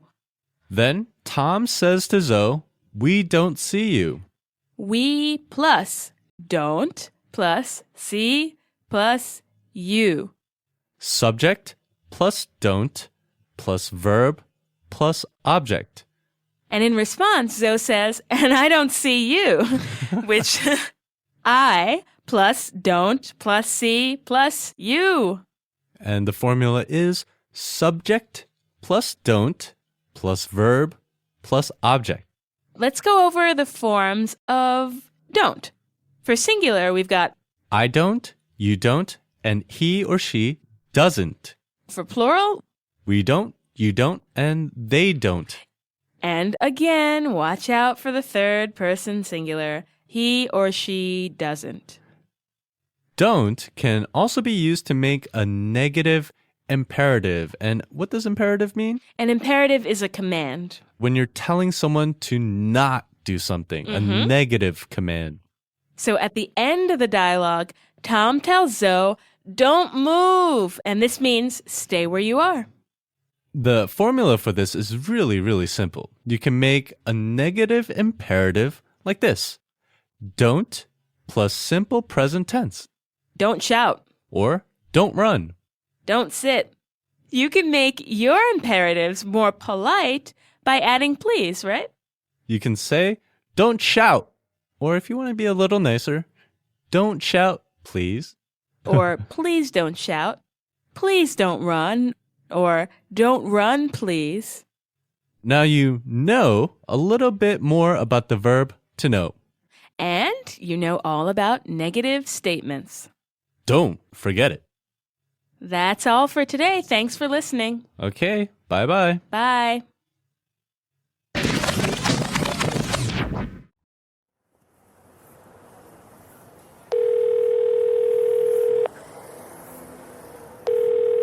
Hello, this is Tom. Good morning. It's Zoe. So, where are you? I don't know. We don't see you. Yes, and I don't see you.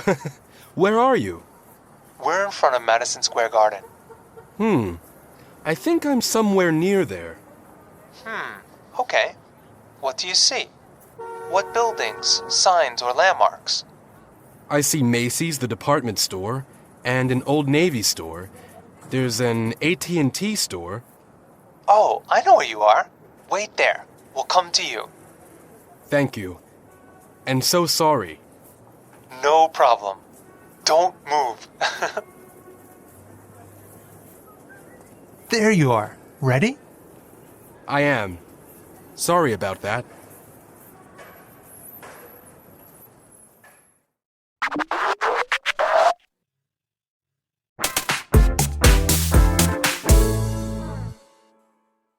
Hey everyone, thanks for tuning in. This is Sadia. Hey, and I'm Keith. Pick up lines that don't work and ones that do. In our last lesson, lesson 17, you learned how to find the person you're looking for. And you also learned about the verb to know and negative statements. In this lesson, you'll learn how to talk about the frequency of actions. And this conversation takes place outside of a sports arena.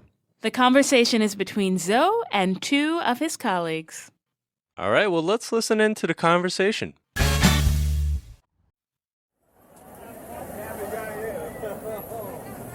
Thanks again. How often do you come do this? Usually one time per season. Hey, what's that? This? Oh, it's just a book. Pick up lines at work. Guaranteed. Meet American girls. Pass it over. Here you are. So, do you come here often?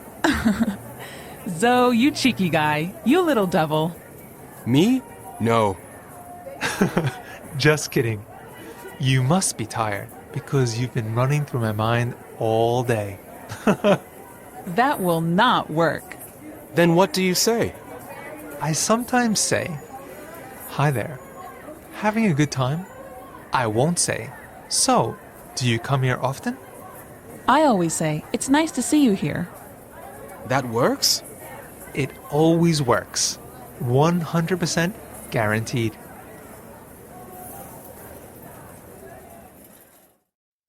One more time, slowly. Thanks again.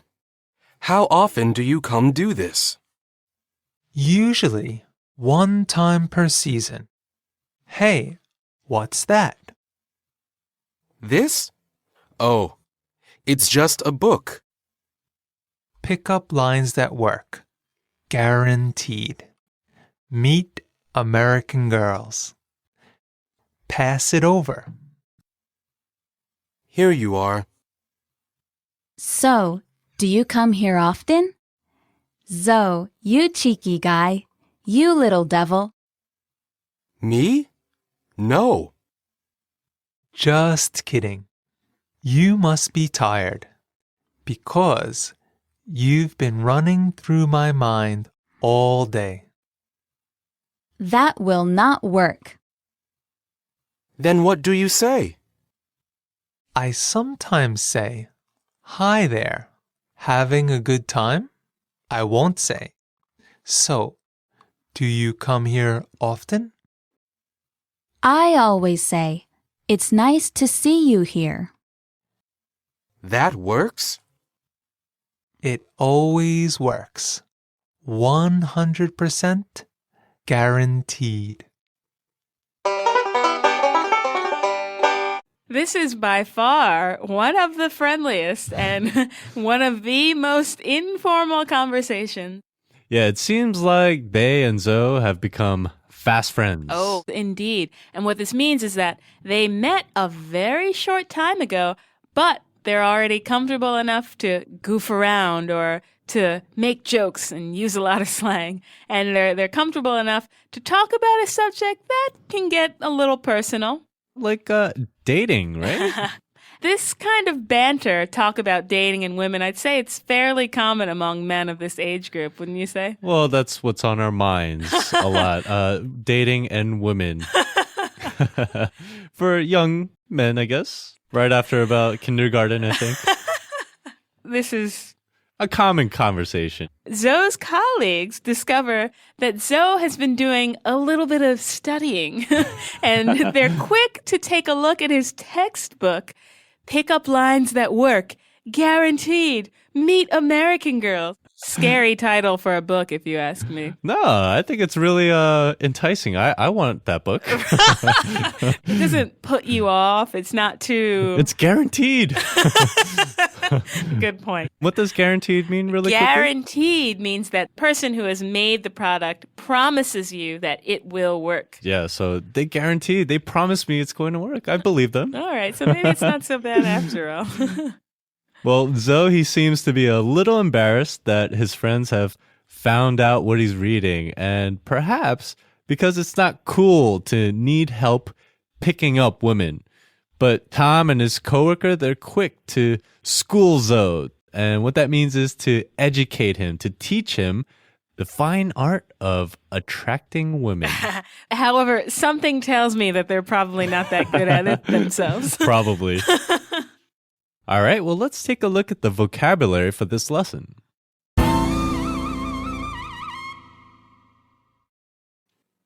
To come. To come. To move towards something. To come. To come. To do. To do. To perform. To make happen. To do. To do. How? How? In what way? The way in which. How? How? Often. Often. Many times. Frequently. Often. Often. Usually. Usually. Normally. Commonly. Usually. Usually. One. One. A single unit or thing. One. One. Time. Time. A moment, hour, day, or year. Time. Time. Per. Per. For each. Per. Per. Season. Season. A specified period of time. Season. Season. Just. Just. Exactly. Only. Just. Just. Book. Book. A bound set of printed sheets. Book. Book. To pass. To pass. To move or proceed. To pass. To pass. Here. Here. In or at this place. Here. Here. American. American. From America. American. American. Sometimes. Sometimes. At times. Now and then. Occasionally. Sometimes. Sometimes. Always. Always. Every time. Always. Always. To work. To work. To be successful. To produce a good result. To work. To work. Guaranteed. Guaranteed. Assured. Will certainly happen. Guaranteed. Guaranteed. All right, Sadia, what's the first word or phrase we're going to take a look at? The first word we'll look at is this. When Zoe's friends they force him to show the book that he's reading, he gets really nervous and he says, this? In this case, it means this thing I have? That's easy enough, right? Next, we have one time per season. Zoe wants to know how often his new friends go to basketball games. And Tom tells Zoe that he goes to a basketball game once per season. And basketball season, it begins in November and lasts through April. I'm not sure our listeners remember that Zoe is visiting New York in April. Next is, it's just After his colleagues try to get him to show the book, Zoe tries to beg them off. He tries to make them turn their attention to something else. He doesn't want them to pay any attention to the book. He says, it's just a book, which means it's a book, but it's nothing important. And just here, it's used to lessen the importance of something. For example, if someone complimented me on my dress or something, I would say, it's just a dress. It's nothing special. It's just is used to mean it's nothing special. It's not special. The next line is pickup line. And I'll leave that to the male to explain. Well, I'm not an expert, but I'll try to explain. Pickup lines are phrases or maybe sometimes words too that are used to start a conversation with a person they'd like to attract, a person that they are interested in dating. And to do this, to try to start a conversation with someone you're attracted to is to pick someone up.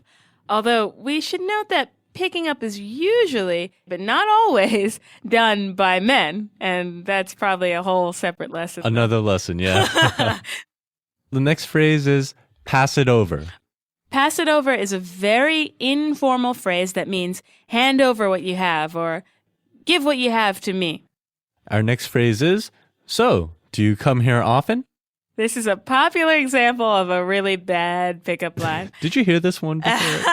Every girl hears it at least once in a lifetime. So this is an example of a pickup line you should never use. Exactly. At one point, maybe 20, 30 years ago, was a legitimate question. You could ask someone and they would probably answer. Yeah, that's right. But since it's been a long time since that line was invented, that phrase became associated with or related with poor attempts at trying to pick someone up. There's another one in the dialogue. You must be tired because you've been running through my mind all day. I almost forgot about that one, but this phrase is used as a joke, but mainly because the humor. It's pretty bad. I mean, it's an attempt at being funny, but fail. So for this reason, if you're going to say that and you're going to try to be serious, it won't work. It might work if you're trying to be really bad at humor. That's true. Like a little reverse. Forget it. Yeah. Don't take my advice. Our next phrase, Sadia, is you cheeky guy. Cheeky is funny, sort of. Alternatives or equivalents of cheeky are maybe like racy or saucy. It means, kind of funny. And it fits perfectly with the next phrase, you little devil. And this is like an old-fashioned phrase you can say to someone when he or she has done something daring or unexpected. So Zoe's colleagues call Zoe a little devil because they don't expect Zoe to be reading a book about pickup lines. When your friend does something a little risky, something you weren't expecting from him, you can call him a little devil.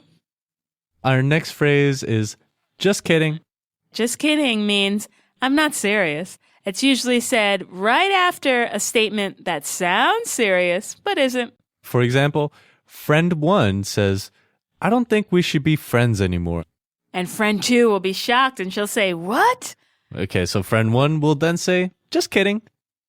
Okay, what's next? Next is, that works? This phrase is short for, does that work? Zoe says, that works? In response to one of the good pickup lines that his friends teach him. Finally, last phrase is 100% guaranteed. It's used when the probability of an event happening is certain, when that event will definitely happen. 100%. It's promised. 100% guaranteed. The focus of this lesson is the verb to say. Adverbs of frequency. And won't. Let's start with the verb to say. To say means to speak or utter. And it appears a few times throughout the dialogue. After his colleagues make fun of the pickup lines from his book, Zoe asks them, then what do you say? Another similar phrase to then what do you say would be, what do you say instead? Yeah, in response, Tom tells Zoe, I sometimes say, hi there, having a good time? And you may notice that this statement also includes an adverb of frequency, which we'll talk about a little bit later in the lesson. Tom also says, I won't say, so do you come here often? He will not say, do you come here often? And the third colleague shares his experience with, I always say, it's nice to see you here. If you remember some of our previous lessons, you'll recognize that say is used in the simple present tense. Right, so let's review really quickly. The simple present tense is used in 4 instances, 4 different situations. The first one is when the statement or the verb is a fact, when it's general, when the statement or verb is talking about a fact. Secondly, you use the simple present tense when the verb happens all the time, in the past, in the present, and in the future. And the third situation where you use the simple present tense, this is when the verb is not only happening now, but other times as well. And finally, you use the simple present tense when the statement, it always is happening. It's always true, constantly. Right. So each of the sentences from the dialogue that use the verb say uses one of these situations. Let's move on to adverbs of frequency. You already know that adverbs modify or describe verbs. Adverbs can also express the frequency with which something is done. They express how often something is done. Adverbs of frequency are used just like any other adverbs. They're placed just before the main verbs they modify. Take note here that when adverbs of frequency, when they modify the verb to be, they're placed after the verb. So for example, I am always tired. Or they are never late. Or even she is frequently angry. Adverbs of frequency tell us how often something is done. Let's move on to won't. Won't is short for will not. It's informal, but is sometimes used in more formal conversation. And it's used in the same way don't is used. That is the formula. Subject plus don't, doesn't, won't, plus the main verb. After reading one of the pickup lines from Zoe's book, the colleague says that won't work, which means that pickup line won't work. That plus won't plus work. Subject plus won't plus verb. Tom adds, I won't say, so do you come here often? I plus won't plus say plus do you come here often? Again, subject plus won't plus verb plus object. I won't say, do you come here often? What are some things you won't do? Well, that's all for today. Thanks for listening. Thanks, Sadia, for teaching us. No problem. Bye-bye. Bye.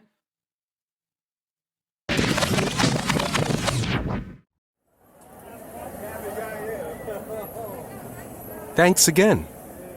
How often do you come do this? Usually one time per season. Hey, what's that? This? Oh, it's just a book. Pick up lines at work. Guaranteed. Meet American girls. Pass it over. Here you are. So, do you come here often? Zoe, you cheeky guy. You little devil. Me? No. Just kidding. You must be tired because you've been running through my mind all day. That will not work. Then what do you say? I sometimes say, hi there. Having a good time? I won't say, so, do you come here often? I always say, it's nice to see you here. That works? It always works. 100% guaranteed.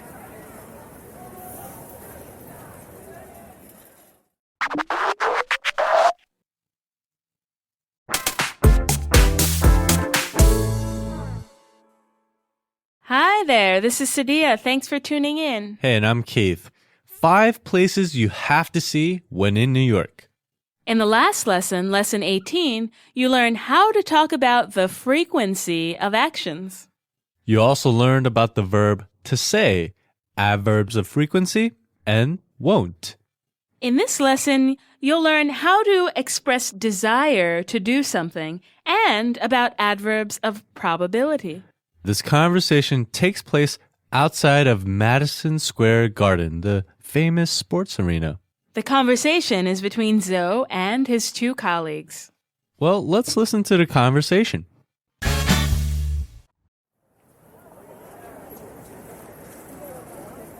Thank you again. Sozo, what will you do this weekend? I'm not sure. On Saturday and Sunday, I'll do a homestay. So I have 3 days. I want to go to the MoMA. Oh, the MoMA is great. Will you go to the Guggenheim? Probably. I really want to go. And what about the Hamptons? Maybe. I want to go there, but I don't know. It's a little far. And Coney Island? Probably, but I'm not sure. Oh, St. John the Divine? What's that? St. John the Divine. It's a really old, huge cathedral on Amsterdam Avenue in Morningside Heights, uptown. Can you please write down the name? One more time, slowly. Thank you again. So, Zoe, what will you do this weekend? I'm not sure. On Saturday and Sunday, I'll do a homestay. So I have 3 days. I want to go to the MoMA. Oh, the MoMA is great. Will you go to the Guggenheim? Probably. I really want to go. And what about the Hamptons? Maybe I want to go there. But I don't know. It's a little far. And Coney Island? Probably, but I'm not sure. Oh, St. John the Divine? What's that? St. John the Divine. It's a really old, huge cathedral on Amsterdam Avenue in Morningside Heights, uptown. Can you please write down the name? All right, so this is an exciting dialogue, and it makes me want to go on vacation. Oh, I agree. Yeah. Zoe is sharing his plans for the rest of his trip with his coworkers, and he's got a pretty full trip planned. Not only is he going to do a homestay, but he's also going to visit a number of pretty well-known New York sites. First, they mentioned MoMA, which is the Museum of Modern Art, the Guggenheim Museum, and Sadio, where else? They also talk about the Hamptons and Coney Island and the Cathedral Church of St. John the Divine. Wow. I've never gone to that one. Oh, yeah? Well, actually, the museums, they're very easy to go to. That's true. But the Hamptons and Coney Island, they're a little farther. So it's a little difficult to go to. Let's talk about the MoMA then. The Museum of Modern Art, MoMA, is an art museum that's on 53rd between 5th and 6th Avenues here in Manhattan. The MoMA is said to have one of the biggest and most important collections of modern art in the world. That's why it's so famous, I think. In addition to art, it has a really extensive library and a restaurant. Restaurant? I never ate at the restaurant. Me neither. I'll have to check it out sometime. Next, they mentioned the Guggenheim. That's a huge and really modern white building on 5th Avenue, right? It's really awesome looking, it's super modern, and it was designed by the American architect Frank Lloyd Wright. And they have a modern art collection too, right? And they also have like impressionist art maybe, and maybe some post-impressionist art. Next is Coney Island. Coney Island, it's a cool place to go to. It's a classic New York place to go to. Where is it exactly? It's on the southernmost part of Brooklyn. It's actually pretty far from Manhattan. Maybe it'll take about an hour to get there. It's kind of far. So should I check it out, you think? It's a nice place for a one-day date, I think. Ah, okay. Finally, they talk about this place called the Cathedral Church of St. John the Divine, which is uptown on Amsterdam Avenue between like 110th and 113th, and that's called Morningside Heights, that neighborhood. And that thing is really big. It is. It's enormous. And from what I understand, a lot of tourists go there because it's one of the largest churches in the world. Wow, really? Yeah. It's an interesting thing to see, I think. Zoe has a full trip ahead. He's going to a lot of places. Right. He has a lot of plans, and I really wish that I could join him. All right, let's take a look at the vocabulary for this lesson.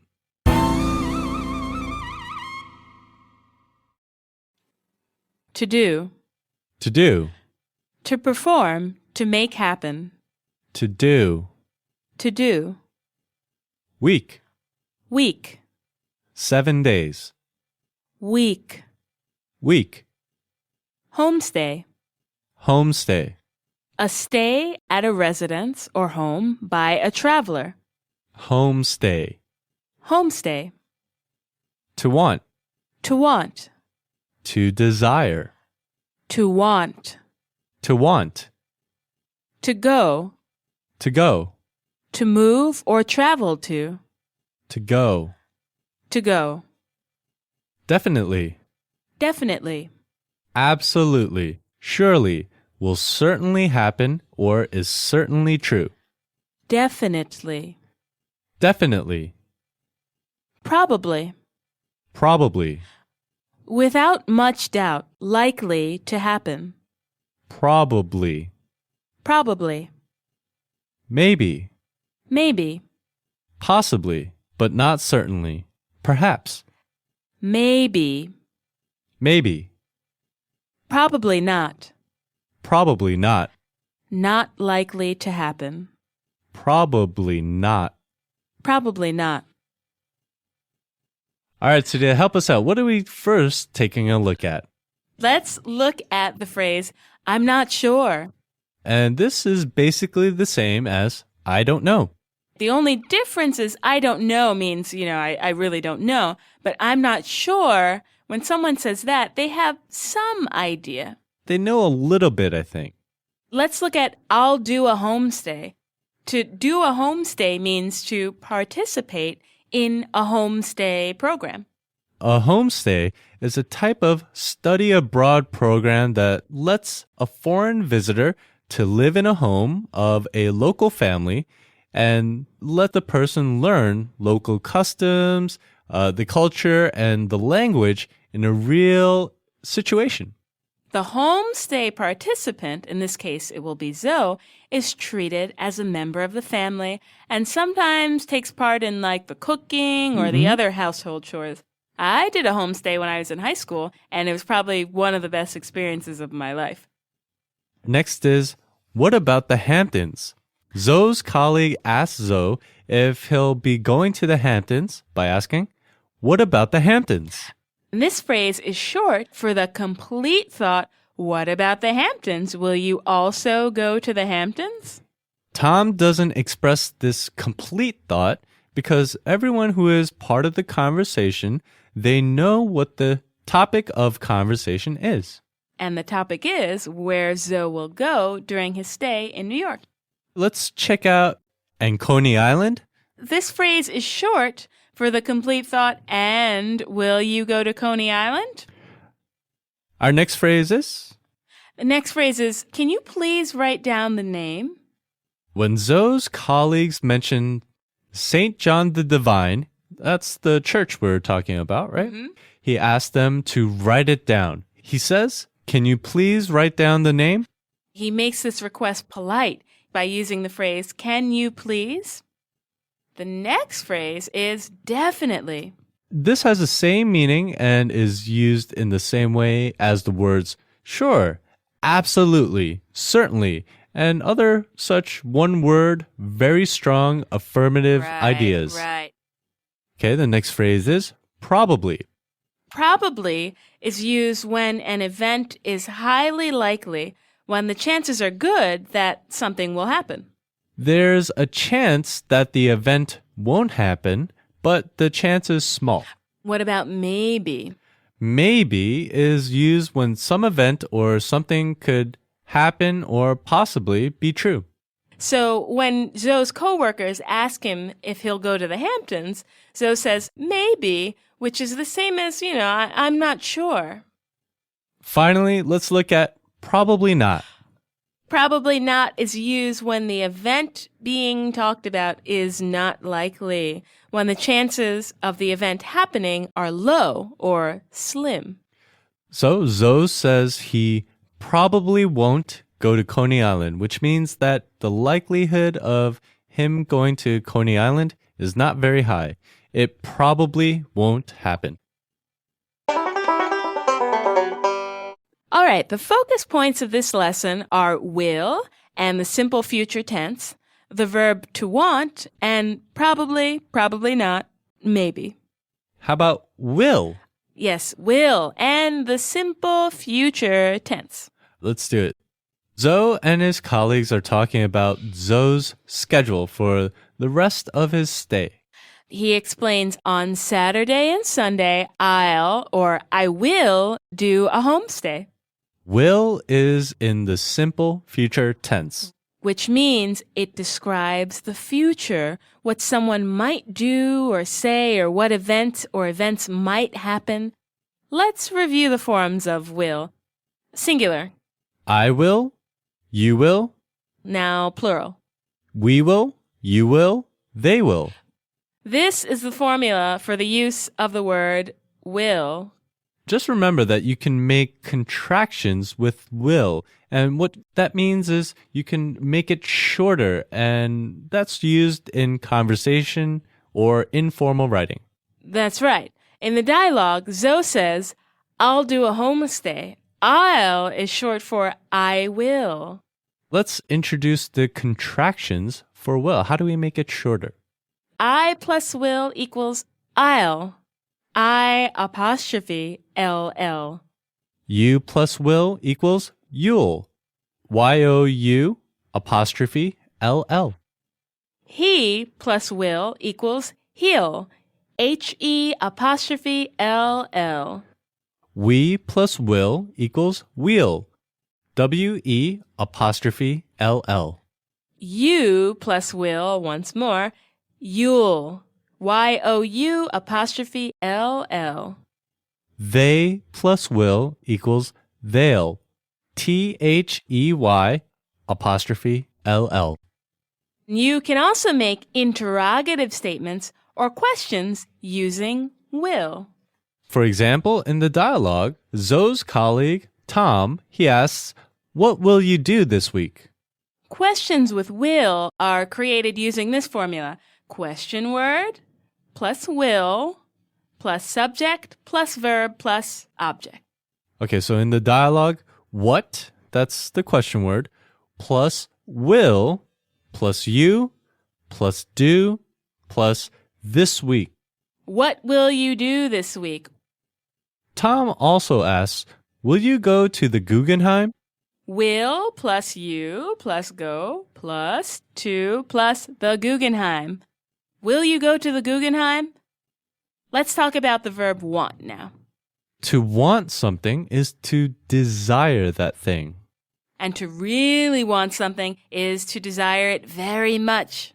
So when Zoe's colleagues ask if he'll go to the Guggenheim, Zoe says he really wants to go and that he'll probably go, which, as you can see in the vocabulary and phrases section, that means that his going to the Guggenheim is very likely. I want, you want, he wants. And there's that S on the end of the third person singular, right. So don't forget it. We want, you want, they want. Surya, can you help us with some examples? Okay. I want to go home. She wants to see a movie. They want to have dinner at our place. You can make a sentence that uses the verb want negative by adding don't, doesn't before want. So the formula is subject plus don't or doesn't plus want plus object. So I want to go home becomes I don't want to go home. She wants to see a movie becomes she doesn't want to see a movie. They want to have dinner at our place becomes they don't want to have dinner at our place. That's subject plus don't or doesn't plus want plus object. Finally, the last point of this lesson is probably, probably not, and maybe. These are all adverbs of probability. Adverbs of probability express the likelihood of an event. In the dialogue, Zoe says, probably, I really want to go. And what that means is it's highly likely that he will go. And then when he's asked about Coney Island, Zoe says, probably not. I want to go, but I probably won't. He probably will not go. It's unlikely that he'll go. And then Tom asks Zoe about going to the Hamptons. He says, maybe, I want to go there, but I don't know. It's a little far. There, the word maybe means that it's possible, but not certain that he will go. Let's review. Probably means that something is likely to happen. It probably will happen. Probably not means that something is unlikely to happen. It probably will not happen. So, is this the last we'll hear about Zoe's colleague, Tom? Probably not. And what about the word maybe? Maybe means that something may or may not happen. The likelihood is uncertain. Maybe it'll happen. And maybe not. So do you think Zoe and Michelle will take their friendship to the next level? Maybe. Okay, well, everyone, we'll probably see you next time. We'll definitely see you next time. Thanks for listening. Bye-bye. Bye.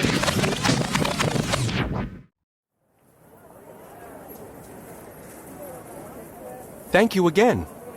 So, Zoe, what will you do this weekend? I'm not sure. On Saturday and Sunday, I'll do a homestay. So I have 3 days. I want to go to the MoMA. Oh, the MoMA is great. Will you go to the Guggenheim? Probably. I really want to go. And what about the Hamptons? Maybe. I want to go there, but I don't know. It's a little far. And Coney Island? Probably, but I'm not sure. Oh, St. John the Divine? What's that? St. John the Divine. It's a really old, huge cathedral on Amsterdam Avenue in Morningside Heights, uptown. Can you please write down the name?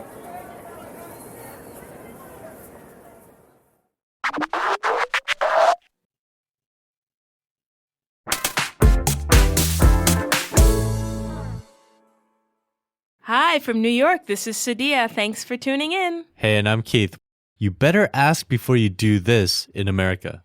In our last lesson, lesson 19, you learned how to express desire to do something and about adverbs of probability. You also learned about will and the simple future tense, the verb to want, and probably, probably not, maybe. In this lesson, you'll learn how to ask for permission. And this conversation takes place at a museum. The conversation is between Zoe, a museum worker, and a security guard. All right, Sadia, you ready to listen in? Ready, let's listen.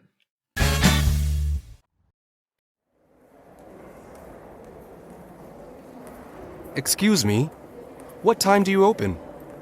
At 10 a.m. What time is it now? 9:50. Okay, I'll wait.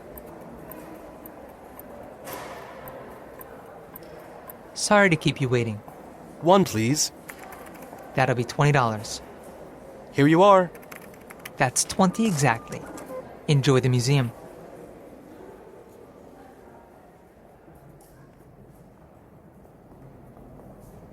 Excuse me, can I take a photo here?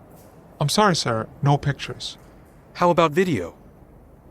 I guess that's all right. Go ahead. One more time, slowly. Excuse me, what time do you open? At 10 a.m. What time is it now? 9:50.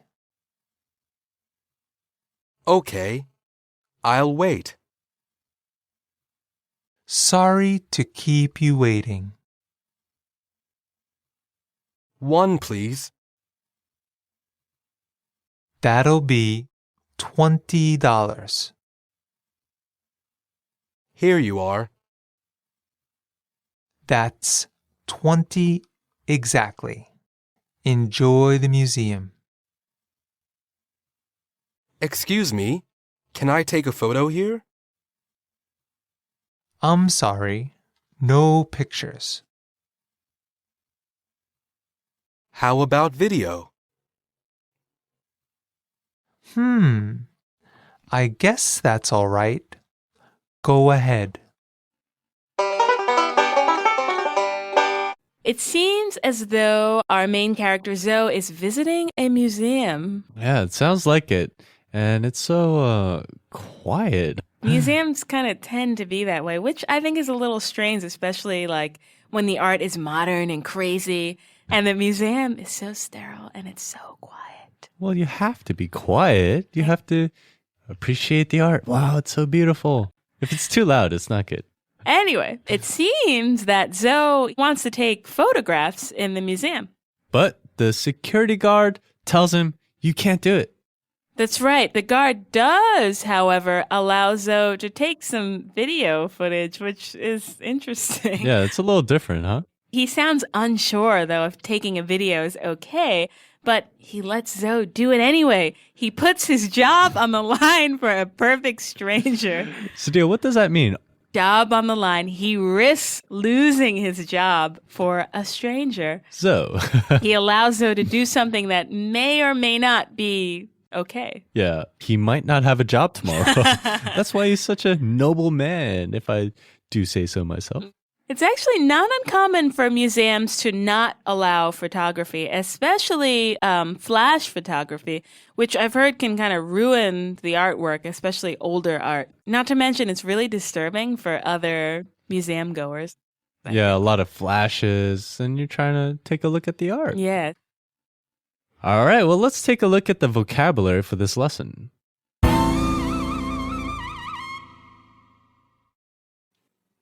To open. To open. To make available for use. To open. To open. Now. Now. At the present moment. Now.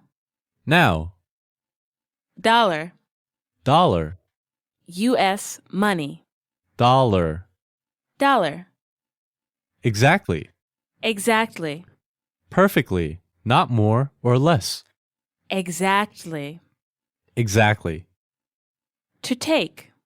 To take. To get into one's possession. To capture. To take.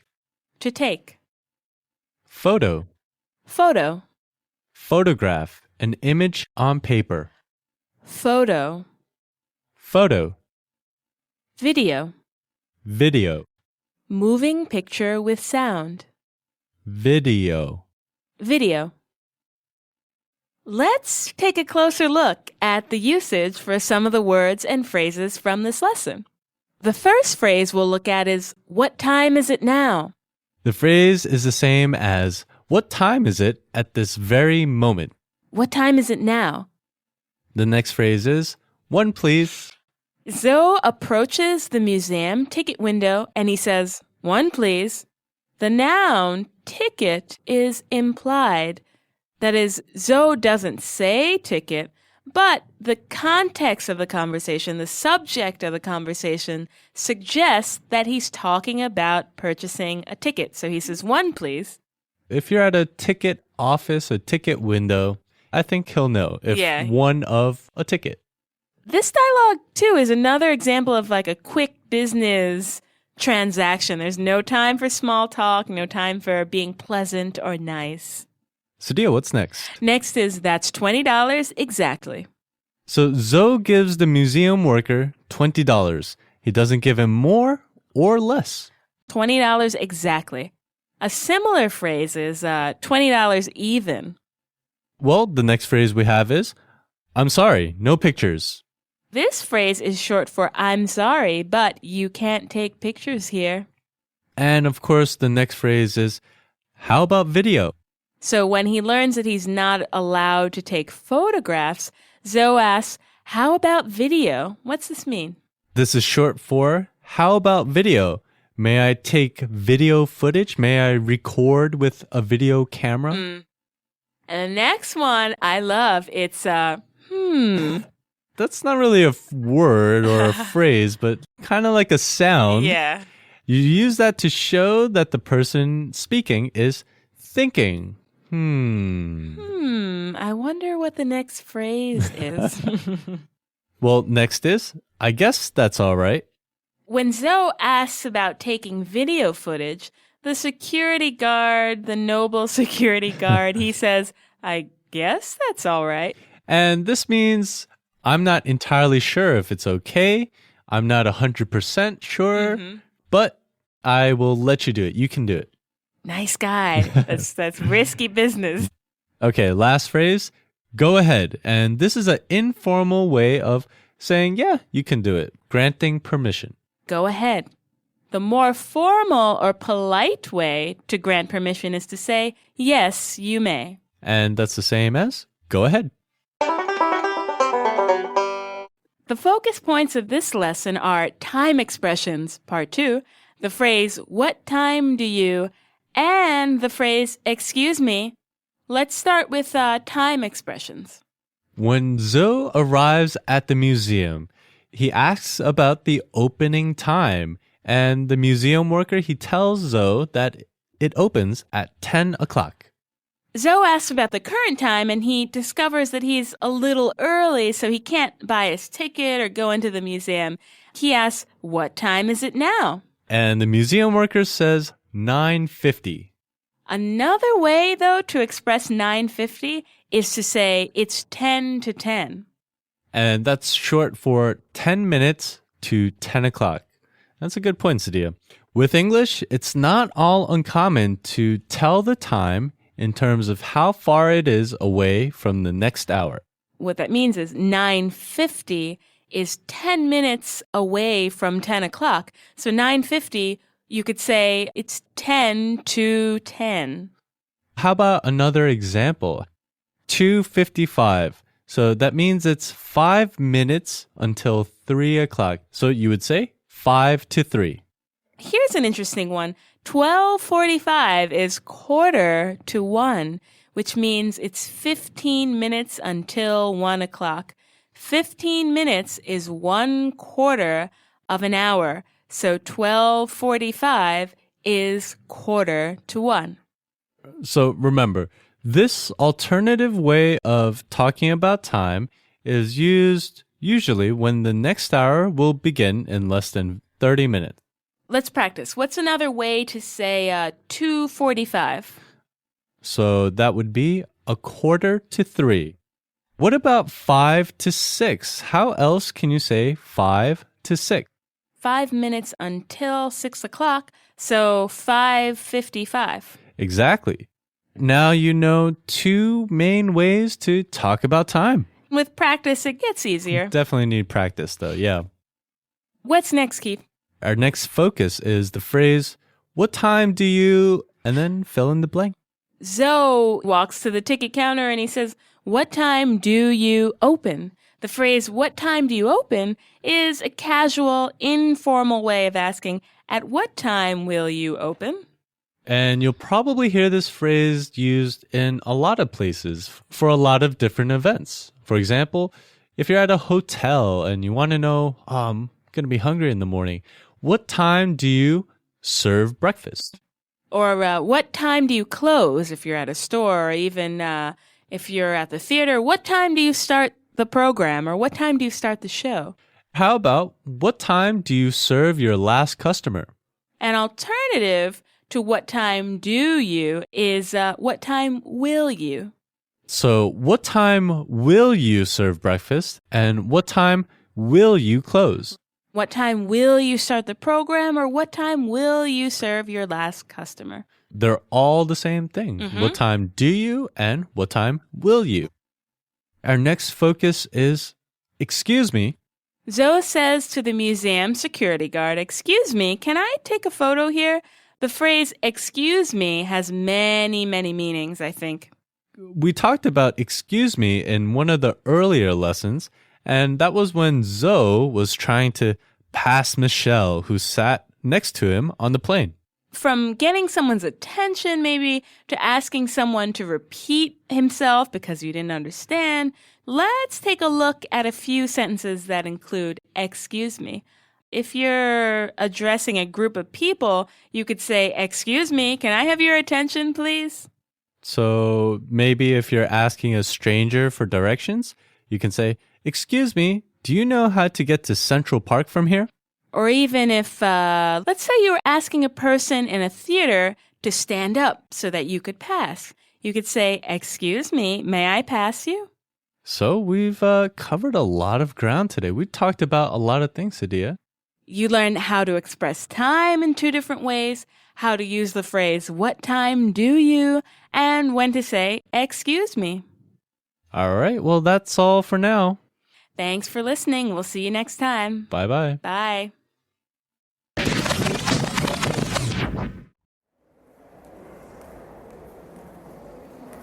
Excuse me, what time do you open? At 10 a.m. What time is it now? 9:50. Okay, I'll wait. Sorry to keep you waiting. 1, please. That'll be $20. Here you are. That's 20 exactly. Enjoy the museum.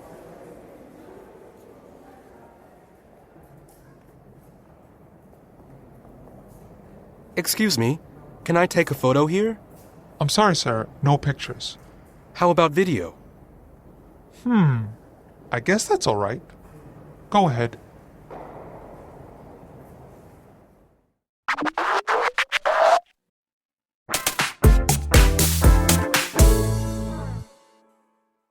Hi, from New York. Thanks for joining us today. This is Sadia. Hey, and I'm Keith. Getting the best table and dish in town. In our last lesson, lesson 20, you learned how to ask for permission. You also learned about time expressions. The phrase, "What time do you?" And the phrase, "Excuse me."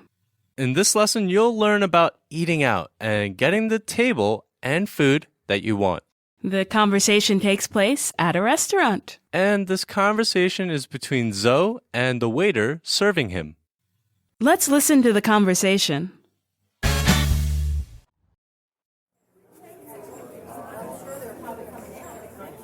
Hello, sir. How many? 1, please. Right this way. Here you are. Can I sit there instead? Sure. What would you like to drink? Water, please. And what will you be having to eat? What do you recommend? Definitely the patatak mentaiko. Crispy fries with spicy cod roe mayo. I'll have that. Also, what is that? What's she having? Those are our croquetas. Crispy, creamy croquettes. I'll have that too. Yes, sir. Is everything all right? Yes, very nice, thank you. One more time, slowly. Hello, sir. How many? 1, please. Right this way. Here you are. Can I sit there instead? Sure. What would you like to drink? Water, please. And what will you be having to eat? What do you recommend? Definitely the patatak mentaiko. Crispy fries with spicy cod roe mayo. I'll have that. Also, what is that? What is she having? Those are our croquetas. Crispy, creamy croquettes. I'll have that too. Yes, sir. Is everything all right? Yes, very nice. Thank you. So Zoe has gone out for a dinner alone, and judging from the food he's ordered, these very exotic sounding foods, he's at what sounds like a tapas restaurant. Tapas, that's Spanish, right? Tapas restaurants, sometimes called tapas bars, they're Spanish, and they serve like wine and small plates of Spanish appetizers. It seems like the number of tapas restaurants in New York has increased over the past few years. I mean, I keep hearing about new ones every day. definitely. I think so. It's probably because the experience of maybe having some wine or a drink and having tasty bites of really flavorful food in a really casual environment, that's probably a nice alternative to a big fancy dinner somewhere. Definitely. And in this bad economy, it's not so good right now. Everyone's looking for less fussy, less expensive, and more practical ways to go out. And as we've talked about before, America, and probably New York in particular, really is a melting pot. So finding all kinds of ethnic food and things like that is never a problem. There's always different kinds of ethnic foods. And if you ever visit, no matter where you're from, you'll probably be able to find a taste of home right here in Manhattan. And what that means is a taste of your own country. All right, well, let's take a look at the vocabulary for this lesson.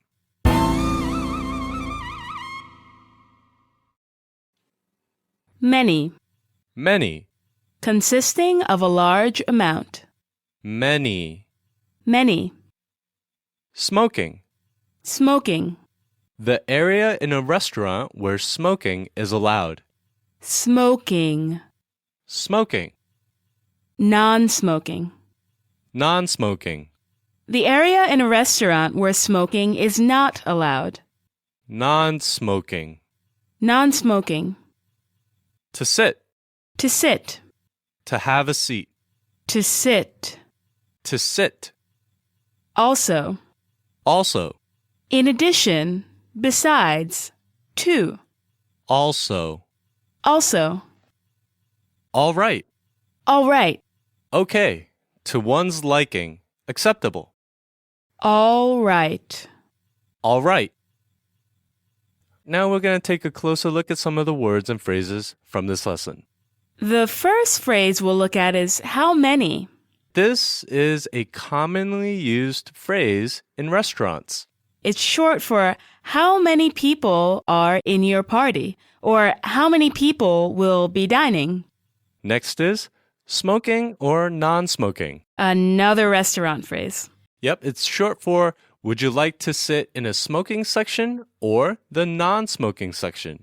In America, though, it's becoming, I think, increasingly common for state governments to ban smoking in public places. Recently, a lot of places in America, not just New York, you just can't smoke inside. Might take some getting used to for all of our smoking listeners. Next is, what would you like to drink? This phrase is always used at restaurants. Yes. After you place your food order with the waiter or waitress, he or she will ask, what would you like to drink? What's the next phrase, Keith? The next phrase is, and what will you be having to eat? After Zoe requests water, the waiter asks, and what will you be having to eat? He'd like to know what food Zoe would like to order. Some other ways of saying, and what will you be having to eat, are maybe, what can I get you? Or, may I interest you in some of the food items? Or also you can say, would you like anything to eat? Next is, I'll have that. The waiter suggests some things that he thinks Zoe will like, and Zoe says, I'll have that, which means, okay, I'll have what you just described. Zoe approves of the waiter's selection, and he would like to try it. The next phrase is, I'll also have that. So after approving the waiter's suggestion, Zoe asks about what the woman next to him is having. Yeah, the waiter describes the food, and Zoe says, I'll also have that. Which means I'll also have that food that she's having. Okay, next up is everything all right? Good waiters and waitresses always ask at some point during your meal, is everything all right? So if you're eating, maybe 10 minutes past, they'll stop and say, is everything all right? Is everything okay? Our final phrase is, very nice. This phrase shows a very enthusiastic approval or agreement. It's strong. The waiter asks Zoe if everything is all right, and Zoe says, yes, very nice. Zoe is giving his approval, is very happy with his experience at the restaurant. The focus points of this lesson are requesting something using the phrase, can I? And asking, what do you recommend? How about we start with requesting something using can I? Okay, go ahead. All right, Zoe arrives at the restaurant and is shown to his table by the restaurant host. Zoe would prefer he wants to sit at another table, so he asks, "Can I sit there instead?" He makes a request using the phrase, can I? Can I sit there instead? What are some other examples of making a request using can I something afterward? Can I have another glass of water? Or can I see the dessert menu? And you can also say, can I see the wine list? Or can I have an extra plate? Now, Zoe could have also said, may I sit there instead? Which brings us to this point. Making a request with can was actually considered to be incorrect, but recently, using can I is normal and accepted. In school, actually, we learned that may I is correct, but I think recently you said that can I is now correct. Using may, however, it does make your request more formal. It makes it a little more polite. Sure. So may I have another glass of water? Or may I see the dessert menu? May I see the wine list? May I have an extra plate? If you're writing, which requires more formal English, you should research the difference between can and may. In short, can is used to express ability. That's right. And may is used to express permission or possibility. But from now on, you can make simple requests by asking, can I? And what about asking? What do you recommend? Okay, when the waiter asks Zoe what he would like to eat, Zoe asks, what do you recommend? And this phrase is the same as, what do you suggest? Zoe is asking the waiter to make a suggestion, but why? Well, the waiter has a better idea of what's available, and he's probably tasted all the food. The waiter has an informed opinion. He knows what they have. And of course, Zoe is visiting the restaurant for the first time, and he has no idea. So of course, the waiter knows better than Zoe. So the next time, if you're dining out and you can't decide what to order, ask your server, your waiter or waitress, for a recommendation. You can say, what do you recommend? And Sadia, I think this will be useful for you. Yeah, probably, because I can never decide. I do ask often. And usually I find that the waiter or the waitress is more than happy to give a suggestion. Yeah. And you can also use the phrase, what do you recommend when you're shopping? For example, you're shopping for something expensive like a computer or a camera. You can ask the salesperson what he or she recommends. That's true. And while suggestions from salespeople are not always reliable, you can't always trust them because sometimes they're just wanting you to buy the most expensive thing. You might receive some pretty important information anyway. Probably some information that may help you decide which computer or television you should buy. So don't be afraid to ask for a suggestion using, what do you recommend? All right, well, that's going to do it for this lesson. Thanks for listening. Bye-bye. See you next time. Bye.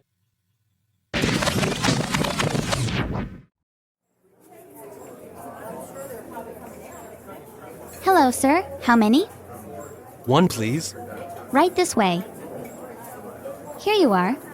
Can I sit there instead? Sure. What would you like to drink? Water, please. And what will you be having to eat? What do you recommend? Definitely the patatak mentaiko. Crispy fries with spicy cod roe mayo. I'll have that.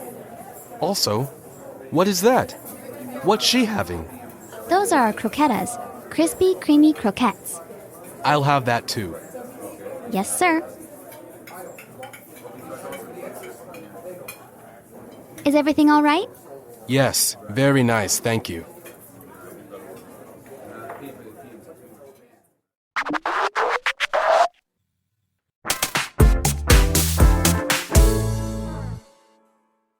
Hi, thanks for joining us today. This is Sadia. Hey, and I'm Keith. You paid what? The best place to shop in America.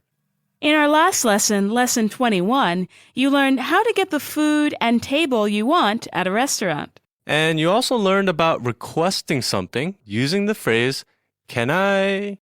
And about asking the question, what do you recommend? In this lesson, you'll learn how to shop at a market or street fair. This conversation takes place outside at a street festival. And this conversation is between, of course, Zoe and some food vendors or people who sell food. Let's listen to the conversation.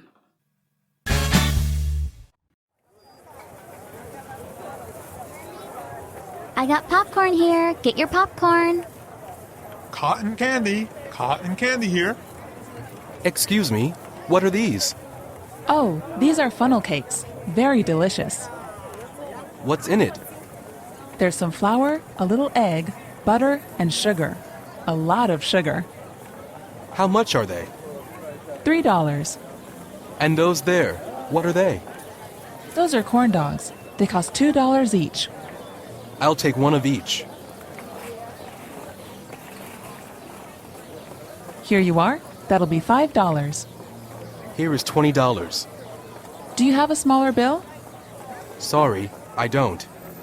Okay, no problem. Here's your change. Thanks. One more time, slowly. I got popcorn here. Get your popcorn. Cotton candy. Cotton candy here? Excuse me, what are these? Oh, these are funnel cakes. Very delicious. What's in it? There's some flour, a little egg, butter, and sugar. A lot of sugar. How much are they? $3. And those there, what are they? Those are corn dogs. They cost $2 each. I'll take one of each. Here you are. That'll be $5. Here is $20. Do you have a smaller bill? Sorry, I don't. Okay, no problem. Here's your change. Thanks. All right, so it sounds like Zoe is at a street fair. I love street fairs. They're usually held on the main street of a neighborhood, typically during the spring and summer months. Street fairs are a common event throughout the United States. Wouldn't you say, Sadia? Yeah, definitely. And each one usually express the character of the neighborhood it's held in. That's true. Sometimes street fairs are held in celebration of a holiday, the 4th of July, for example, but not always. Well, in this dialogue, Zoe is talking with some of the food vendors, the people selling the food. And the dialogue opens with some of these food vendors, their sales calls. The sales calls are fun, actually. And a lot of cotton candy vendors, they shout, "Cotton candy, get your cotton candy here." You'll hear these kinds of calls if you go to an American street fair. There's usually many, many food vendors. They all work pretty hard to get your attention and hopefully to get you to buy what they're selling. Definitely. All right, let's take a look at the vocabulary for this lesson.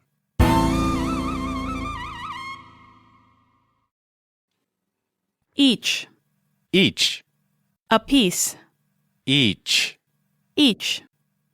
Credit card. Credit card.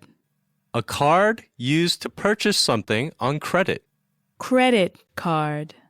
Credit card. Popcorn. Popcorn. Cooked corn kernels. Popcorn. Popcorn. Cotton candy. Cotton candy. A candy made of spun sugar. Cotton candy. Cotton candy. Flour. Flour. Soft, powdered wheat used in cooking or baking. Flour. Flour. Bill. Bill. A piece of paper money. Bill. Bill. All right, well, let's have a closer look at the usage for some of the words and phrases from this lesson. The first phrase we'll look at is, I got popcorn here, get your popcorn. Sadia, you sound so familiar. This is a phrase usually heard at an outdoor festival or an outdoor fair. It's shouted really loud by food vendors who are selling popcorn. And vendors selling other kinds of food also use this phrase. So you might hear ice cream, I got your ice cream, get your ice cream here, or something similar to that. Something similar is also cotton candy here. Next is the phrase, what's in it? When Zoe hears about funnel cake, and this is a fried pastry sprinkled with powdered sugar, Zoe asks, what's in it? What's in the funnel cake? This phrase, what's in it, is an informal version of what's this food made of? You can use this phrase, what's in it, when you'd like to know what a food is made of, what ingredients were used to make it. Next is, I'll take, or I'll have. So the phrase, I'll take, and the phrase, I'll have, is often used when purchasing something. They mean, I would like to buy. That's right. In the dialogue, Zoe says, I'll have one of each. And this means that he would like to buy one of each item the salesperson tells him about. One funnel cake and one corn dog. Next is something smaller. When you pay for something with cash and the cashier asks you if you have smaller bills or something smaller, they're asking you for dollar bills smaller than the one you're giving. So if you're giving a $20 bill, the cashier would probably like a $10 bill or a $5 bill. And if you give a $10 bill and the cashier is asking if you have something smaller, the cashier probably wants a $5 bill or a $1 bill. Which brings us to the phrase big bills. What's that mean? The phrase big bills generally refers to $20 bills, $50 bills, and $100 bills. Right, and then small bills, they'd refer to $10 bills, 5s, and 1s, right? Yeah, that's right. The focus points of this lesson are plural demonstrative pronouns and asking for something using do you have? Okay, plural demonstrative pronouns. It's pretty long. What are they? Our listeners may remember from previous lessons that demonstrative pronouns are used to point to particular nouns. This lesson, and this is a demonstrative, this lesson focuses on the plural demonstratives, these and those. Nouns that are close to the speaker are referred to as these. So when Zoe approaches the food vendor selling funnel cakes, he asks, "Excuse me, what are these?" Even though we can't see the action, we can imagine Zoe pointing to the nearby funnel cakes. Let's talk about nouns that are far away from the speaker. Nouns that are far away from the speaker are referred to as those. So when Zoe approaches the food vendor selling corn dogs, he asks, "And those over there, what are they?"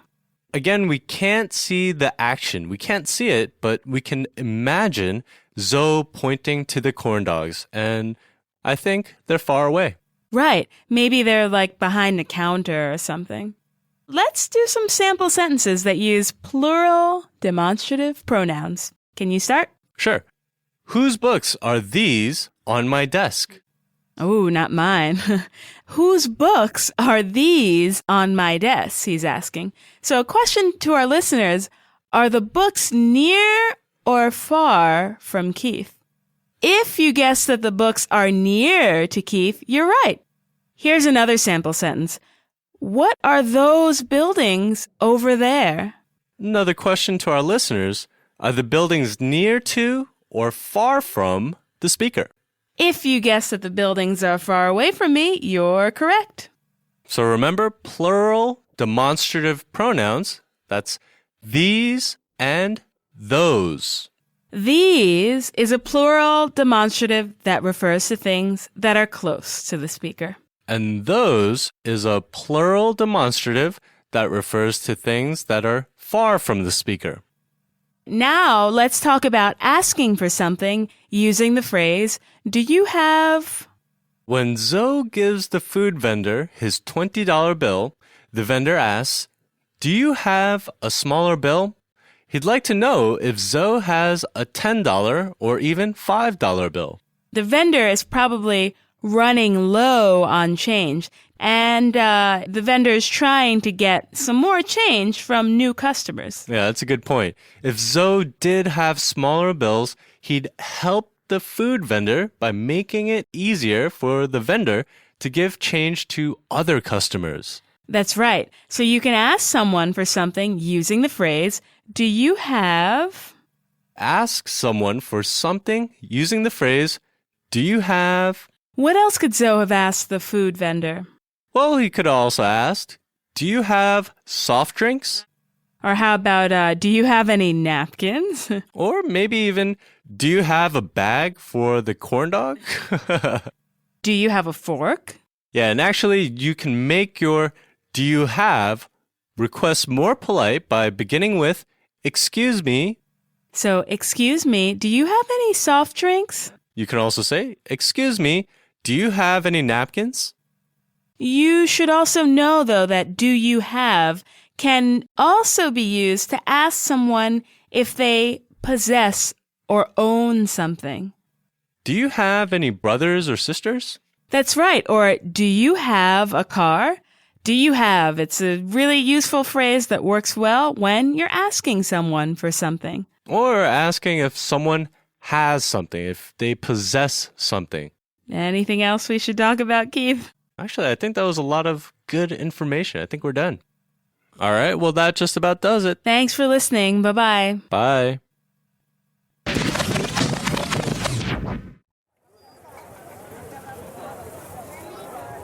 I got popcorn here. Get your popcorn. Cotton candy here. Excuse me, what are these? Oh, these are funnel cakes. Very delicious. What's in it? There's some flour, a little egg, butter, and sugar. A lot of sugar. How much are they? $3. And those there, what are they? Those are corn dogs. They cost $2 each. I'll take one of each. Here you are. That'll be $5. Here is $20. Do you have a smaller bill? Sorry, I don't. Okay, no problem. Here's your change. Thanks.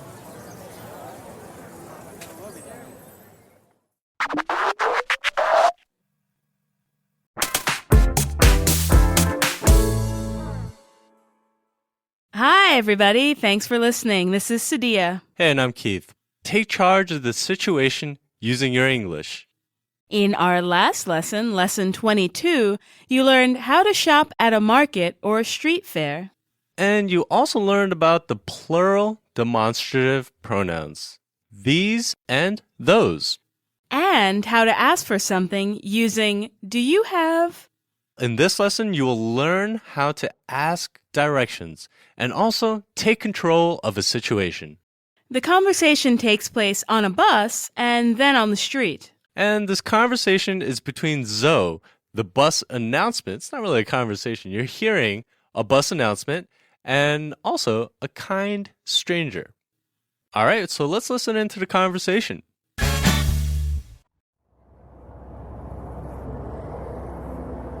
The next stop is 89th Street.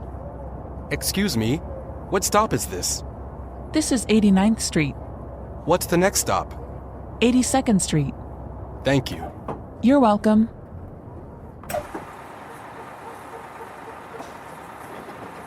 Excuse me, Where is the Metropolitan Museum of Art? Go straight and turn left at the first light. Then go straight and turn right at the second intersection. It's on the right. Thank you. Oh, you're welcome.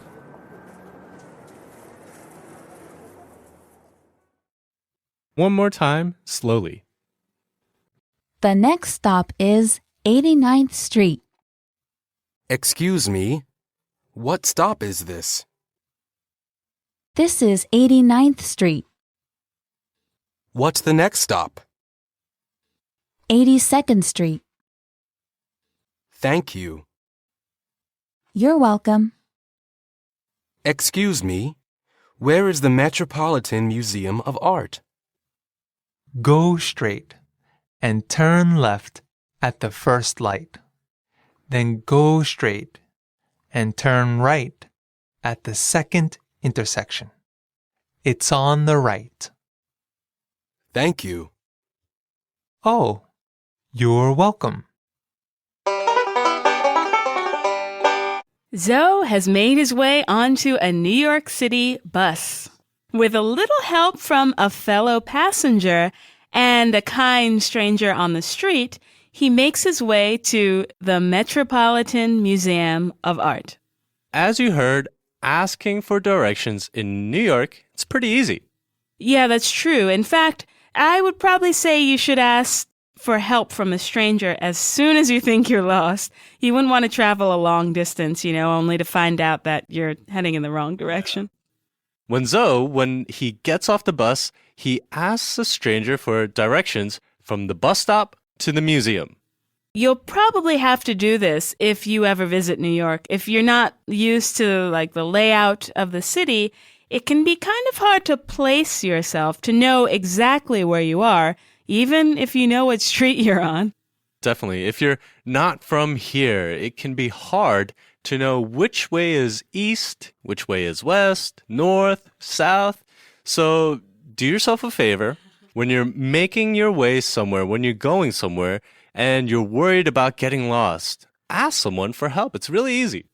And while you may run into people who aren't as kind as the stranger in the dialogue, you shouldn't have too much trouble finding someone who will point you in the right direction. Actually, in my experience, New Yorkers are very friendly with giving directions. Let's take a look at the vocabulary for this lesson.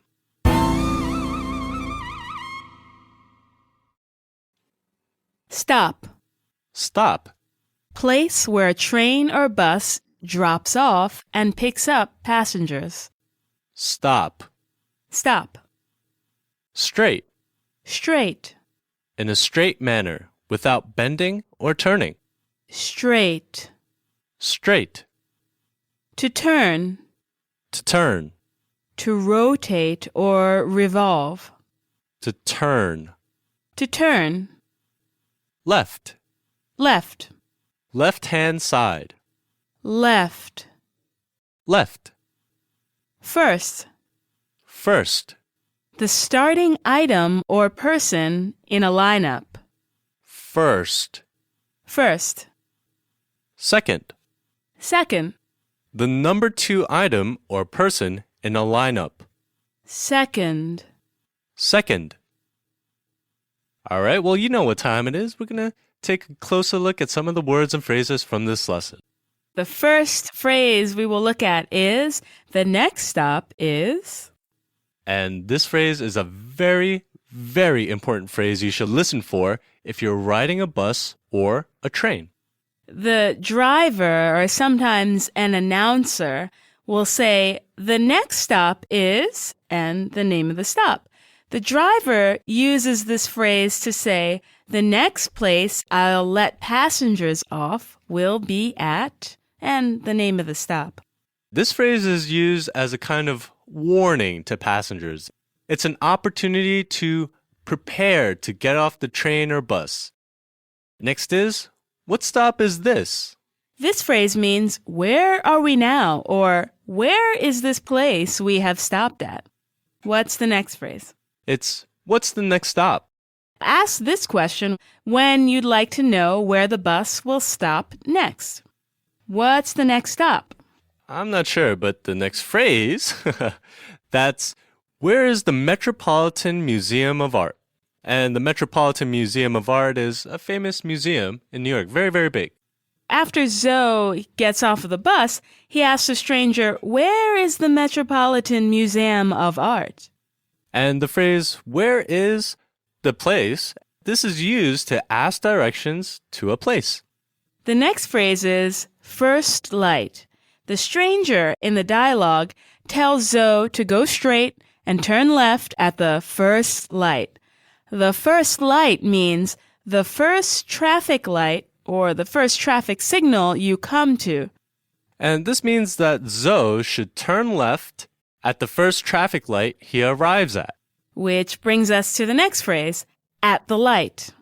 At the light. This means on the corner the traffic light is on. What about on the right? The stranger says the museum will be on the right. This means on the right-hand side of the street. How about second intersection? An intersection is the place where two streets cross. Right, and Zoe will pass 2 points at which 2 streets cross, the intersection. The stranger says he should turn right at the second one. Turn right at the second intersection. The next and final phrase we have is a right at the intersection. A right at the intersection means turn right when you get to the place where 2 streets cross. The focus points of this lesson are simple imperatives and ordinal numbers. Our listeners know about imperatives, so let's start with those.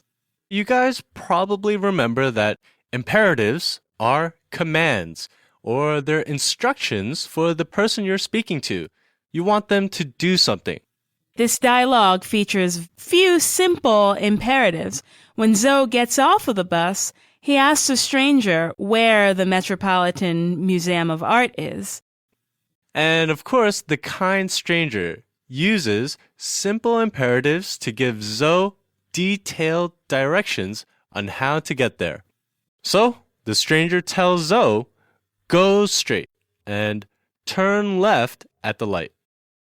Right, and then he says, then go straight and turn right at the second intersection. So go straight, turn right. Yeah, those are the imperatives. And you can make a simple imperative by using the simple present tense of a verb and any other information you'd like to modify the verb. So go plus straight is the simple present tense of go plus the direction, which in this case is straight. Go straight. And turn plus left or right is a simple present tense of turn plus the direction. Here's another example of a simple imperative. Run around the field 10 times. You sound like my high school coach. That's a lot. And how about drink this glass of water first? How about this one? Take another piece of cake. Simple imperatives are especially useful to know when you get or when you give directions. Good point. Simple imperatives are great for giving or getting directions. And you might hear or need to say something like, make a left after you cross the bridge. Turn right at the third light. Or maybe cross the intersection and then make a left at the end of the street. Simple imperatives, they're commands. And you create them by using the simple present tense of a verb plus a modifying phrase. Let's move on to ordinal numbers. When objects are placed in order, we use ordinal numbers to refer to the positions of the objects. So, first, second, third. Exactly. So let's just do some sample sentences. She was glad to be the first in line. He won second place in the marathon. She's thinking of getting a 4th pet. Well, the stranger in the dialogue uses ordinal numbers to give directions to Zoe. He says, go straight and turn left at the first light, light number 1. And then go straight and turn right at the second intersection. Directions that use ordinal numbers are usually good directions because they're really precise. Definitely. And when you ask someone for directions, you want them to use ordinal numbers. We should probably review the ordinal numbers from 1 to 10. Okay, I'll start. First, Second, third, fourth, fifth, sixth, seventh, eighth, ninth, and 10th. For tips on how to count beyond 10, just look at the lesson notes. So ordinal numbers, they tell us the position of things. Yeah, you may have noticed that there are some ordinal numbers used on the bus, right? Oh, that's right. One of the passengers on the bus says the next stop is 82nd Street. You may know that most of the streets are labeled with ordinal numbers, and they begin with the lower numbers in the southern part of Manhattan, and they increase as you go north. May sound confusing, but no, it's very, very simple. Yeah. Don't be scared. Just study your ordinal numbers. All right, well, that just about does it. Bye-bye, everyone. Bye. Thanks for listening.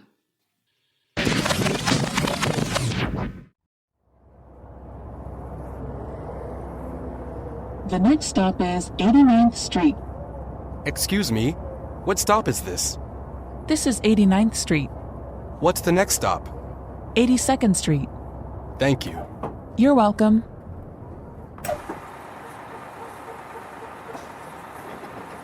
Excuse me, where is the Metropolitan Museum of Art? Go straight and turn left at the first light. Then go straight and turn right at the second intersection. It's on the right. Thank you. Oh, you're welcome.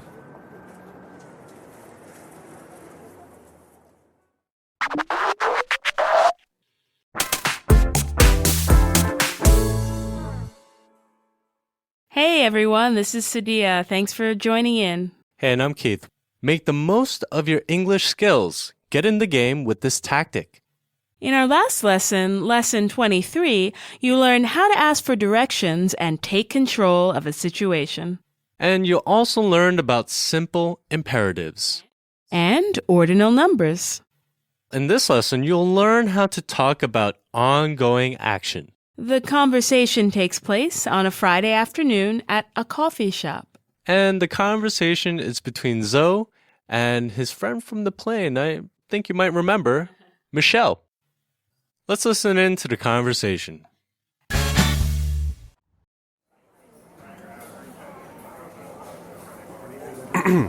So, do you come here often? Huh? Zoe? What are you doing here? I'm sightseeing. What are you doing here? I'm working. I'm waiting for a client. So, how's New York? It's great. Really, it's unbelievable. Ah, that's my client over there. I really want to hear about your trip, but... Do you have time this weekend? Yes, I do. How about tomorrow? Tomorrow I'm going to a barbecue with my homestay family. Aw, that's so American. How about Sunday? Perfect. I'll send you an email. Great. See you then. Bye. One more time, slowly. So, do you come here often? Huh? Zoe? What are you doing here? I'm sightseeing. What are you doing here? I'm working. I'm waiting for a client. So, how's New York? It's great. Really, it's unbelievable. Ah, that's my client over there. I really want to hear about your trip, but... Do you have time this weekend? Yes, I do. How about tomorrow? Tomorrow, I'm going to a barbecue with my homestay family. Aw, that's so American. How about Sunday? Perfect. I'll send you an email. Great. See you then. Bye. Zoe and Michelle, they meet again. How awesome. Michelle was, of course, the girl who sat next to Zoe on the plane. Remember her? Yeah, I do. And even though New York is a big city, it's huge, the two friends managed to run into one another, or that means they meet again unexpectedly, by chance. That's right. Zoe sneaks up behind Michelle. He walks up to her while she isn't looking, and then he gets her attention by using one of the pickup lines Tom told him was no good. Oh, he's a brave man. Yes, but it's all in good humor, and Michelle isn't bothered by it. She's a pretty easygoing girl. It sounds like they make a plan to meet again on the following Sunday, next Sunday. Zoe and Michelle can't meet on Saturday because it sounds like Zoe is going to a barbecue with his homestay family. Barbecue. Let's talk about that. A barbecue is like an outdoor party that includes grilling and eating food, usually meat like hamburgers and chicken and hot dogs, and it's outside. Yeah, and Michelle says that barbecues, they're very American. And you know why? Why? Because it is. It's very American. Indeed, that's for sure. So if you ever visit America during the summer, you can be sure that at least once you'll probably smell burning charcoal and cooking meats. And you might smell some vegetables too. Let's take a look at the vocabulary for this lesson.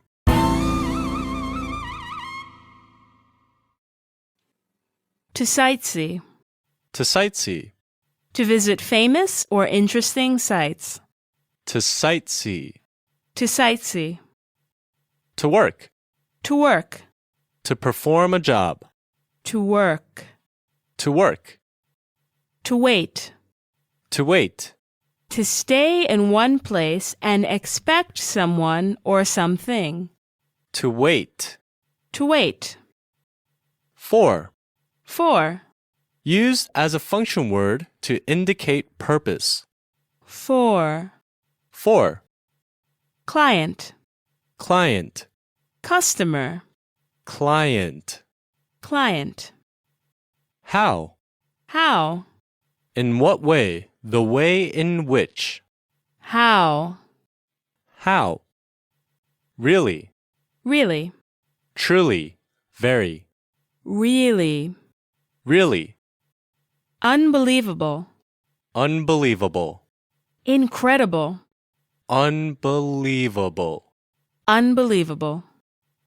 Over there. Over there. In the place far from here. Over there. Over there. To hear. To hear. To perceive with the ears. To learn. To hear. To hear. All right, well, let's take a closer look at the usage for some of the words and phrases from this lesson. The first phrase we'll look at is really unbelievable. Michelle asks Zoe how he's enjoying his trip. In response, Zoe says, it's great. It's really unbelievable. What's this mean, Keith? Well, it means that he can't believe he's having such a good time. It's so much fun. It's such a good time. He can't believe it. He didn't expect to have a good time. So to say something is unbelievable is to say that something is very, very surprising. Our next phrase is to wait for. To wait for someone or something is to expect someone or something, and to stay in one place until that person or thing arrives. When Zoe meets Michelle, she says she's waiting for a client. She's staying in one place until her client arrives. Next is to hear about. Now, to hear about something means to find out about something or to learn about something. Yeah, Michelle wants to hear about Zoe's trip. She wants to find out what he's been doing.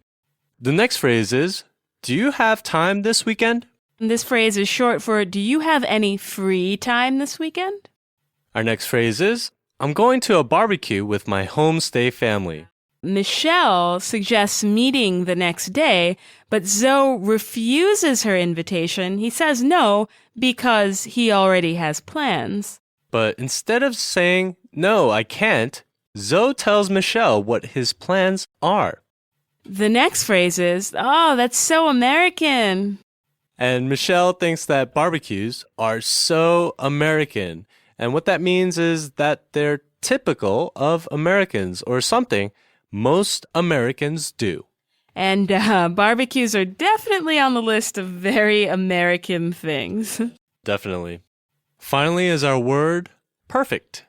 Can't forget that one. Michelle suggests meeting on Sunday. In response, Zoe says, perfect. This means that the time is perfect for me to meet you because I'm free then. Perfect also shows that Zoe is excited to meet with Michelle on Sunday. The focus points of this lesson are the present progressive tense and the words here and there. Can we start with the present progressive? The present progressive verb tense is used to describe what is happening now or what will happen in the future. And it's formed by combining the verb to be with the present participle. And what that means is the ing form of a verb. Subject plus the verb to be plus ing verb. So I am plus running equals I am running. Or she plus is plus walking.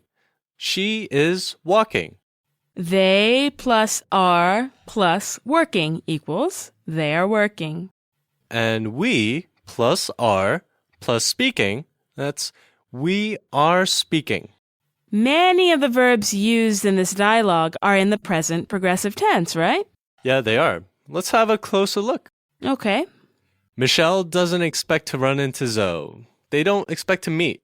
But when Zoe approaches her using one of his pickup lines, she's surprised and says, "What are you doing here?" And the verb doing is in the present progressive tense because Michelle is asking about Zoe's action now. What's he doing right now? What plus are plus you plus doing plus here. Because it's a question, this sentence uses a slightly different formula. That's right. A question word plus the verb to be plus the subject plus the adverb. What are you doing here? Let's not forget, Zoe tells Michelle, I'm sightseeing. Zoe is sightseeing right now, so he uses the present progressive tense. I am plus sightseeing. Then Michelle tells Zoe, I'm working. I'm waiting for a client. I am plus working. I'm working. And I am plus waiting plus for a client. I'm waiting for a client. In that sentence, for is a preposition and a client is the object. This sentence uses the formula subject plus the verb to be plus present participle plus object. The verb to be plus ing verb plus object. That's the present progressive tense. Use it to describe what is happening now or what will happen in the future. Now for the words here and there. Michelle asks Zoe, "What are you doing here?" In that sentence, the word here is being used as an adverb. It means in this place. So what Michelle is really asking Zoe is, what are you doing in this place? Let's go through some other sentences that use the adverb here. I told them to meet me here. Or, can you bring those books here? Or, did you walk here? And is it okay if I sit here? What about the word there? As she's talking to Zoe, Michelle sees the person she's looking for in the distance and says, that's my client over there. In this sentence, there is being used as an adverb. It means in that far place. Not near, but far. So what Michelle is really saying is, that's my client in that far place. That's my client there. So another example, stand over there. Or stop right there. Or there she is, or I've been there before. Here and there. Use here for things that are near. And there for things that are far. Well, that just about does it. Thanks for listening. Thanks for listening. Bye-bye. Bye.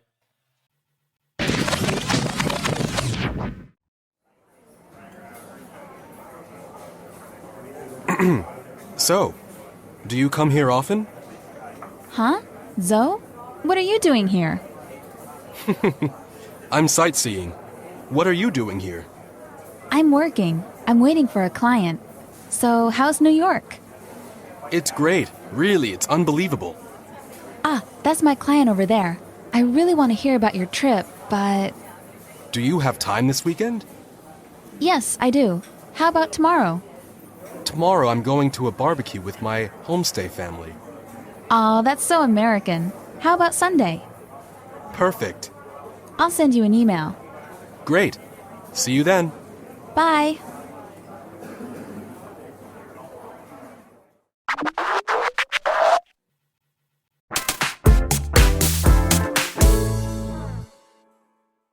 Hi from New York. Thanks for joining us today. This is Sadia. And I'm Keith. The best American dish you'll ever have.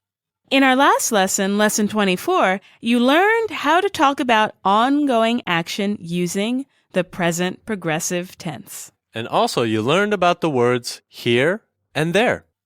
In this lesson, you'll learn about visiting a home and talking about family. This conversation takes place at Zoe's homestay family's home. The conversation is between Zoe and his homestay mother and father. Let's listen in to the conversation.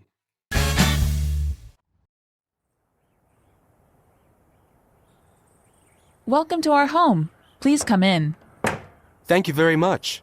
I'm Zoe. It's nice to meet you. Nice to meet you too. I'm Sandy, and this is my husband, Bob. Great to meet you, Zoe.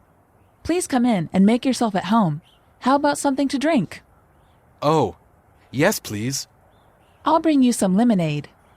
This is a lovely house. Is this a picture of your family? Yes, this is my son, and these are my 2 daughters. They all live in Boston. Ah, our babies. Zoe, how many people are there in your family? There are 5 people in the family, including me, my mother, father, sister, and brother. One more time, slowly.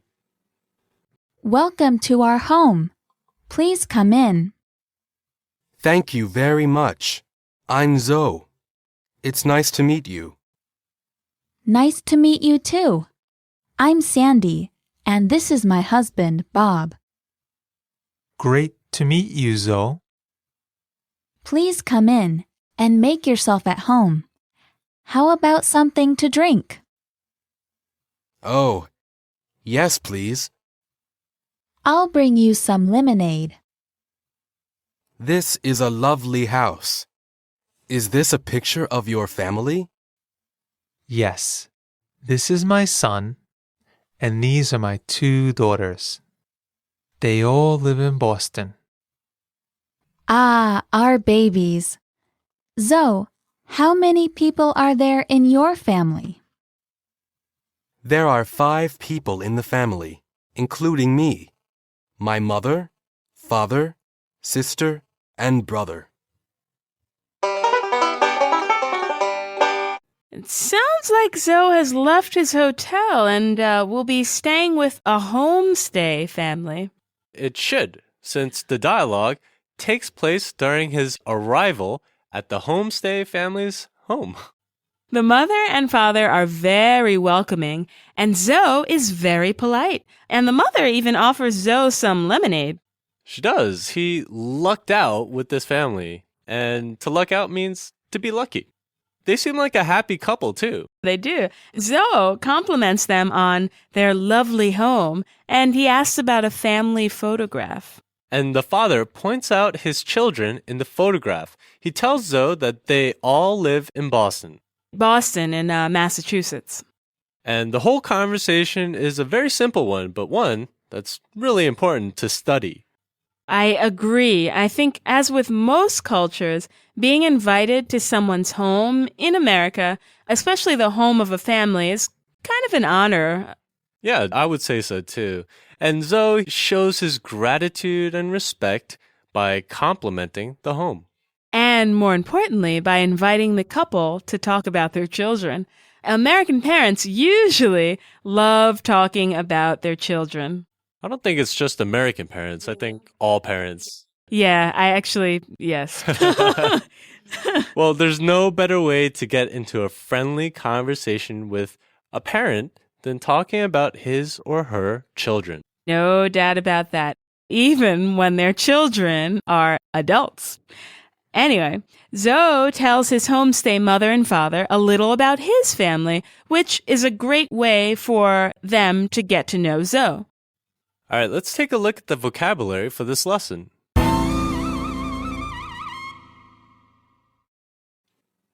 Home. Home. The place where one lives. Home. Home. Husband. Husband. The male partner of a married couple. Husband. Husband. Wife. Wife. The female partner of a married couple. Wife. Wife. To come in. To come in. To enter. To come in. To come in. To bring. To bring. To take with. To bring. To bring. Lovely. Lovely. Pleasant. Nice. Lovely. Lovely. House. House. A dwelling for a family. House. House. Apartment. Apartment. A group of rooms on one floor of an apartment house or building. Apartment. Apartment. Picture. Picture. An image. Picture. Picture. Son. Son. A male child. Son. Son.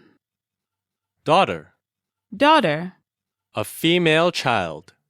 Daughter. Daughter. All. All. Everything. All. All. Baby. Baby. An infant. Baby. Baby. How many? How many? What number? How many? How many? People. People. Group of human beings. People. People. Family. Family. A group of people usually related by blood. Family. Family. Mother. Mother. A woman who has given birth to a child. Mother. Mother. Father. Father. A male parent. Father. Father. Sister. Sister. Female sibling. Sister. Sister. Brother. Brother. Male sibling. Brother. Brother. Okay, let's take a closer look at the usage for some of the words and phrases from this lesson. The first phrase we'll look at is please come in. Please come in is used as a welcoming phrase. It means that the speaker is inviting you into his or her space, usually a home. Okay, our next phrase is please make yourself at home. Sure, Zoe's homestay mother says to Zoe, please make yourself at home. What does this mean, Keith?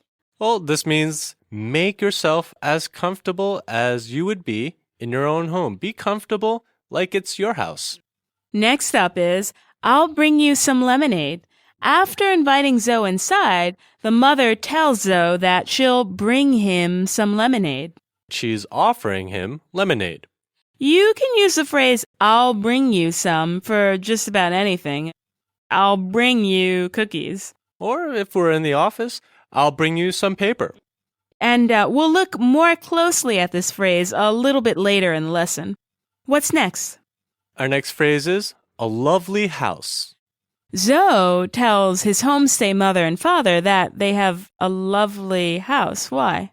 Well, this is a polite compliment to give when someone has invited you to their home. Well, you should say it even if you don't think it's true. That is terrible. It's polite. It is very polite. The next phrase is this a picture of your family? What happens is Zoe sees a photograph of a group of people and he asks, is this a picture of your family? That means, are the people in this photograph your family members? And in response, the father says the next phrase, this is my son. Zoe's homestay father explains the photograph of his family to Zoe. He points to one young man and says, this is my son. Then he says, these are my daughters. This time, the father points to two young women in the photo and says, these are my daughters. After pointing out his son and daughters in the photo, the father then says, they all live in Boston.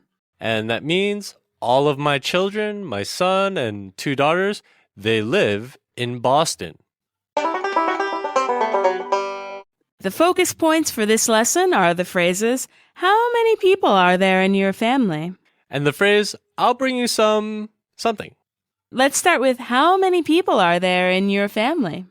Well, Zoe's very warm homestay mother asks him, how many people are there in your family?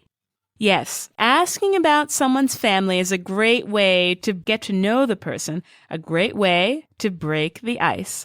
And Zoe's homestay mother does just that. Ask how many when you'd like to know the number of people or things in a group.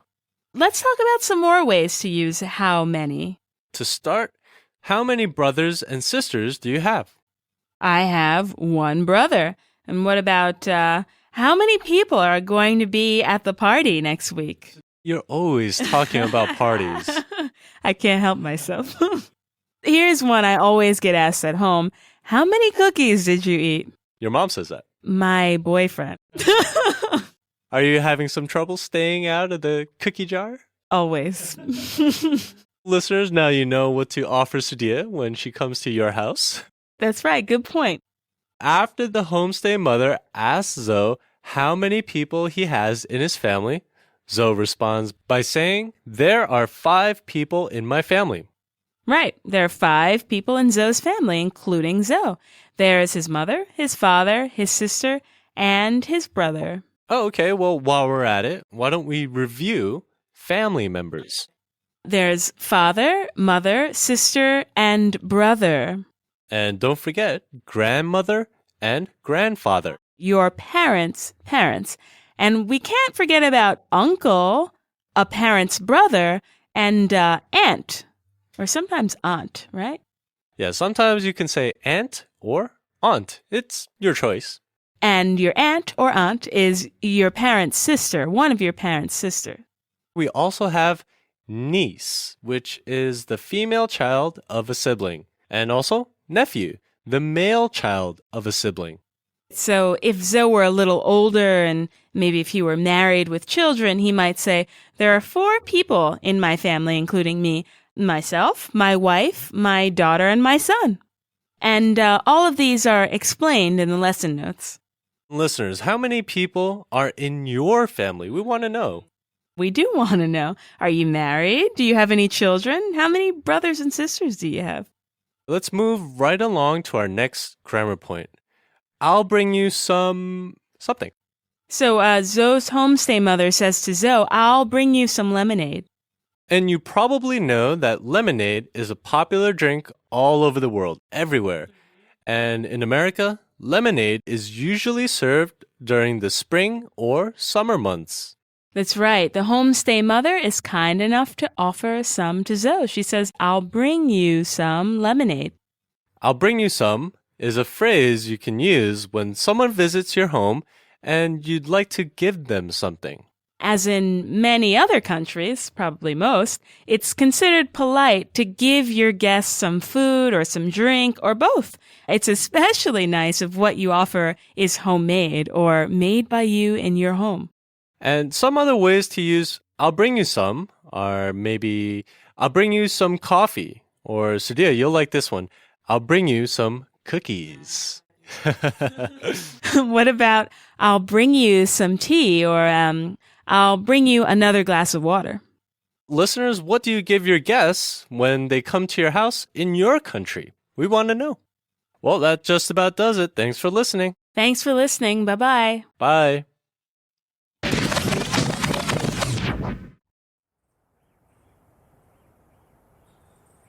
Welcome to our home. Please come in. Thank you very much. I'm Zoe. It's nice to meet you. Nice to meet you too. I'm Sandy, and this is my husband, Bob. Great to meet you, Zoe. Please come in and make yourself at home. How about something to drink? Oh, yes, please. I'll bring you some lemonade. This is a lovely house. Is this a picture of your family? Yes, this is my son, and these are my 2 daughters. They all live in Boston. Ah, our babies. Zoe, how many people are there in your family? There are 5 people in the family, including me, my mother, father, sister, and brother.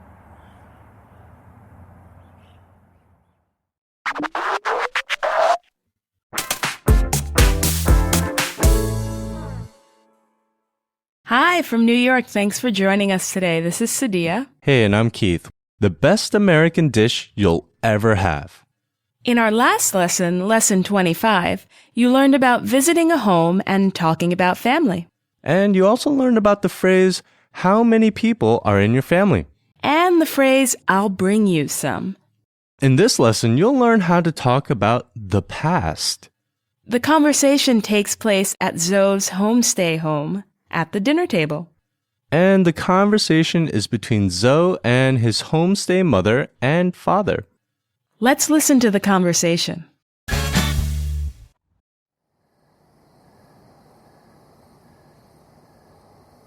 Let's eat. This food is absolutely incredible. It's so delicious. Yes, outstanding, Sandy. I'm pretty lucky. A beautiful home, a lovely family, and incredible food. Oh, stop it. Thank you, Zoe. So tell us, how's America? Oh, America is great. The people are wonderful, and New York is exciting. And how was the basketball game? It was really great. We had a lot of fun.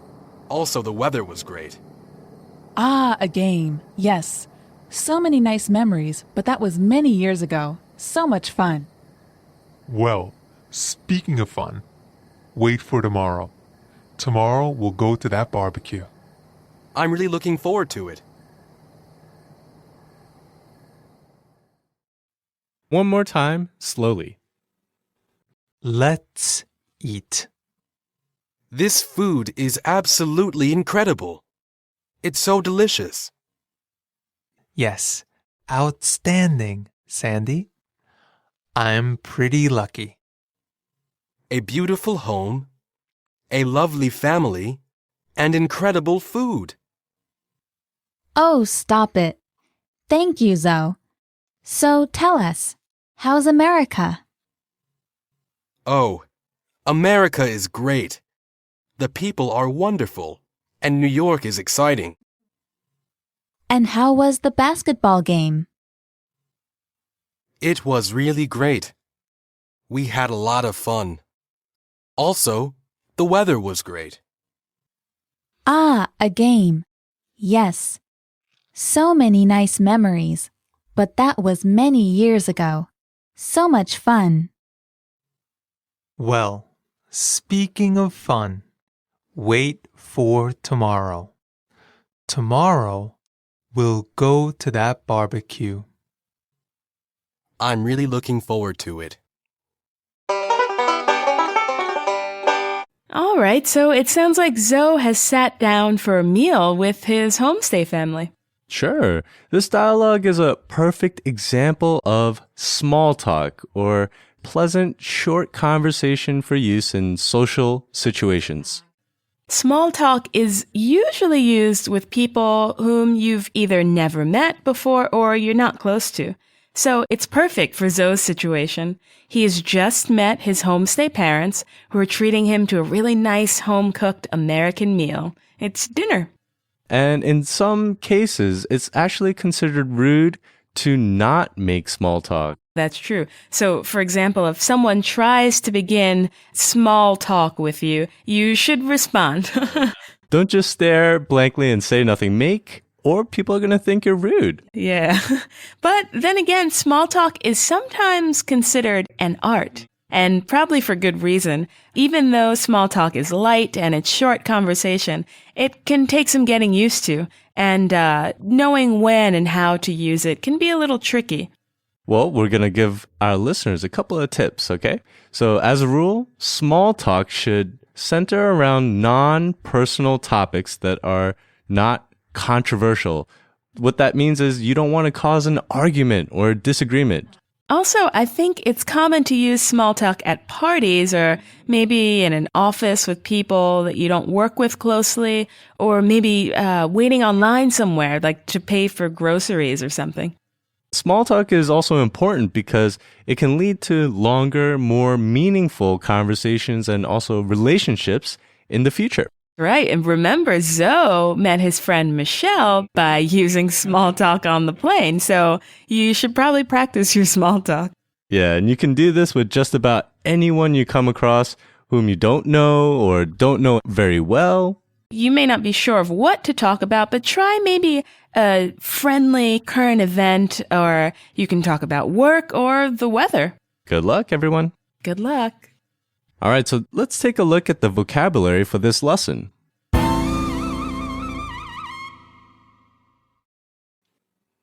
Food. Food. Something that nourishes or feeds, something you eat. Food. Food. Absolutely. Absolutely. Definitely. Totally. Completely. Absolutely. Absolutely. Incredible. Incredible. Amazing, extraordinary. Incredible. Incredible. So. So. Used as an introductory particle. So. So. Delicious. Delicious. Very tasty. Delicious. Delicious. Lovely. Lovely. Pleasant. Nice. Lovely. Lovely.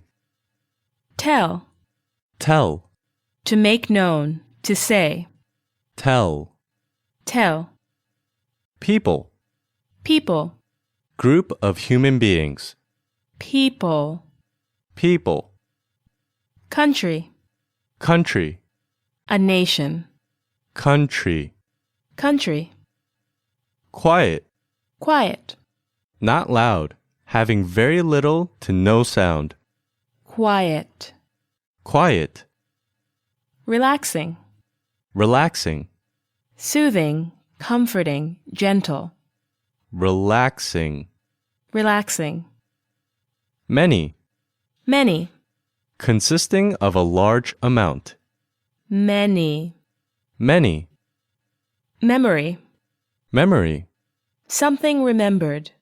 Memory. Memory. Year. Year. A period of 12 months. Year. Year.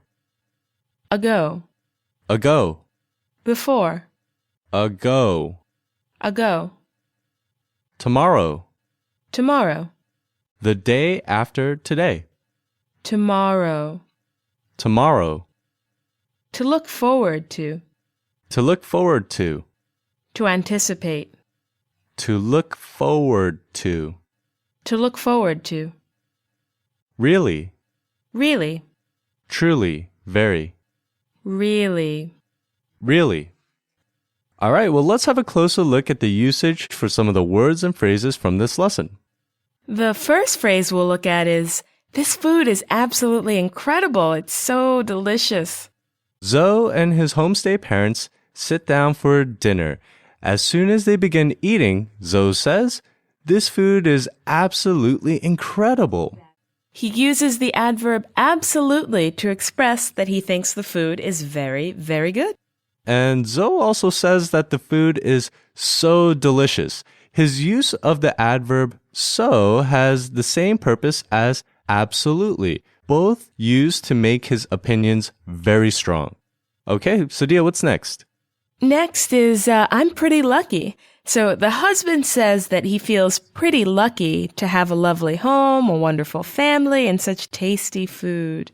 And this is a general statement of appreciation or gratitude. It's usually said when a person is reflecting on his or her good circumstances. Right, so when the person feels good about a situation in his or her life. You can use I'm pretty lucky when you feel thankful or you feel that you're having some good fortune. So Dia, I feel pretty lucky to be teaching English with you. So nice. The next phrase is a beautiful home, a lovely family, and incredible food. We just heard this. In response to his homestay father talking about how lucky he feels, Zoe says, a beautiful home, a lovely family, and incredible food. This is Zoe's way of expressing that he understands why the father might feel lucky. That phrase is short for what it really means. Of course you're lucky. You've got a beautiful home, a lovely family, and incredible food. All right, what's next? Next is the phrase, oh, stop it. So when the father talks about how lucky he is to have a nice home, a great family, and incredible food, the mother says, oh, stop it. This phrase is used in this way when the speaker is being complimented and wants to disagree or at least appear modest. What it really means is, please stop using such kind words to describe me. It's embarrassing. It could also mean, please stop using such kind words about me. They're just not true. So dear, you're so beautiful. Oh, stop. So you could say that if you feel embarrassed or you want to be modest. Next is, so many nice memories, but that was many years ago. After the mother asked Zoe about his outing to the basketball game with his coworkers, Zoe's homestay mother suggests that she and her husband used to go to basketball games. She says so many nice memories, but that was many years ago. This means that they probably went to games often, but that they haven't gone in some time. The next phrase is so much fun. After she tells Zoe that she and her husband used to go to basketball games together many years ago, she says, so much fun. This is an incomplete sentence. What it basically means is the games were so much fun. Next is the phrase, speaking of. After the wife remembers the fun they used to have at the games, the father says, speaking of fun, wait for tomorrow. So the phrase, speaking of, is used when the speaker wants to change the subject of conversation just a little bit, and when the new subject is somewhat related to the old one. Okay, what's our last phrase? Our last phrase is, I'm really looking forward to it. When his homestay parents remind him of the event that they're going to attend the next day, Zoe says, I'm really looking forward to it. By this, he means he expects to have a good time and that he appreciates that they have invited him. Use the phrase, I'm really looking forward to it, when you would like to express your excitement for an event or gratitude or thanks for an invitation you've accepted. The focus points of this lesson are the phrase, so tell us, the simple past tense of the verb to be, and simple past tense adjectives. Let's start with the phrase, so tell us. Zoe's homestay mother says to him, so tell us, how's America? You already know that how's a contraction of how is. She asks Zoe how America is. But what Zoe's homestay mother really wants to know is how he's enjoying his stay. But what about the phrase, so tell us? Okay, sorry. So tell us is a phrase used to introduce a question. It kind of shows that the speaker is going to ask maybe a personal question or that the speaker would like to have a conversation with the person she's talking to. By using the phrase, so tell us, or the singular, so tell me, Zoe's homestay mother shows that she and her husband are genuinely interested. They're really interested in what Zoe has to say about his trip. Exactly. They really want to hear about his experiences so far. They could have also asked maybe, so tell us, do you think you'll be returning to America anytime soon? Or, so tell us, what foods do you eat back home? Now, let's take a look at the simple past tense of the verb to be. Let's just review. Singular is I was, you were, he, she was. And the plural is we were, you were, and they were. And there are a couple of cases where the simple past tense of the verb to be appears in the dialogue. Zoe's homestay mother asks, and how was the basketball game? The game has already occurred and is finished, so she uses the simple past tense of the verb to be. The subject is, of course, the basketball game. And she also says, so many nice memories, but that was many years ago.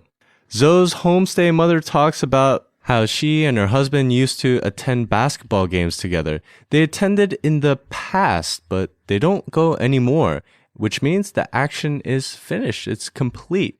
For this reason, she uses the simple past tense of the verb to be. The subject is their attendance at basketball games. Now for simple past tense adjectives. To use adjectives in the simple past tense, use the simple past tense of the verb to be and an adjective. So the children were happy.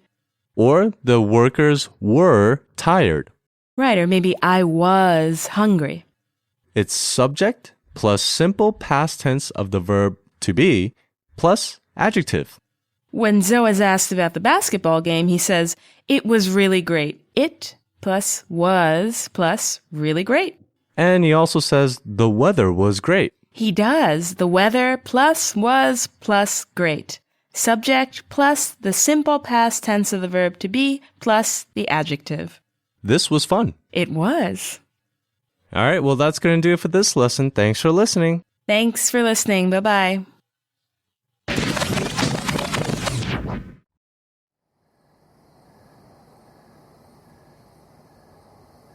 Let's eat. This food is absolutely incredible. It's so delicious. Yes, outstanding, Sandy. I'm pretty lucky. A beautiful home, a lovely family, and incredible food. Oh, stop it. Thank you, Zoe. So tell us, how's America? Oh, America is great. The people are wonderful, and New York is exciting. And how was the basketball game? It was really great. We had a lot of fun. Also, the weather was great. Ah, a game. Yes. So many nice memories, but that was many years ago. So much fun. Well, speaking of fun, wait for tomorrow. Tomorrow we'll go to that barbecue. I'm really looking forward to it.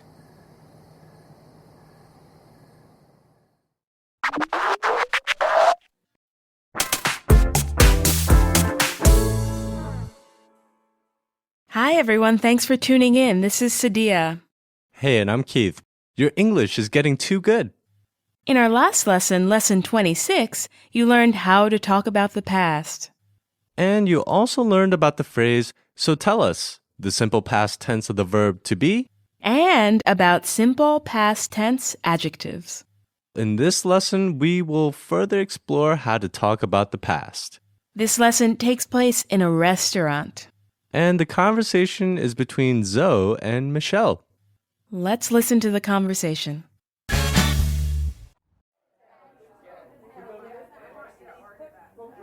So how was the barbecue yesterday? It was great. Really beautiful. We drove to Bear Mountain.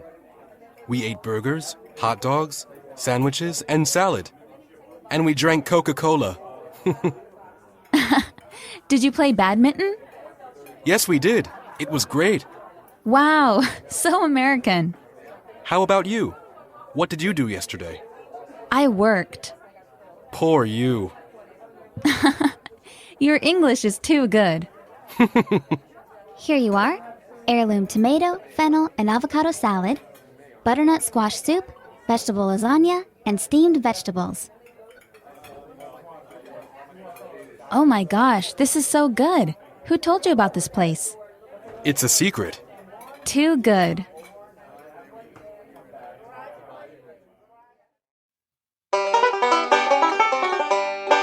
So, how was the barbecue yesterday? It was great. Really beautiful. We drove to Bear Mountain. We ate burgers, hot dogs, sandwiches, and salad. And we drank Coca-Cola. Did you play badminton? Yes, we did. It was great. Wow, so American. How about you? What did you do yesterday? I worked. Poor you. Your English is too good. Here you are. Heirloom tomato, fennel, and avocado salad, butternut squash soup, vegetable lasagna, and steamed vegetables. Oh my gosh, this is so good. Who told you about this place? It's a secret.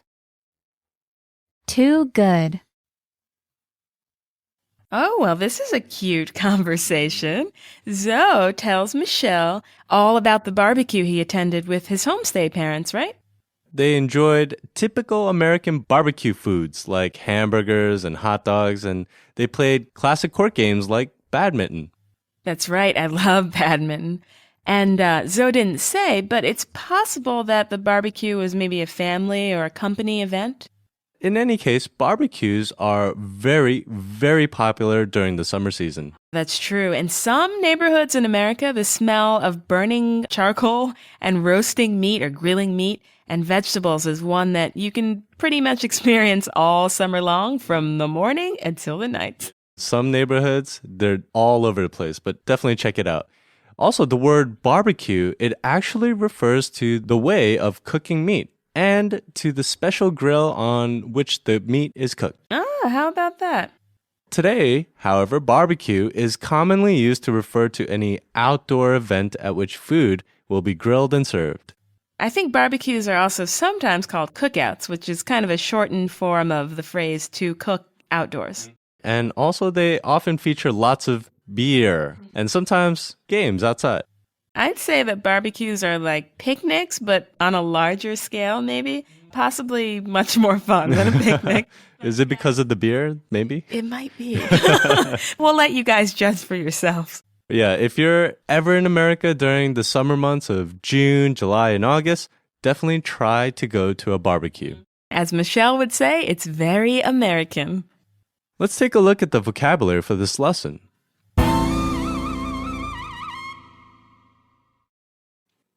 Just. Just. Exactly. Only. Just. Just. To. To. Also, excessively, very. To. To. Tell. Tell. To make known. To say. Tell. Tell. About. About. Concerning, with regard to. About. About. Secret. Secret. Something kept from knowledge or view. Secret. Secret. Barbecue. Barbecue. An outdoor social gathering at which grilled food is eaten. Barbecue. Barbecue. To drive. To drive. To travel by car. To drive. To drive. Burger. Burger. Short for hamburger, a patty made of meat. Burger. Burger. Hot dog. Hot dog. American for Frankfurter, a cooked sausage usually served on bread. Hot dog. Hot dog. Sandwich. Sandwich. 2 slices of bread with a filling in between. Sandwich. Sandwich. To play. To play. To engage in sport or recreation. To perform. To play. To play. Badminton. Badminton. A court game played with rackets and a special ball that is hit back and forth over a net. Badminton. Badminton. Bear Mountain. Bear Mountain. A mountain in New York's Hudson Highlands. Bear Mountain. Bear Mountain. To drink. To drink. To consume liquid or a beverage.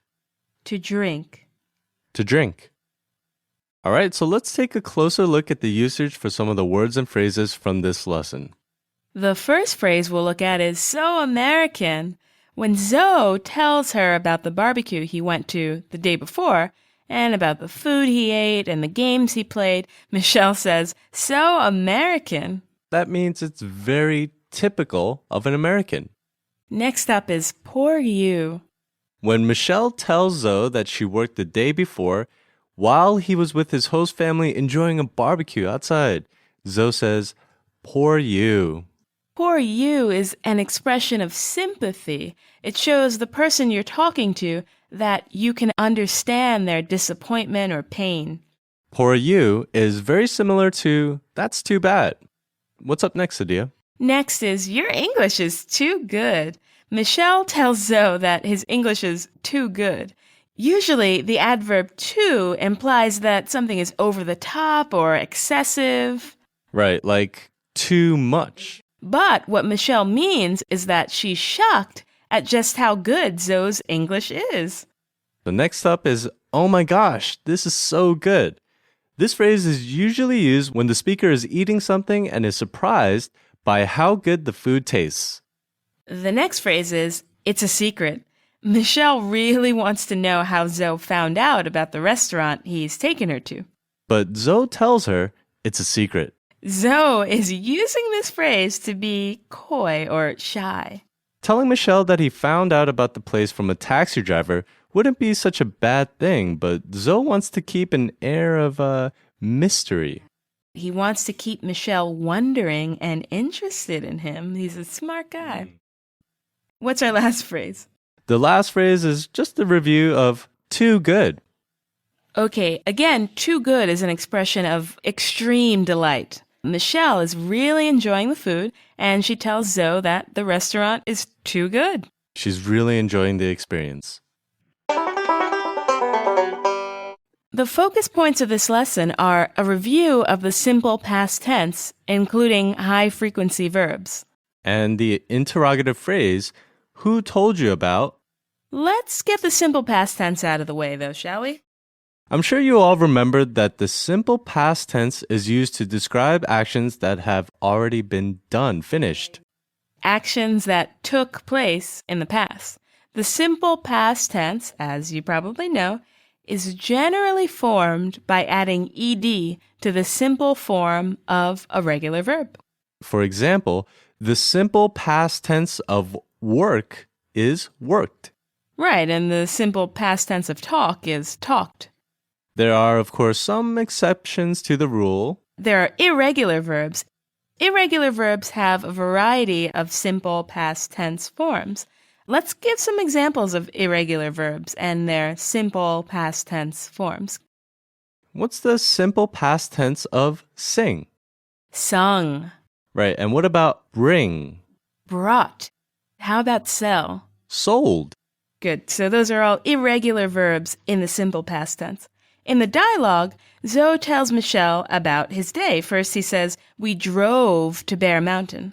The verb drove is in the simple past tense.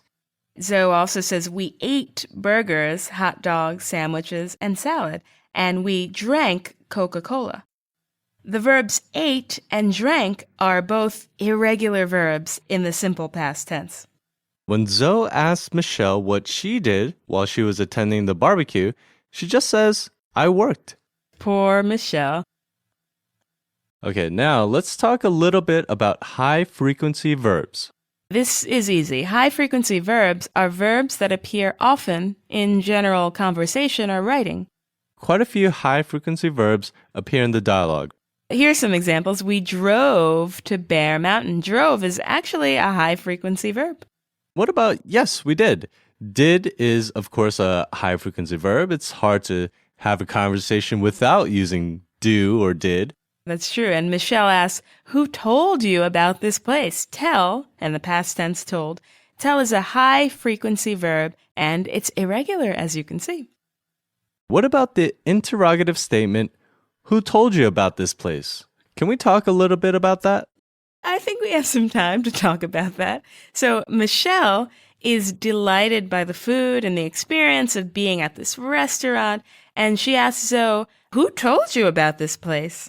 So she's impressed and surprised that Zoe, he's visiting New York for the first time. He found such a wonderful place, right? She's shocked. And she's also sure that someone told him about it and that he didn't just find it on his own.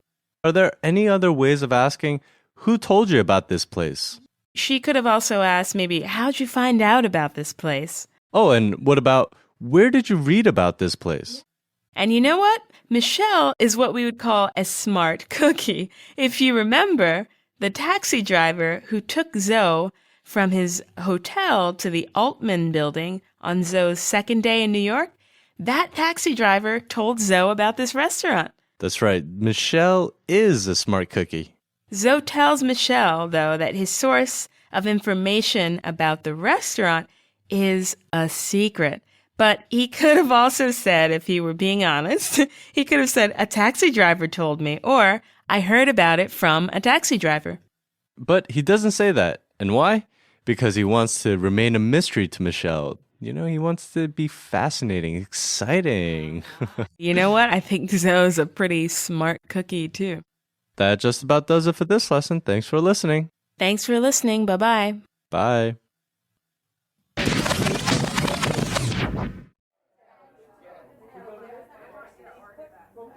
So how was the barbecue yesterday? It was great. Really beautiful. We drove to Bear Mountain. We ate burgers, hot dogs, sandwiches, and salad. And we drank Coca-Cola. Did you play badminton? Yes, we did. It was great. Wow, so American. How about you? What did you do yesterday? I worked. Poor you. Your English is too good. Here you are. Heirloom tomato, fennel, and avocado salad, butternut squash soup, vegetable lasagna, and steamed vegetables. Oh my gosh, this is so good. Who told you about this place? It's a secret. Too good.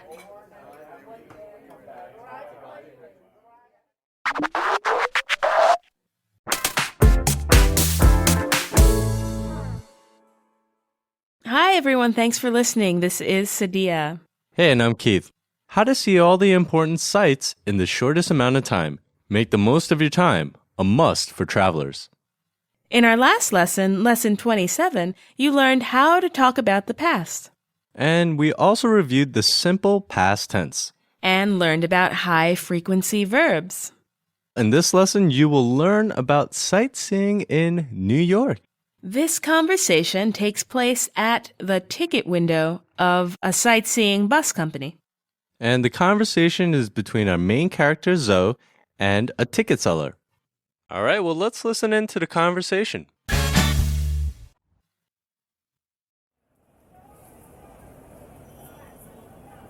Next, What tours do you have? we have a half-day tour of downtown, and we have a full-day all-around town tour. Where will the full day tour go? The full-day tour is from 9 a.m. to 5 p.m. It'll go to Central Park, St. John the Divine Cathedral, Grant's Tomb, and Harlem. Then, you'll visit Museum Mile, Fifth Avenue, and Rockefeller Center. Can the tour guide speak nice, slow, clear English? Of course. She can speak nice, slow, clear English, as well as French and Spanish.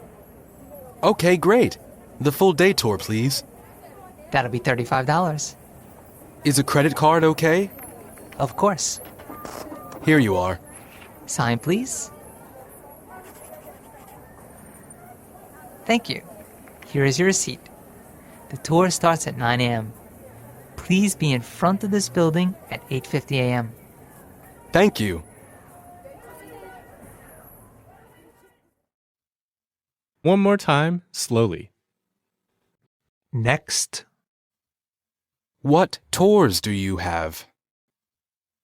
we have a half-day tour of downtown, and we have a full day all-around town tour.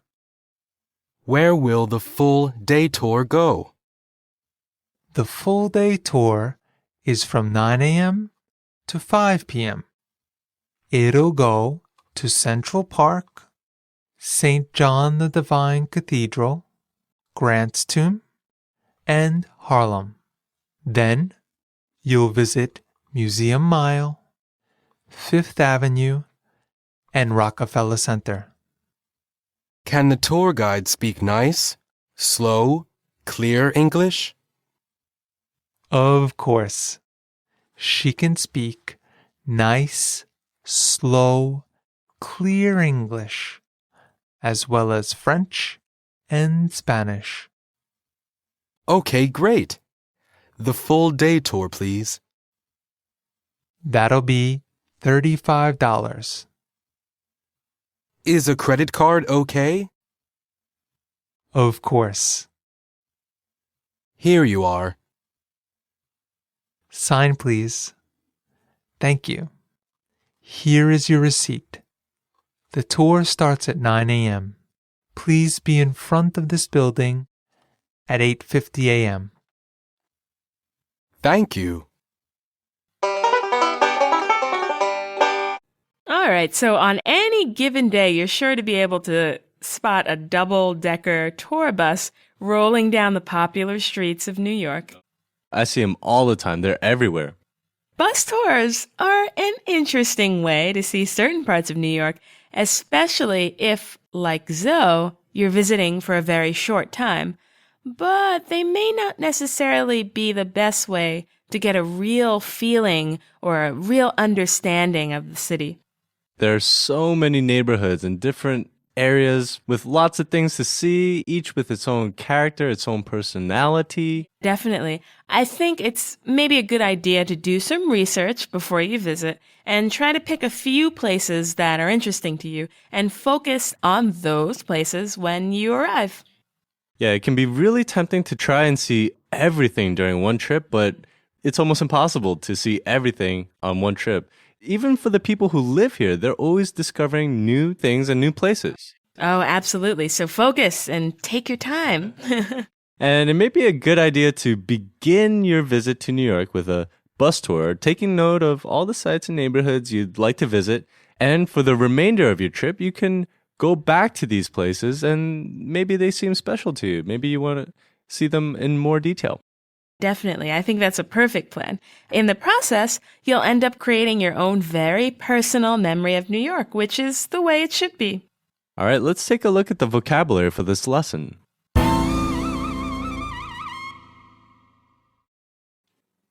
Tour. Tour. A journey that includes a series of stops and ends at the starting point. Tour. Tour. Half-day tour. Half-day tour. A tour lasting 1/2 of a day, approximately 4 hours. Half-day tour. Half-day tour. Full-day tour. Full-day tour. A tour lasting 1 full day, approximately 8 hours. Full-day tour. Full-day tour. From. From. Of. Place or person of origin. From. From. Tour guide. Tour guide. A person who leads others on a tour. Tour guide. Tour guide. Credit card. Credit card. A card used to purchase things on credit. Credit card. Credit card. In front. In front. Just ahead. In front. In front. To start. To start. To begin. To initiate. To start. To start. All right, let's take a deeper look at some of the words and phrases from this lesson. The first phrase we'll look at is, what tours do you have? All right, so Zoe approaches the ticket seller and asks, what tours do you have? This is a very informal phrase that's frequently used in short, business, or money-related transactions like this one. What he's really asking is, what tours are available? So you might ask a worker in a deli, what kind of bread do you have? Or a shoe seller, what kind of dress shoes do you have? Next up is we have a half-day tour of downtown and we have a full day all-around town tour. This is what the ticket seller tells Zoe. What he means is the tours that we, the bus company, have available are a tour of downtown, Lower Manhattan, and a tour that travels throughout Manhattan. Half day means that the downtown tour will only last for one half of the day. And the all-around town tour will last for the entire day. So, Dia, what's next? Next is where will the tours go? Zoe would like to know what sites each tour stops at. So he asks, where will the tours go? The next phrase is, the full day tour is from 9 a.m. to 5 p.m. The ticket seller tells Zoe that the full day tour will start at 9 o'clock in the morning and will last until 5 o'clock in the evening, from 9 a.m. to 5 p.m. Next up is a credit card okay? Zoe would like to know if he can pay with a credit card. So he asks, is a credit card okay? Use that phrase, is something okay, when you'd like to know if that thing is allowed. For example, is going this way okay? Or is cash okay? To ask if something is okay is to ask if it is permissible. What about the phrase, sign please? That was introduced in one of our earlier lessons. When you pay with a credit card, you must sign a copy of the receipt. The ticket seller tells Zoe, sign please. You'll hear this a lot if you visit America and pay for things with a credit card. Next is the tour starts at 9 a.m. After Zoe has purchased his ticket and signed the receipt, the ticket seller reminds him that the tour begins at 9 a.m. Our last phrase is, please be in front of this building at 9 a.m. The ticket seller then instructs Zoe to be in front of the building they are in when the tour starts the following day at 9 a.m. Please be in front of this building at 9 a.m. The focus points of this lesson are expressing potential with the verbs can and to be able. And also tag questions. But let's start with the potential and the verbs can and to be able. The verbs can and to be able have the same meaning. Both are used to express an ability or a possibility. So I can sing, that equals I am able to sing. I can dance means I am able to dance. Or I can write. It's the same thing as I am able to write. So I can equals I am able. You can equals you are able. And he or she can equals he or she is able. And of course, the plural, we can equals we are able. You can equals you are able. And they can equals they are able. Zoe jokingly asked the bus ticket seller, can the tour guide speak nice, slow, clear English? This interrogative statement has the same meaning as, is the tour guide able to speak nice, slow, clear English? And the ticket seller responds by saying she can speak nice, slow, clear English as well as French and Spanish. What about expressing inability or impossibility? To express inability or impossibility, use cannot or can't, which have the same meaning as not able or unable. I can't speak French. I am not able to speak French. Or I am unable to speak French. And Zoe can't understand Japanese. Zoe is not able to understand Japanese, which is the same as Zoe is unable to understand Japanese. Let's move on to tag questions. Before paying for his bus ticket, Zoe asks, credit card is okay, right? And that word right is the tag. And this has the same meaning as, is it okay to pay by credit card? So credit card is okay, right? Is an example of a tag question. And tag questions are a structure in which a declarative statement or an imperative is turned into a question by adding an interrogative fragment, a tag. Declarative statement plus tag equals a tag question. That sounds much easier. Tag questions are used to confirm information or to check information. And Zoe tags this question with right to make sure to confirm that he can purchase his bus ticket with a credit card. Tag questions are more prevalent in spoken than in written English. They can be used to express many different emotions. Some are used to express politeness or even lack of confidence. Sometimes they're used to express anger or suspicion. Tag questions are also often used to show emphasis. We hate to tell you this, but there are many ways to make tag questions. Here's just one for you. He's an incredible writer, isn't he? Or she'll have a great career, won't she? How about, this records video, doesn't it?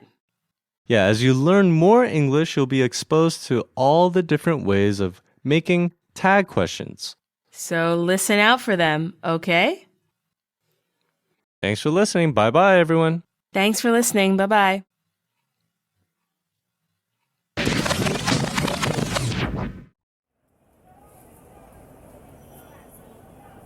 Next, What tours do you have?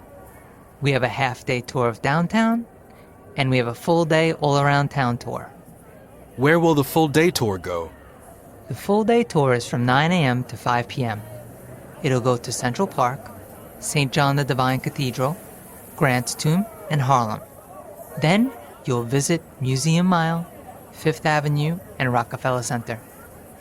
Can the tour guide speak nice, slow, clear English? Of course. She can speak nice, slow, clear English, as well as French and Spanish. Okay, great. The full day tour, please. That'll be $35. Is a credit card okay? Of course. Here you are. Sign, please. Thank you. Here is your receipt. The tour starts at 9 a.m. Please be in front of this building at 8:50 a.m. Thank you.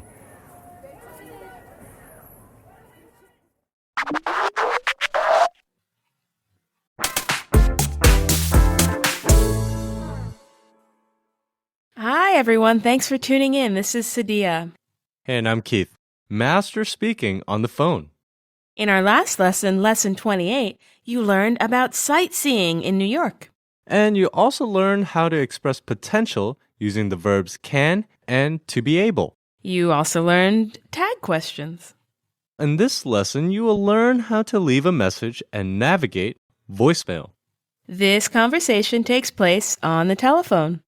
And this is not really a conversation, I guess, but Zoe is hearing the voicemail bot and the voice of Zoe's coworker, Tom. Let's listen to the conversation.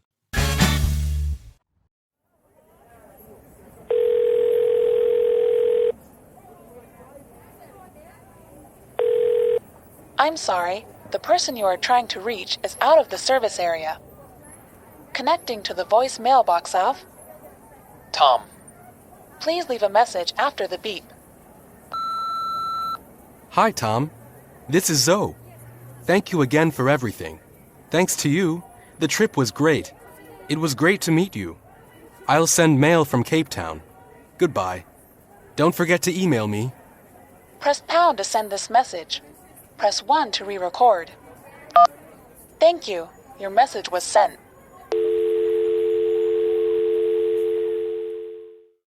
One more time, slowly. I'm sorry. The person you are trying to reach is out of the service area.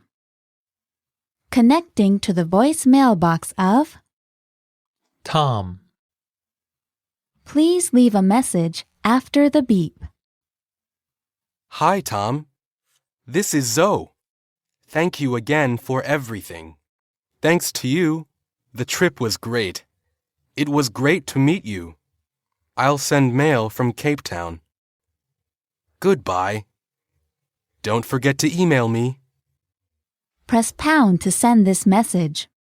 Press 1 to re-record. Thank you. Your message was sent. So, it sounds like Zoe is leaving a voicemail. He is, and it's for his colleague and now I guess his friend, Tom. Zoe is pretty good with the voicemail prompts, right? The instructions. Yeah, he is. But you know what? They're pretty clear, I think. Yeah, that's true. Also, I think maybe voicemail instructions are pretty similar all over the world. So we'll take a look at the instructions that Zoe follows in a little bit. But first, let's take a look at the vocabulary. Let's take a look at the vocabulary for this lesson.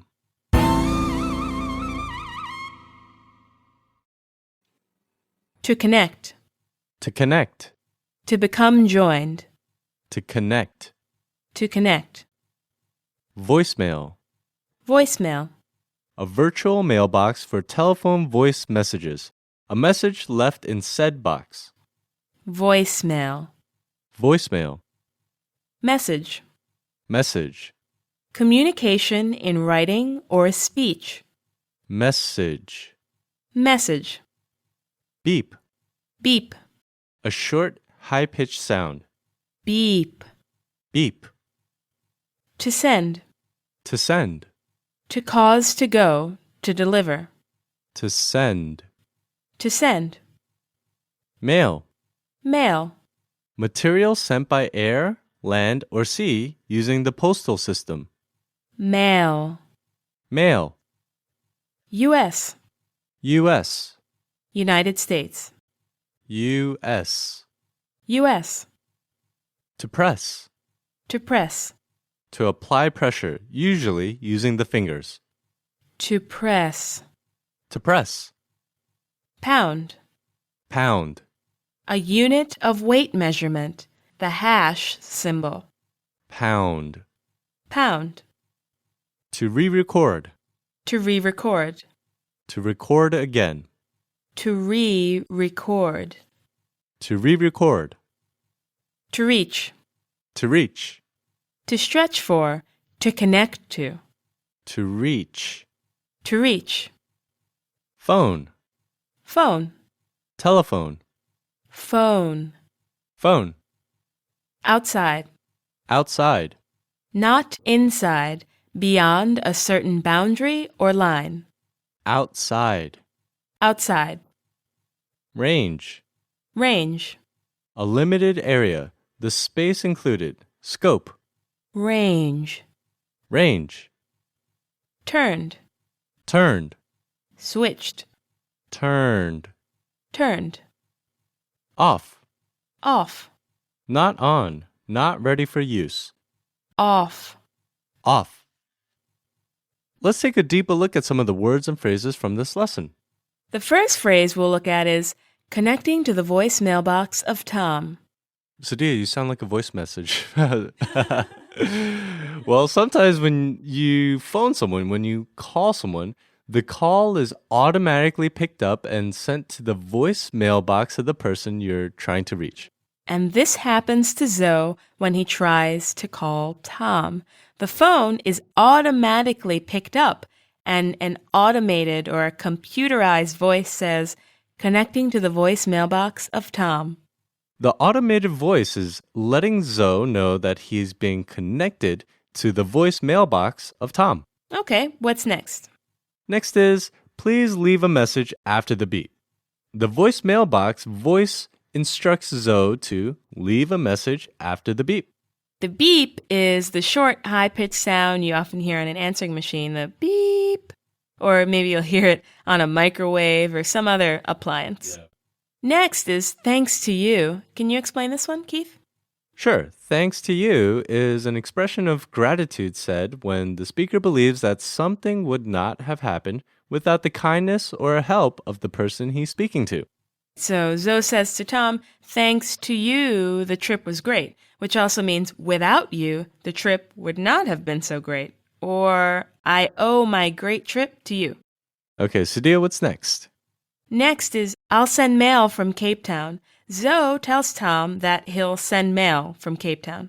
What Zoe means is that he'll send Tom a letter once he gets back to Cape Town. He might also mean that he'll email Tom once he gets back to Cape Town. Oh, that's true too, and probably a lot cheaper. Definitely, and faster. And speaking of mail, Zoe also says, don't forget to mail me. That's right, he does say that. Zoe uses an imperative to remind Tom to send him a letter or an email. Next is press pound to send this message. Press 1 to re-record. He's leaving a voicemail, Zoe is, right? And the voice prompt tells Zoe to press pound to send this message.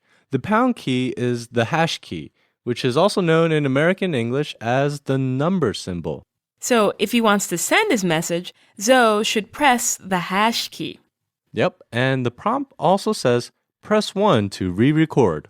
Which means that if Zoe wants to record a new message to send instead of the one he's already left, he should press number 1 on the telephone keypad.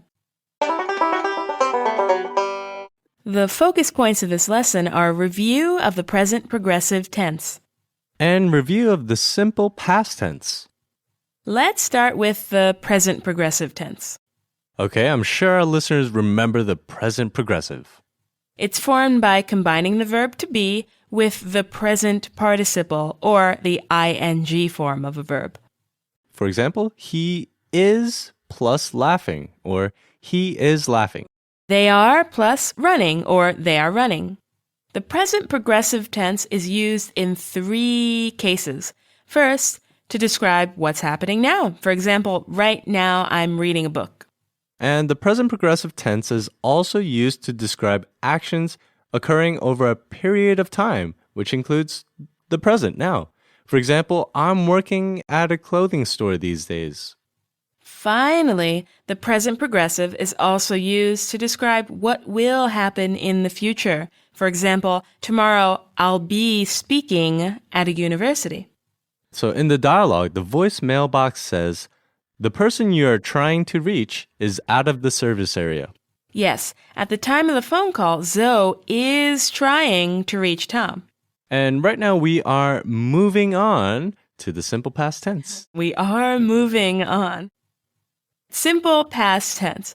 In the dialogue, Zoe leaves a message for Tom saying, the trip was great. That's right. Zoe has reached the end of his American journey, so the trip is now complete. It's in the past. And now that's the simple past. So the simple past tense is also used in 3 cases. First, to describe an action that happened at a specific time in the past. For example, Zoe traveled to New York last month. The simple past tense is also used to describe a completed action. For example, Zoe met with Michelle again. Finally, the simple past tense is also used to describe a past status. For example, Zoe was happy during his time in New York. And was, that reminds me, we should review the simple past tense of the irregular verb to be. Good idea. Singular, I was, you were, he, she, or it was. And the plural, we were, you were, they were. The verb to be is irregular. For regular verbs, the simple past tense is formed, as you know, by adding ed to the base forms. Right, so walk becomes walked. Yes, and listen becomes listened. For irregular verbs other than the verb to be, there are 3 ways that the simple past tense could be formed. Some irregular verbs don't change at all. For example, cut in the simple past tense is cut, and hit is hit. Yeah, and some simply change the vowel, like sit, the past tense is sat. Get, the simple past tense is got. Finally, others change completely. For example, bring becomes brought. Of course, there's many irregular verbs in English. And you'll learn more about them and all their forms as you improve. Bye-bye, everyone. Bye. Thanks for listening.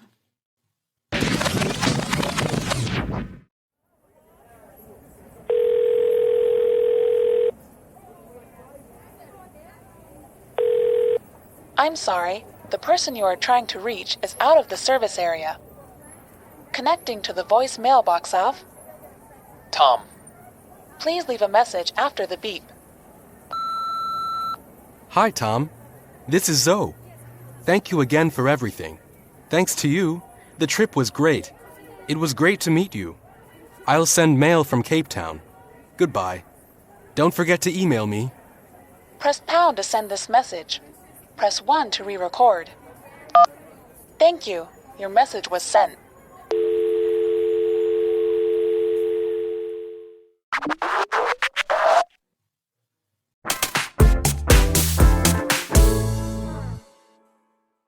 Hey everyone, thanks for listening. This is Sadia. And I'm Keith. Where does your English go from here? In our last lesson, you learned how to leave a message and navigate voicemail. And we also reviewed the present progressive tense, as well as the simple past tense. In this lesson, you'll learn how to give a good reason.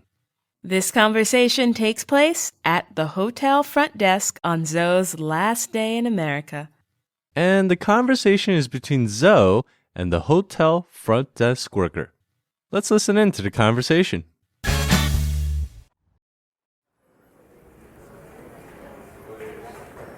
Good morning, Mr. Viljoen. Good morning. Checkout, please. Yes, sir. Also, you have some messages. Oh, thank you. What's wrong? I don't want to leave. So why leave? Well, because I have work and because I live in South Africa. That's a good reason. Can you work here in the US and live here? Well, maybe I can. That's a good idea. I'll have to think about it. Thanks for everything. One more time, slowly. Good morning, Mr. Viljoen. Good morning. Checkout, please. Yes, sir. Also, you have some messages. Oh, thank you. What's wrong? I don't want to leave. So why leave? Well, because I have work and because I live in South Africa. That's a good reason.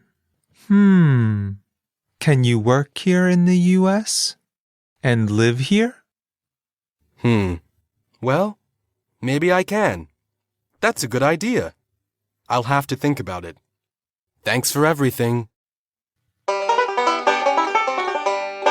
In this dialogue, Zoe's preparing to return to his home in South Africa, but he doesn't seem happy to get back to his life. Oh, I know. He sounds so pathetic. But the front desk worker is pretty cool, right? Yeah, the front desk worker suggests that if Zoe doesn't want to leave, he shouldn't. The worker suggests that Zoe considers moving to and working in New York. Zoe hadn't thought about this before, but maybe. And the front desk worker seems to have been able to inspire Zoe to think differently. Maybe he'll move to New York after all. Maybe so. Listeners, if you were Zoe, would you move to New York? Let's take a look at the vocabulary for this lesson.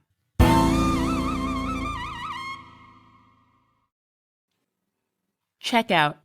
Checkout. To formally leave a hotel. Checkout. Checkout. Sum. Sum. A small number or amount. Sum. Sum. Message. Message. Communication in writing or speech. Message. Message. Wrong. Wrong. Not correct. Unpleasant or bad. Wrong. Wrong. To want. To want. To desire. To want. To want. To leave. To leave. To depart. To go away from.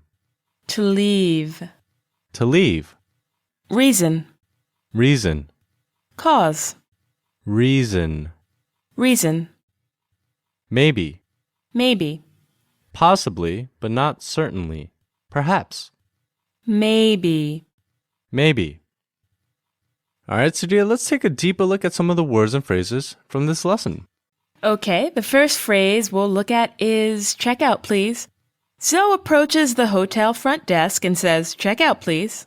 This phrase is a short version of the sentence, I'd like to check out, please. And to check out of a hotel means to let the hotel know that you are ending your stay, to pay your hotel fees, and to return the room keys. Next is, what's wrong?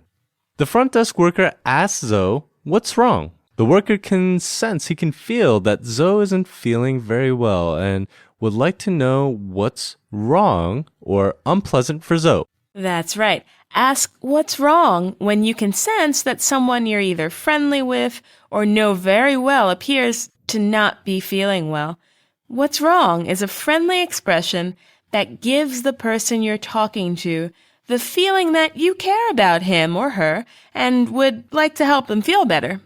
What's the next phrase? Next phrase is to live in. Zoe tells the front desk worker that he can't stay in New York because he lives in South Africa. This means that his home is in South Africa. His life is in South Africa, so staying in America is not really realistic for him. Our last phrase is, maybe I can. The front desk worker suggests to Zoe that he could work in America. And to show that he will give the idea some thought, Zoe says, maybe I can. It's a short version of the phrase, that's a good idea. Maybe I can do it. The focus points of this lesson are the phrase, don't want to, giving a reason, and asking questions using can. Let's go ahead and start with don't want to. Okay, the front desk worker notices that Zoe is not feeling so well and asks what's wrong. In response, Zoe says, I don't want to leave. Of course, don't is a contraction or a short form of do not. Do not is the present simple negative form of the verb to do. That's right. And using the present simple negative form of the verb to do to express something that you do not want is easy. Okay, it's just subject plus do not plus want plus the infinitive or the to form of a verb. Some examples. She plus does not plus want plus to come plus with us. She doesn't want to come with us. And they plus do not plus want plus to have dinner. They don't want to have dinner. So basically, it's subject plus do not plus want plus the infinitive. The infinitive is the to form of a verb. I do not, you do not, he, she, or it does not. And the plural, we do not, you do not, they do not. Zoe does not want to go back home.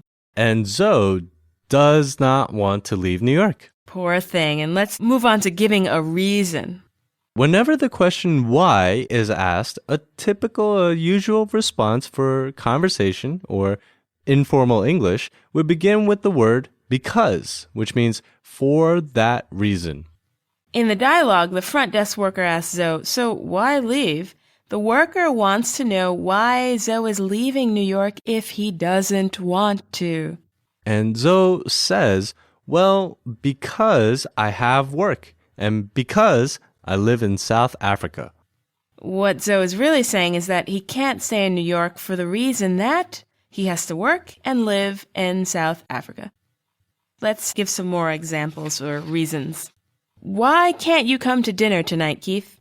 Because I have a lot of work to finish and I have to do laundry. How about why don't you want to come in early? Because I know I'll be awake until late tonight. You should know, listeners, that these examples are used only in conversation. Technically, you can only begin a sentence with because, which is a conjunction, when that sentence opens with a dependent clause and ends with an independent clause. So if you think back to your early studies of English, you may remember studying independent and dependent clauses. An independent clause is a group of words that can stand on its own as a complete sentence. And a dependent clause is a group of words that cannot stand alone as a sentence. A dependent clause contains a subject and a predicate, but it sounds incomplete on its own. And spotting dependent clauses, that's easy. They begin with either a conjunction or a relative pronoun. So the technically correct versions of the sentences we gave you, the versions that you would write, are Because I have a lot of work to finish and I have to do laundry, I can't come to dinner tonight. Because I have a lot of work to finish and I have to do laundry is a dependent clause. And I can't come to dinner tonight is an independent clause. Because I have a lot of work to finish and I have to do laundry, I can't come to dinner tonight is what you'd write. But in conversation, I'd ask, why can't you come to dinner tonight? And I could say, in conversation, because I have a lot of work to finish and I have to do laundry. Giving a reason in a conversation is quite easy. Just open with because and state your reason. Now, let's talk about questions using can. The word can, it shows ability. To say you can do something means you are able to do that thing. In the dialogue, the front desk worker says, Zoe, can you work here in the States? This is the same as, are you able to work here in the States? Or more casually, is working in the States a possibility? To ask someone if they can do something is to ask if they are able or if something is possible. Ask questions with can by using this simple formula. Can plus subject plus simple present tense verb plus object. Can you speak Spanish? To which I'd answer, no, I can't. And I could ask you, for example, can you write your name in Arabic? And I would answer, no, I can't. Man, can we do anything? Yes, of course we can. What can you do, listeners? Let us know within reason. And ask around. Ask others what they can do. Well, that's going to do it. Thanks for listening. Bye-bye, everyone. Bye-bye. Thanks for listening.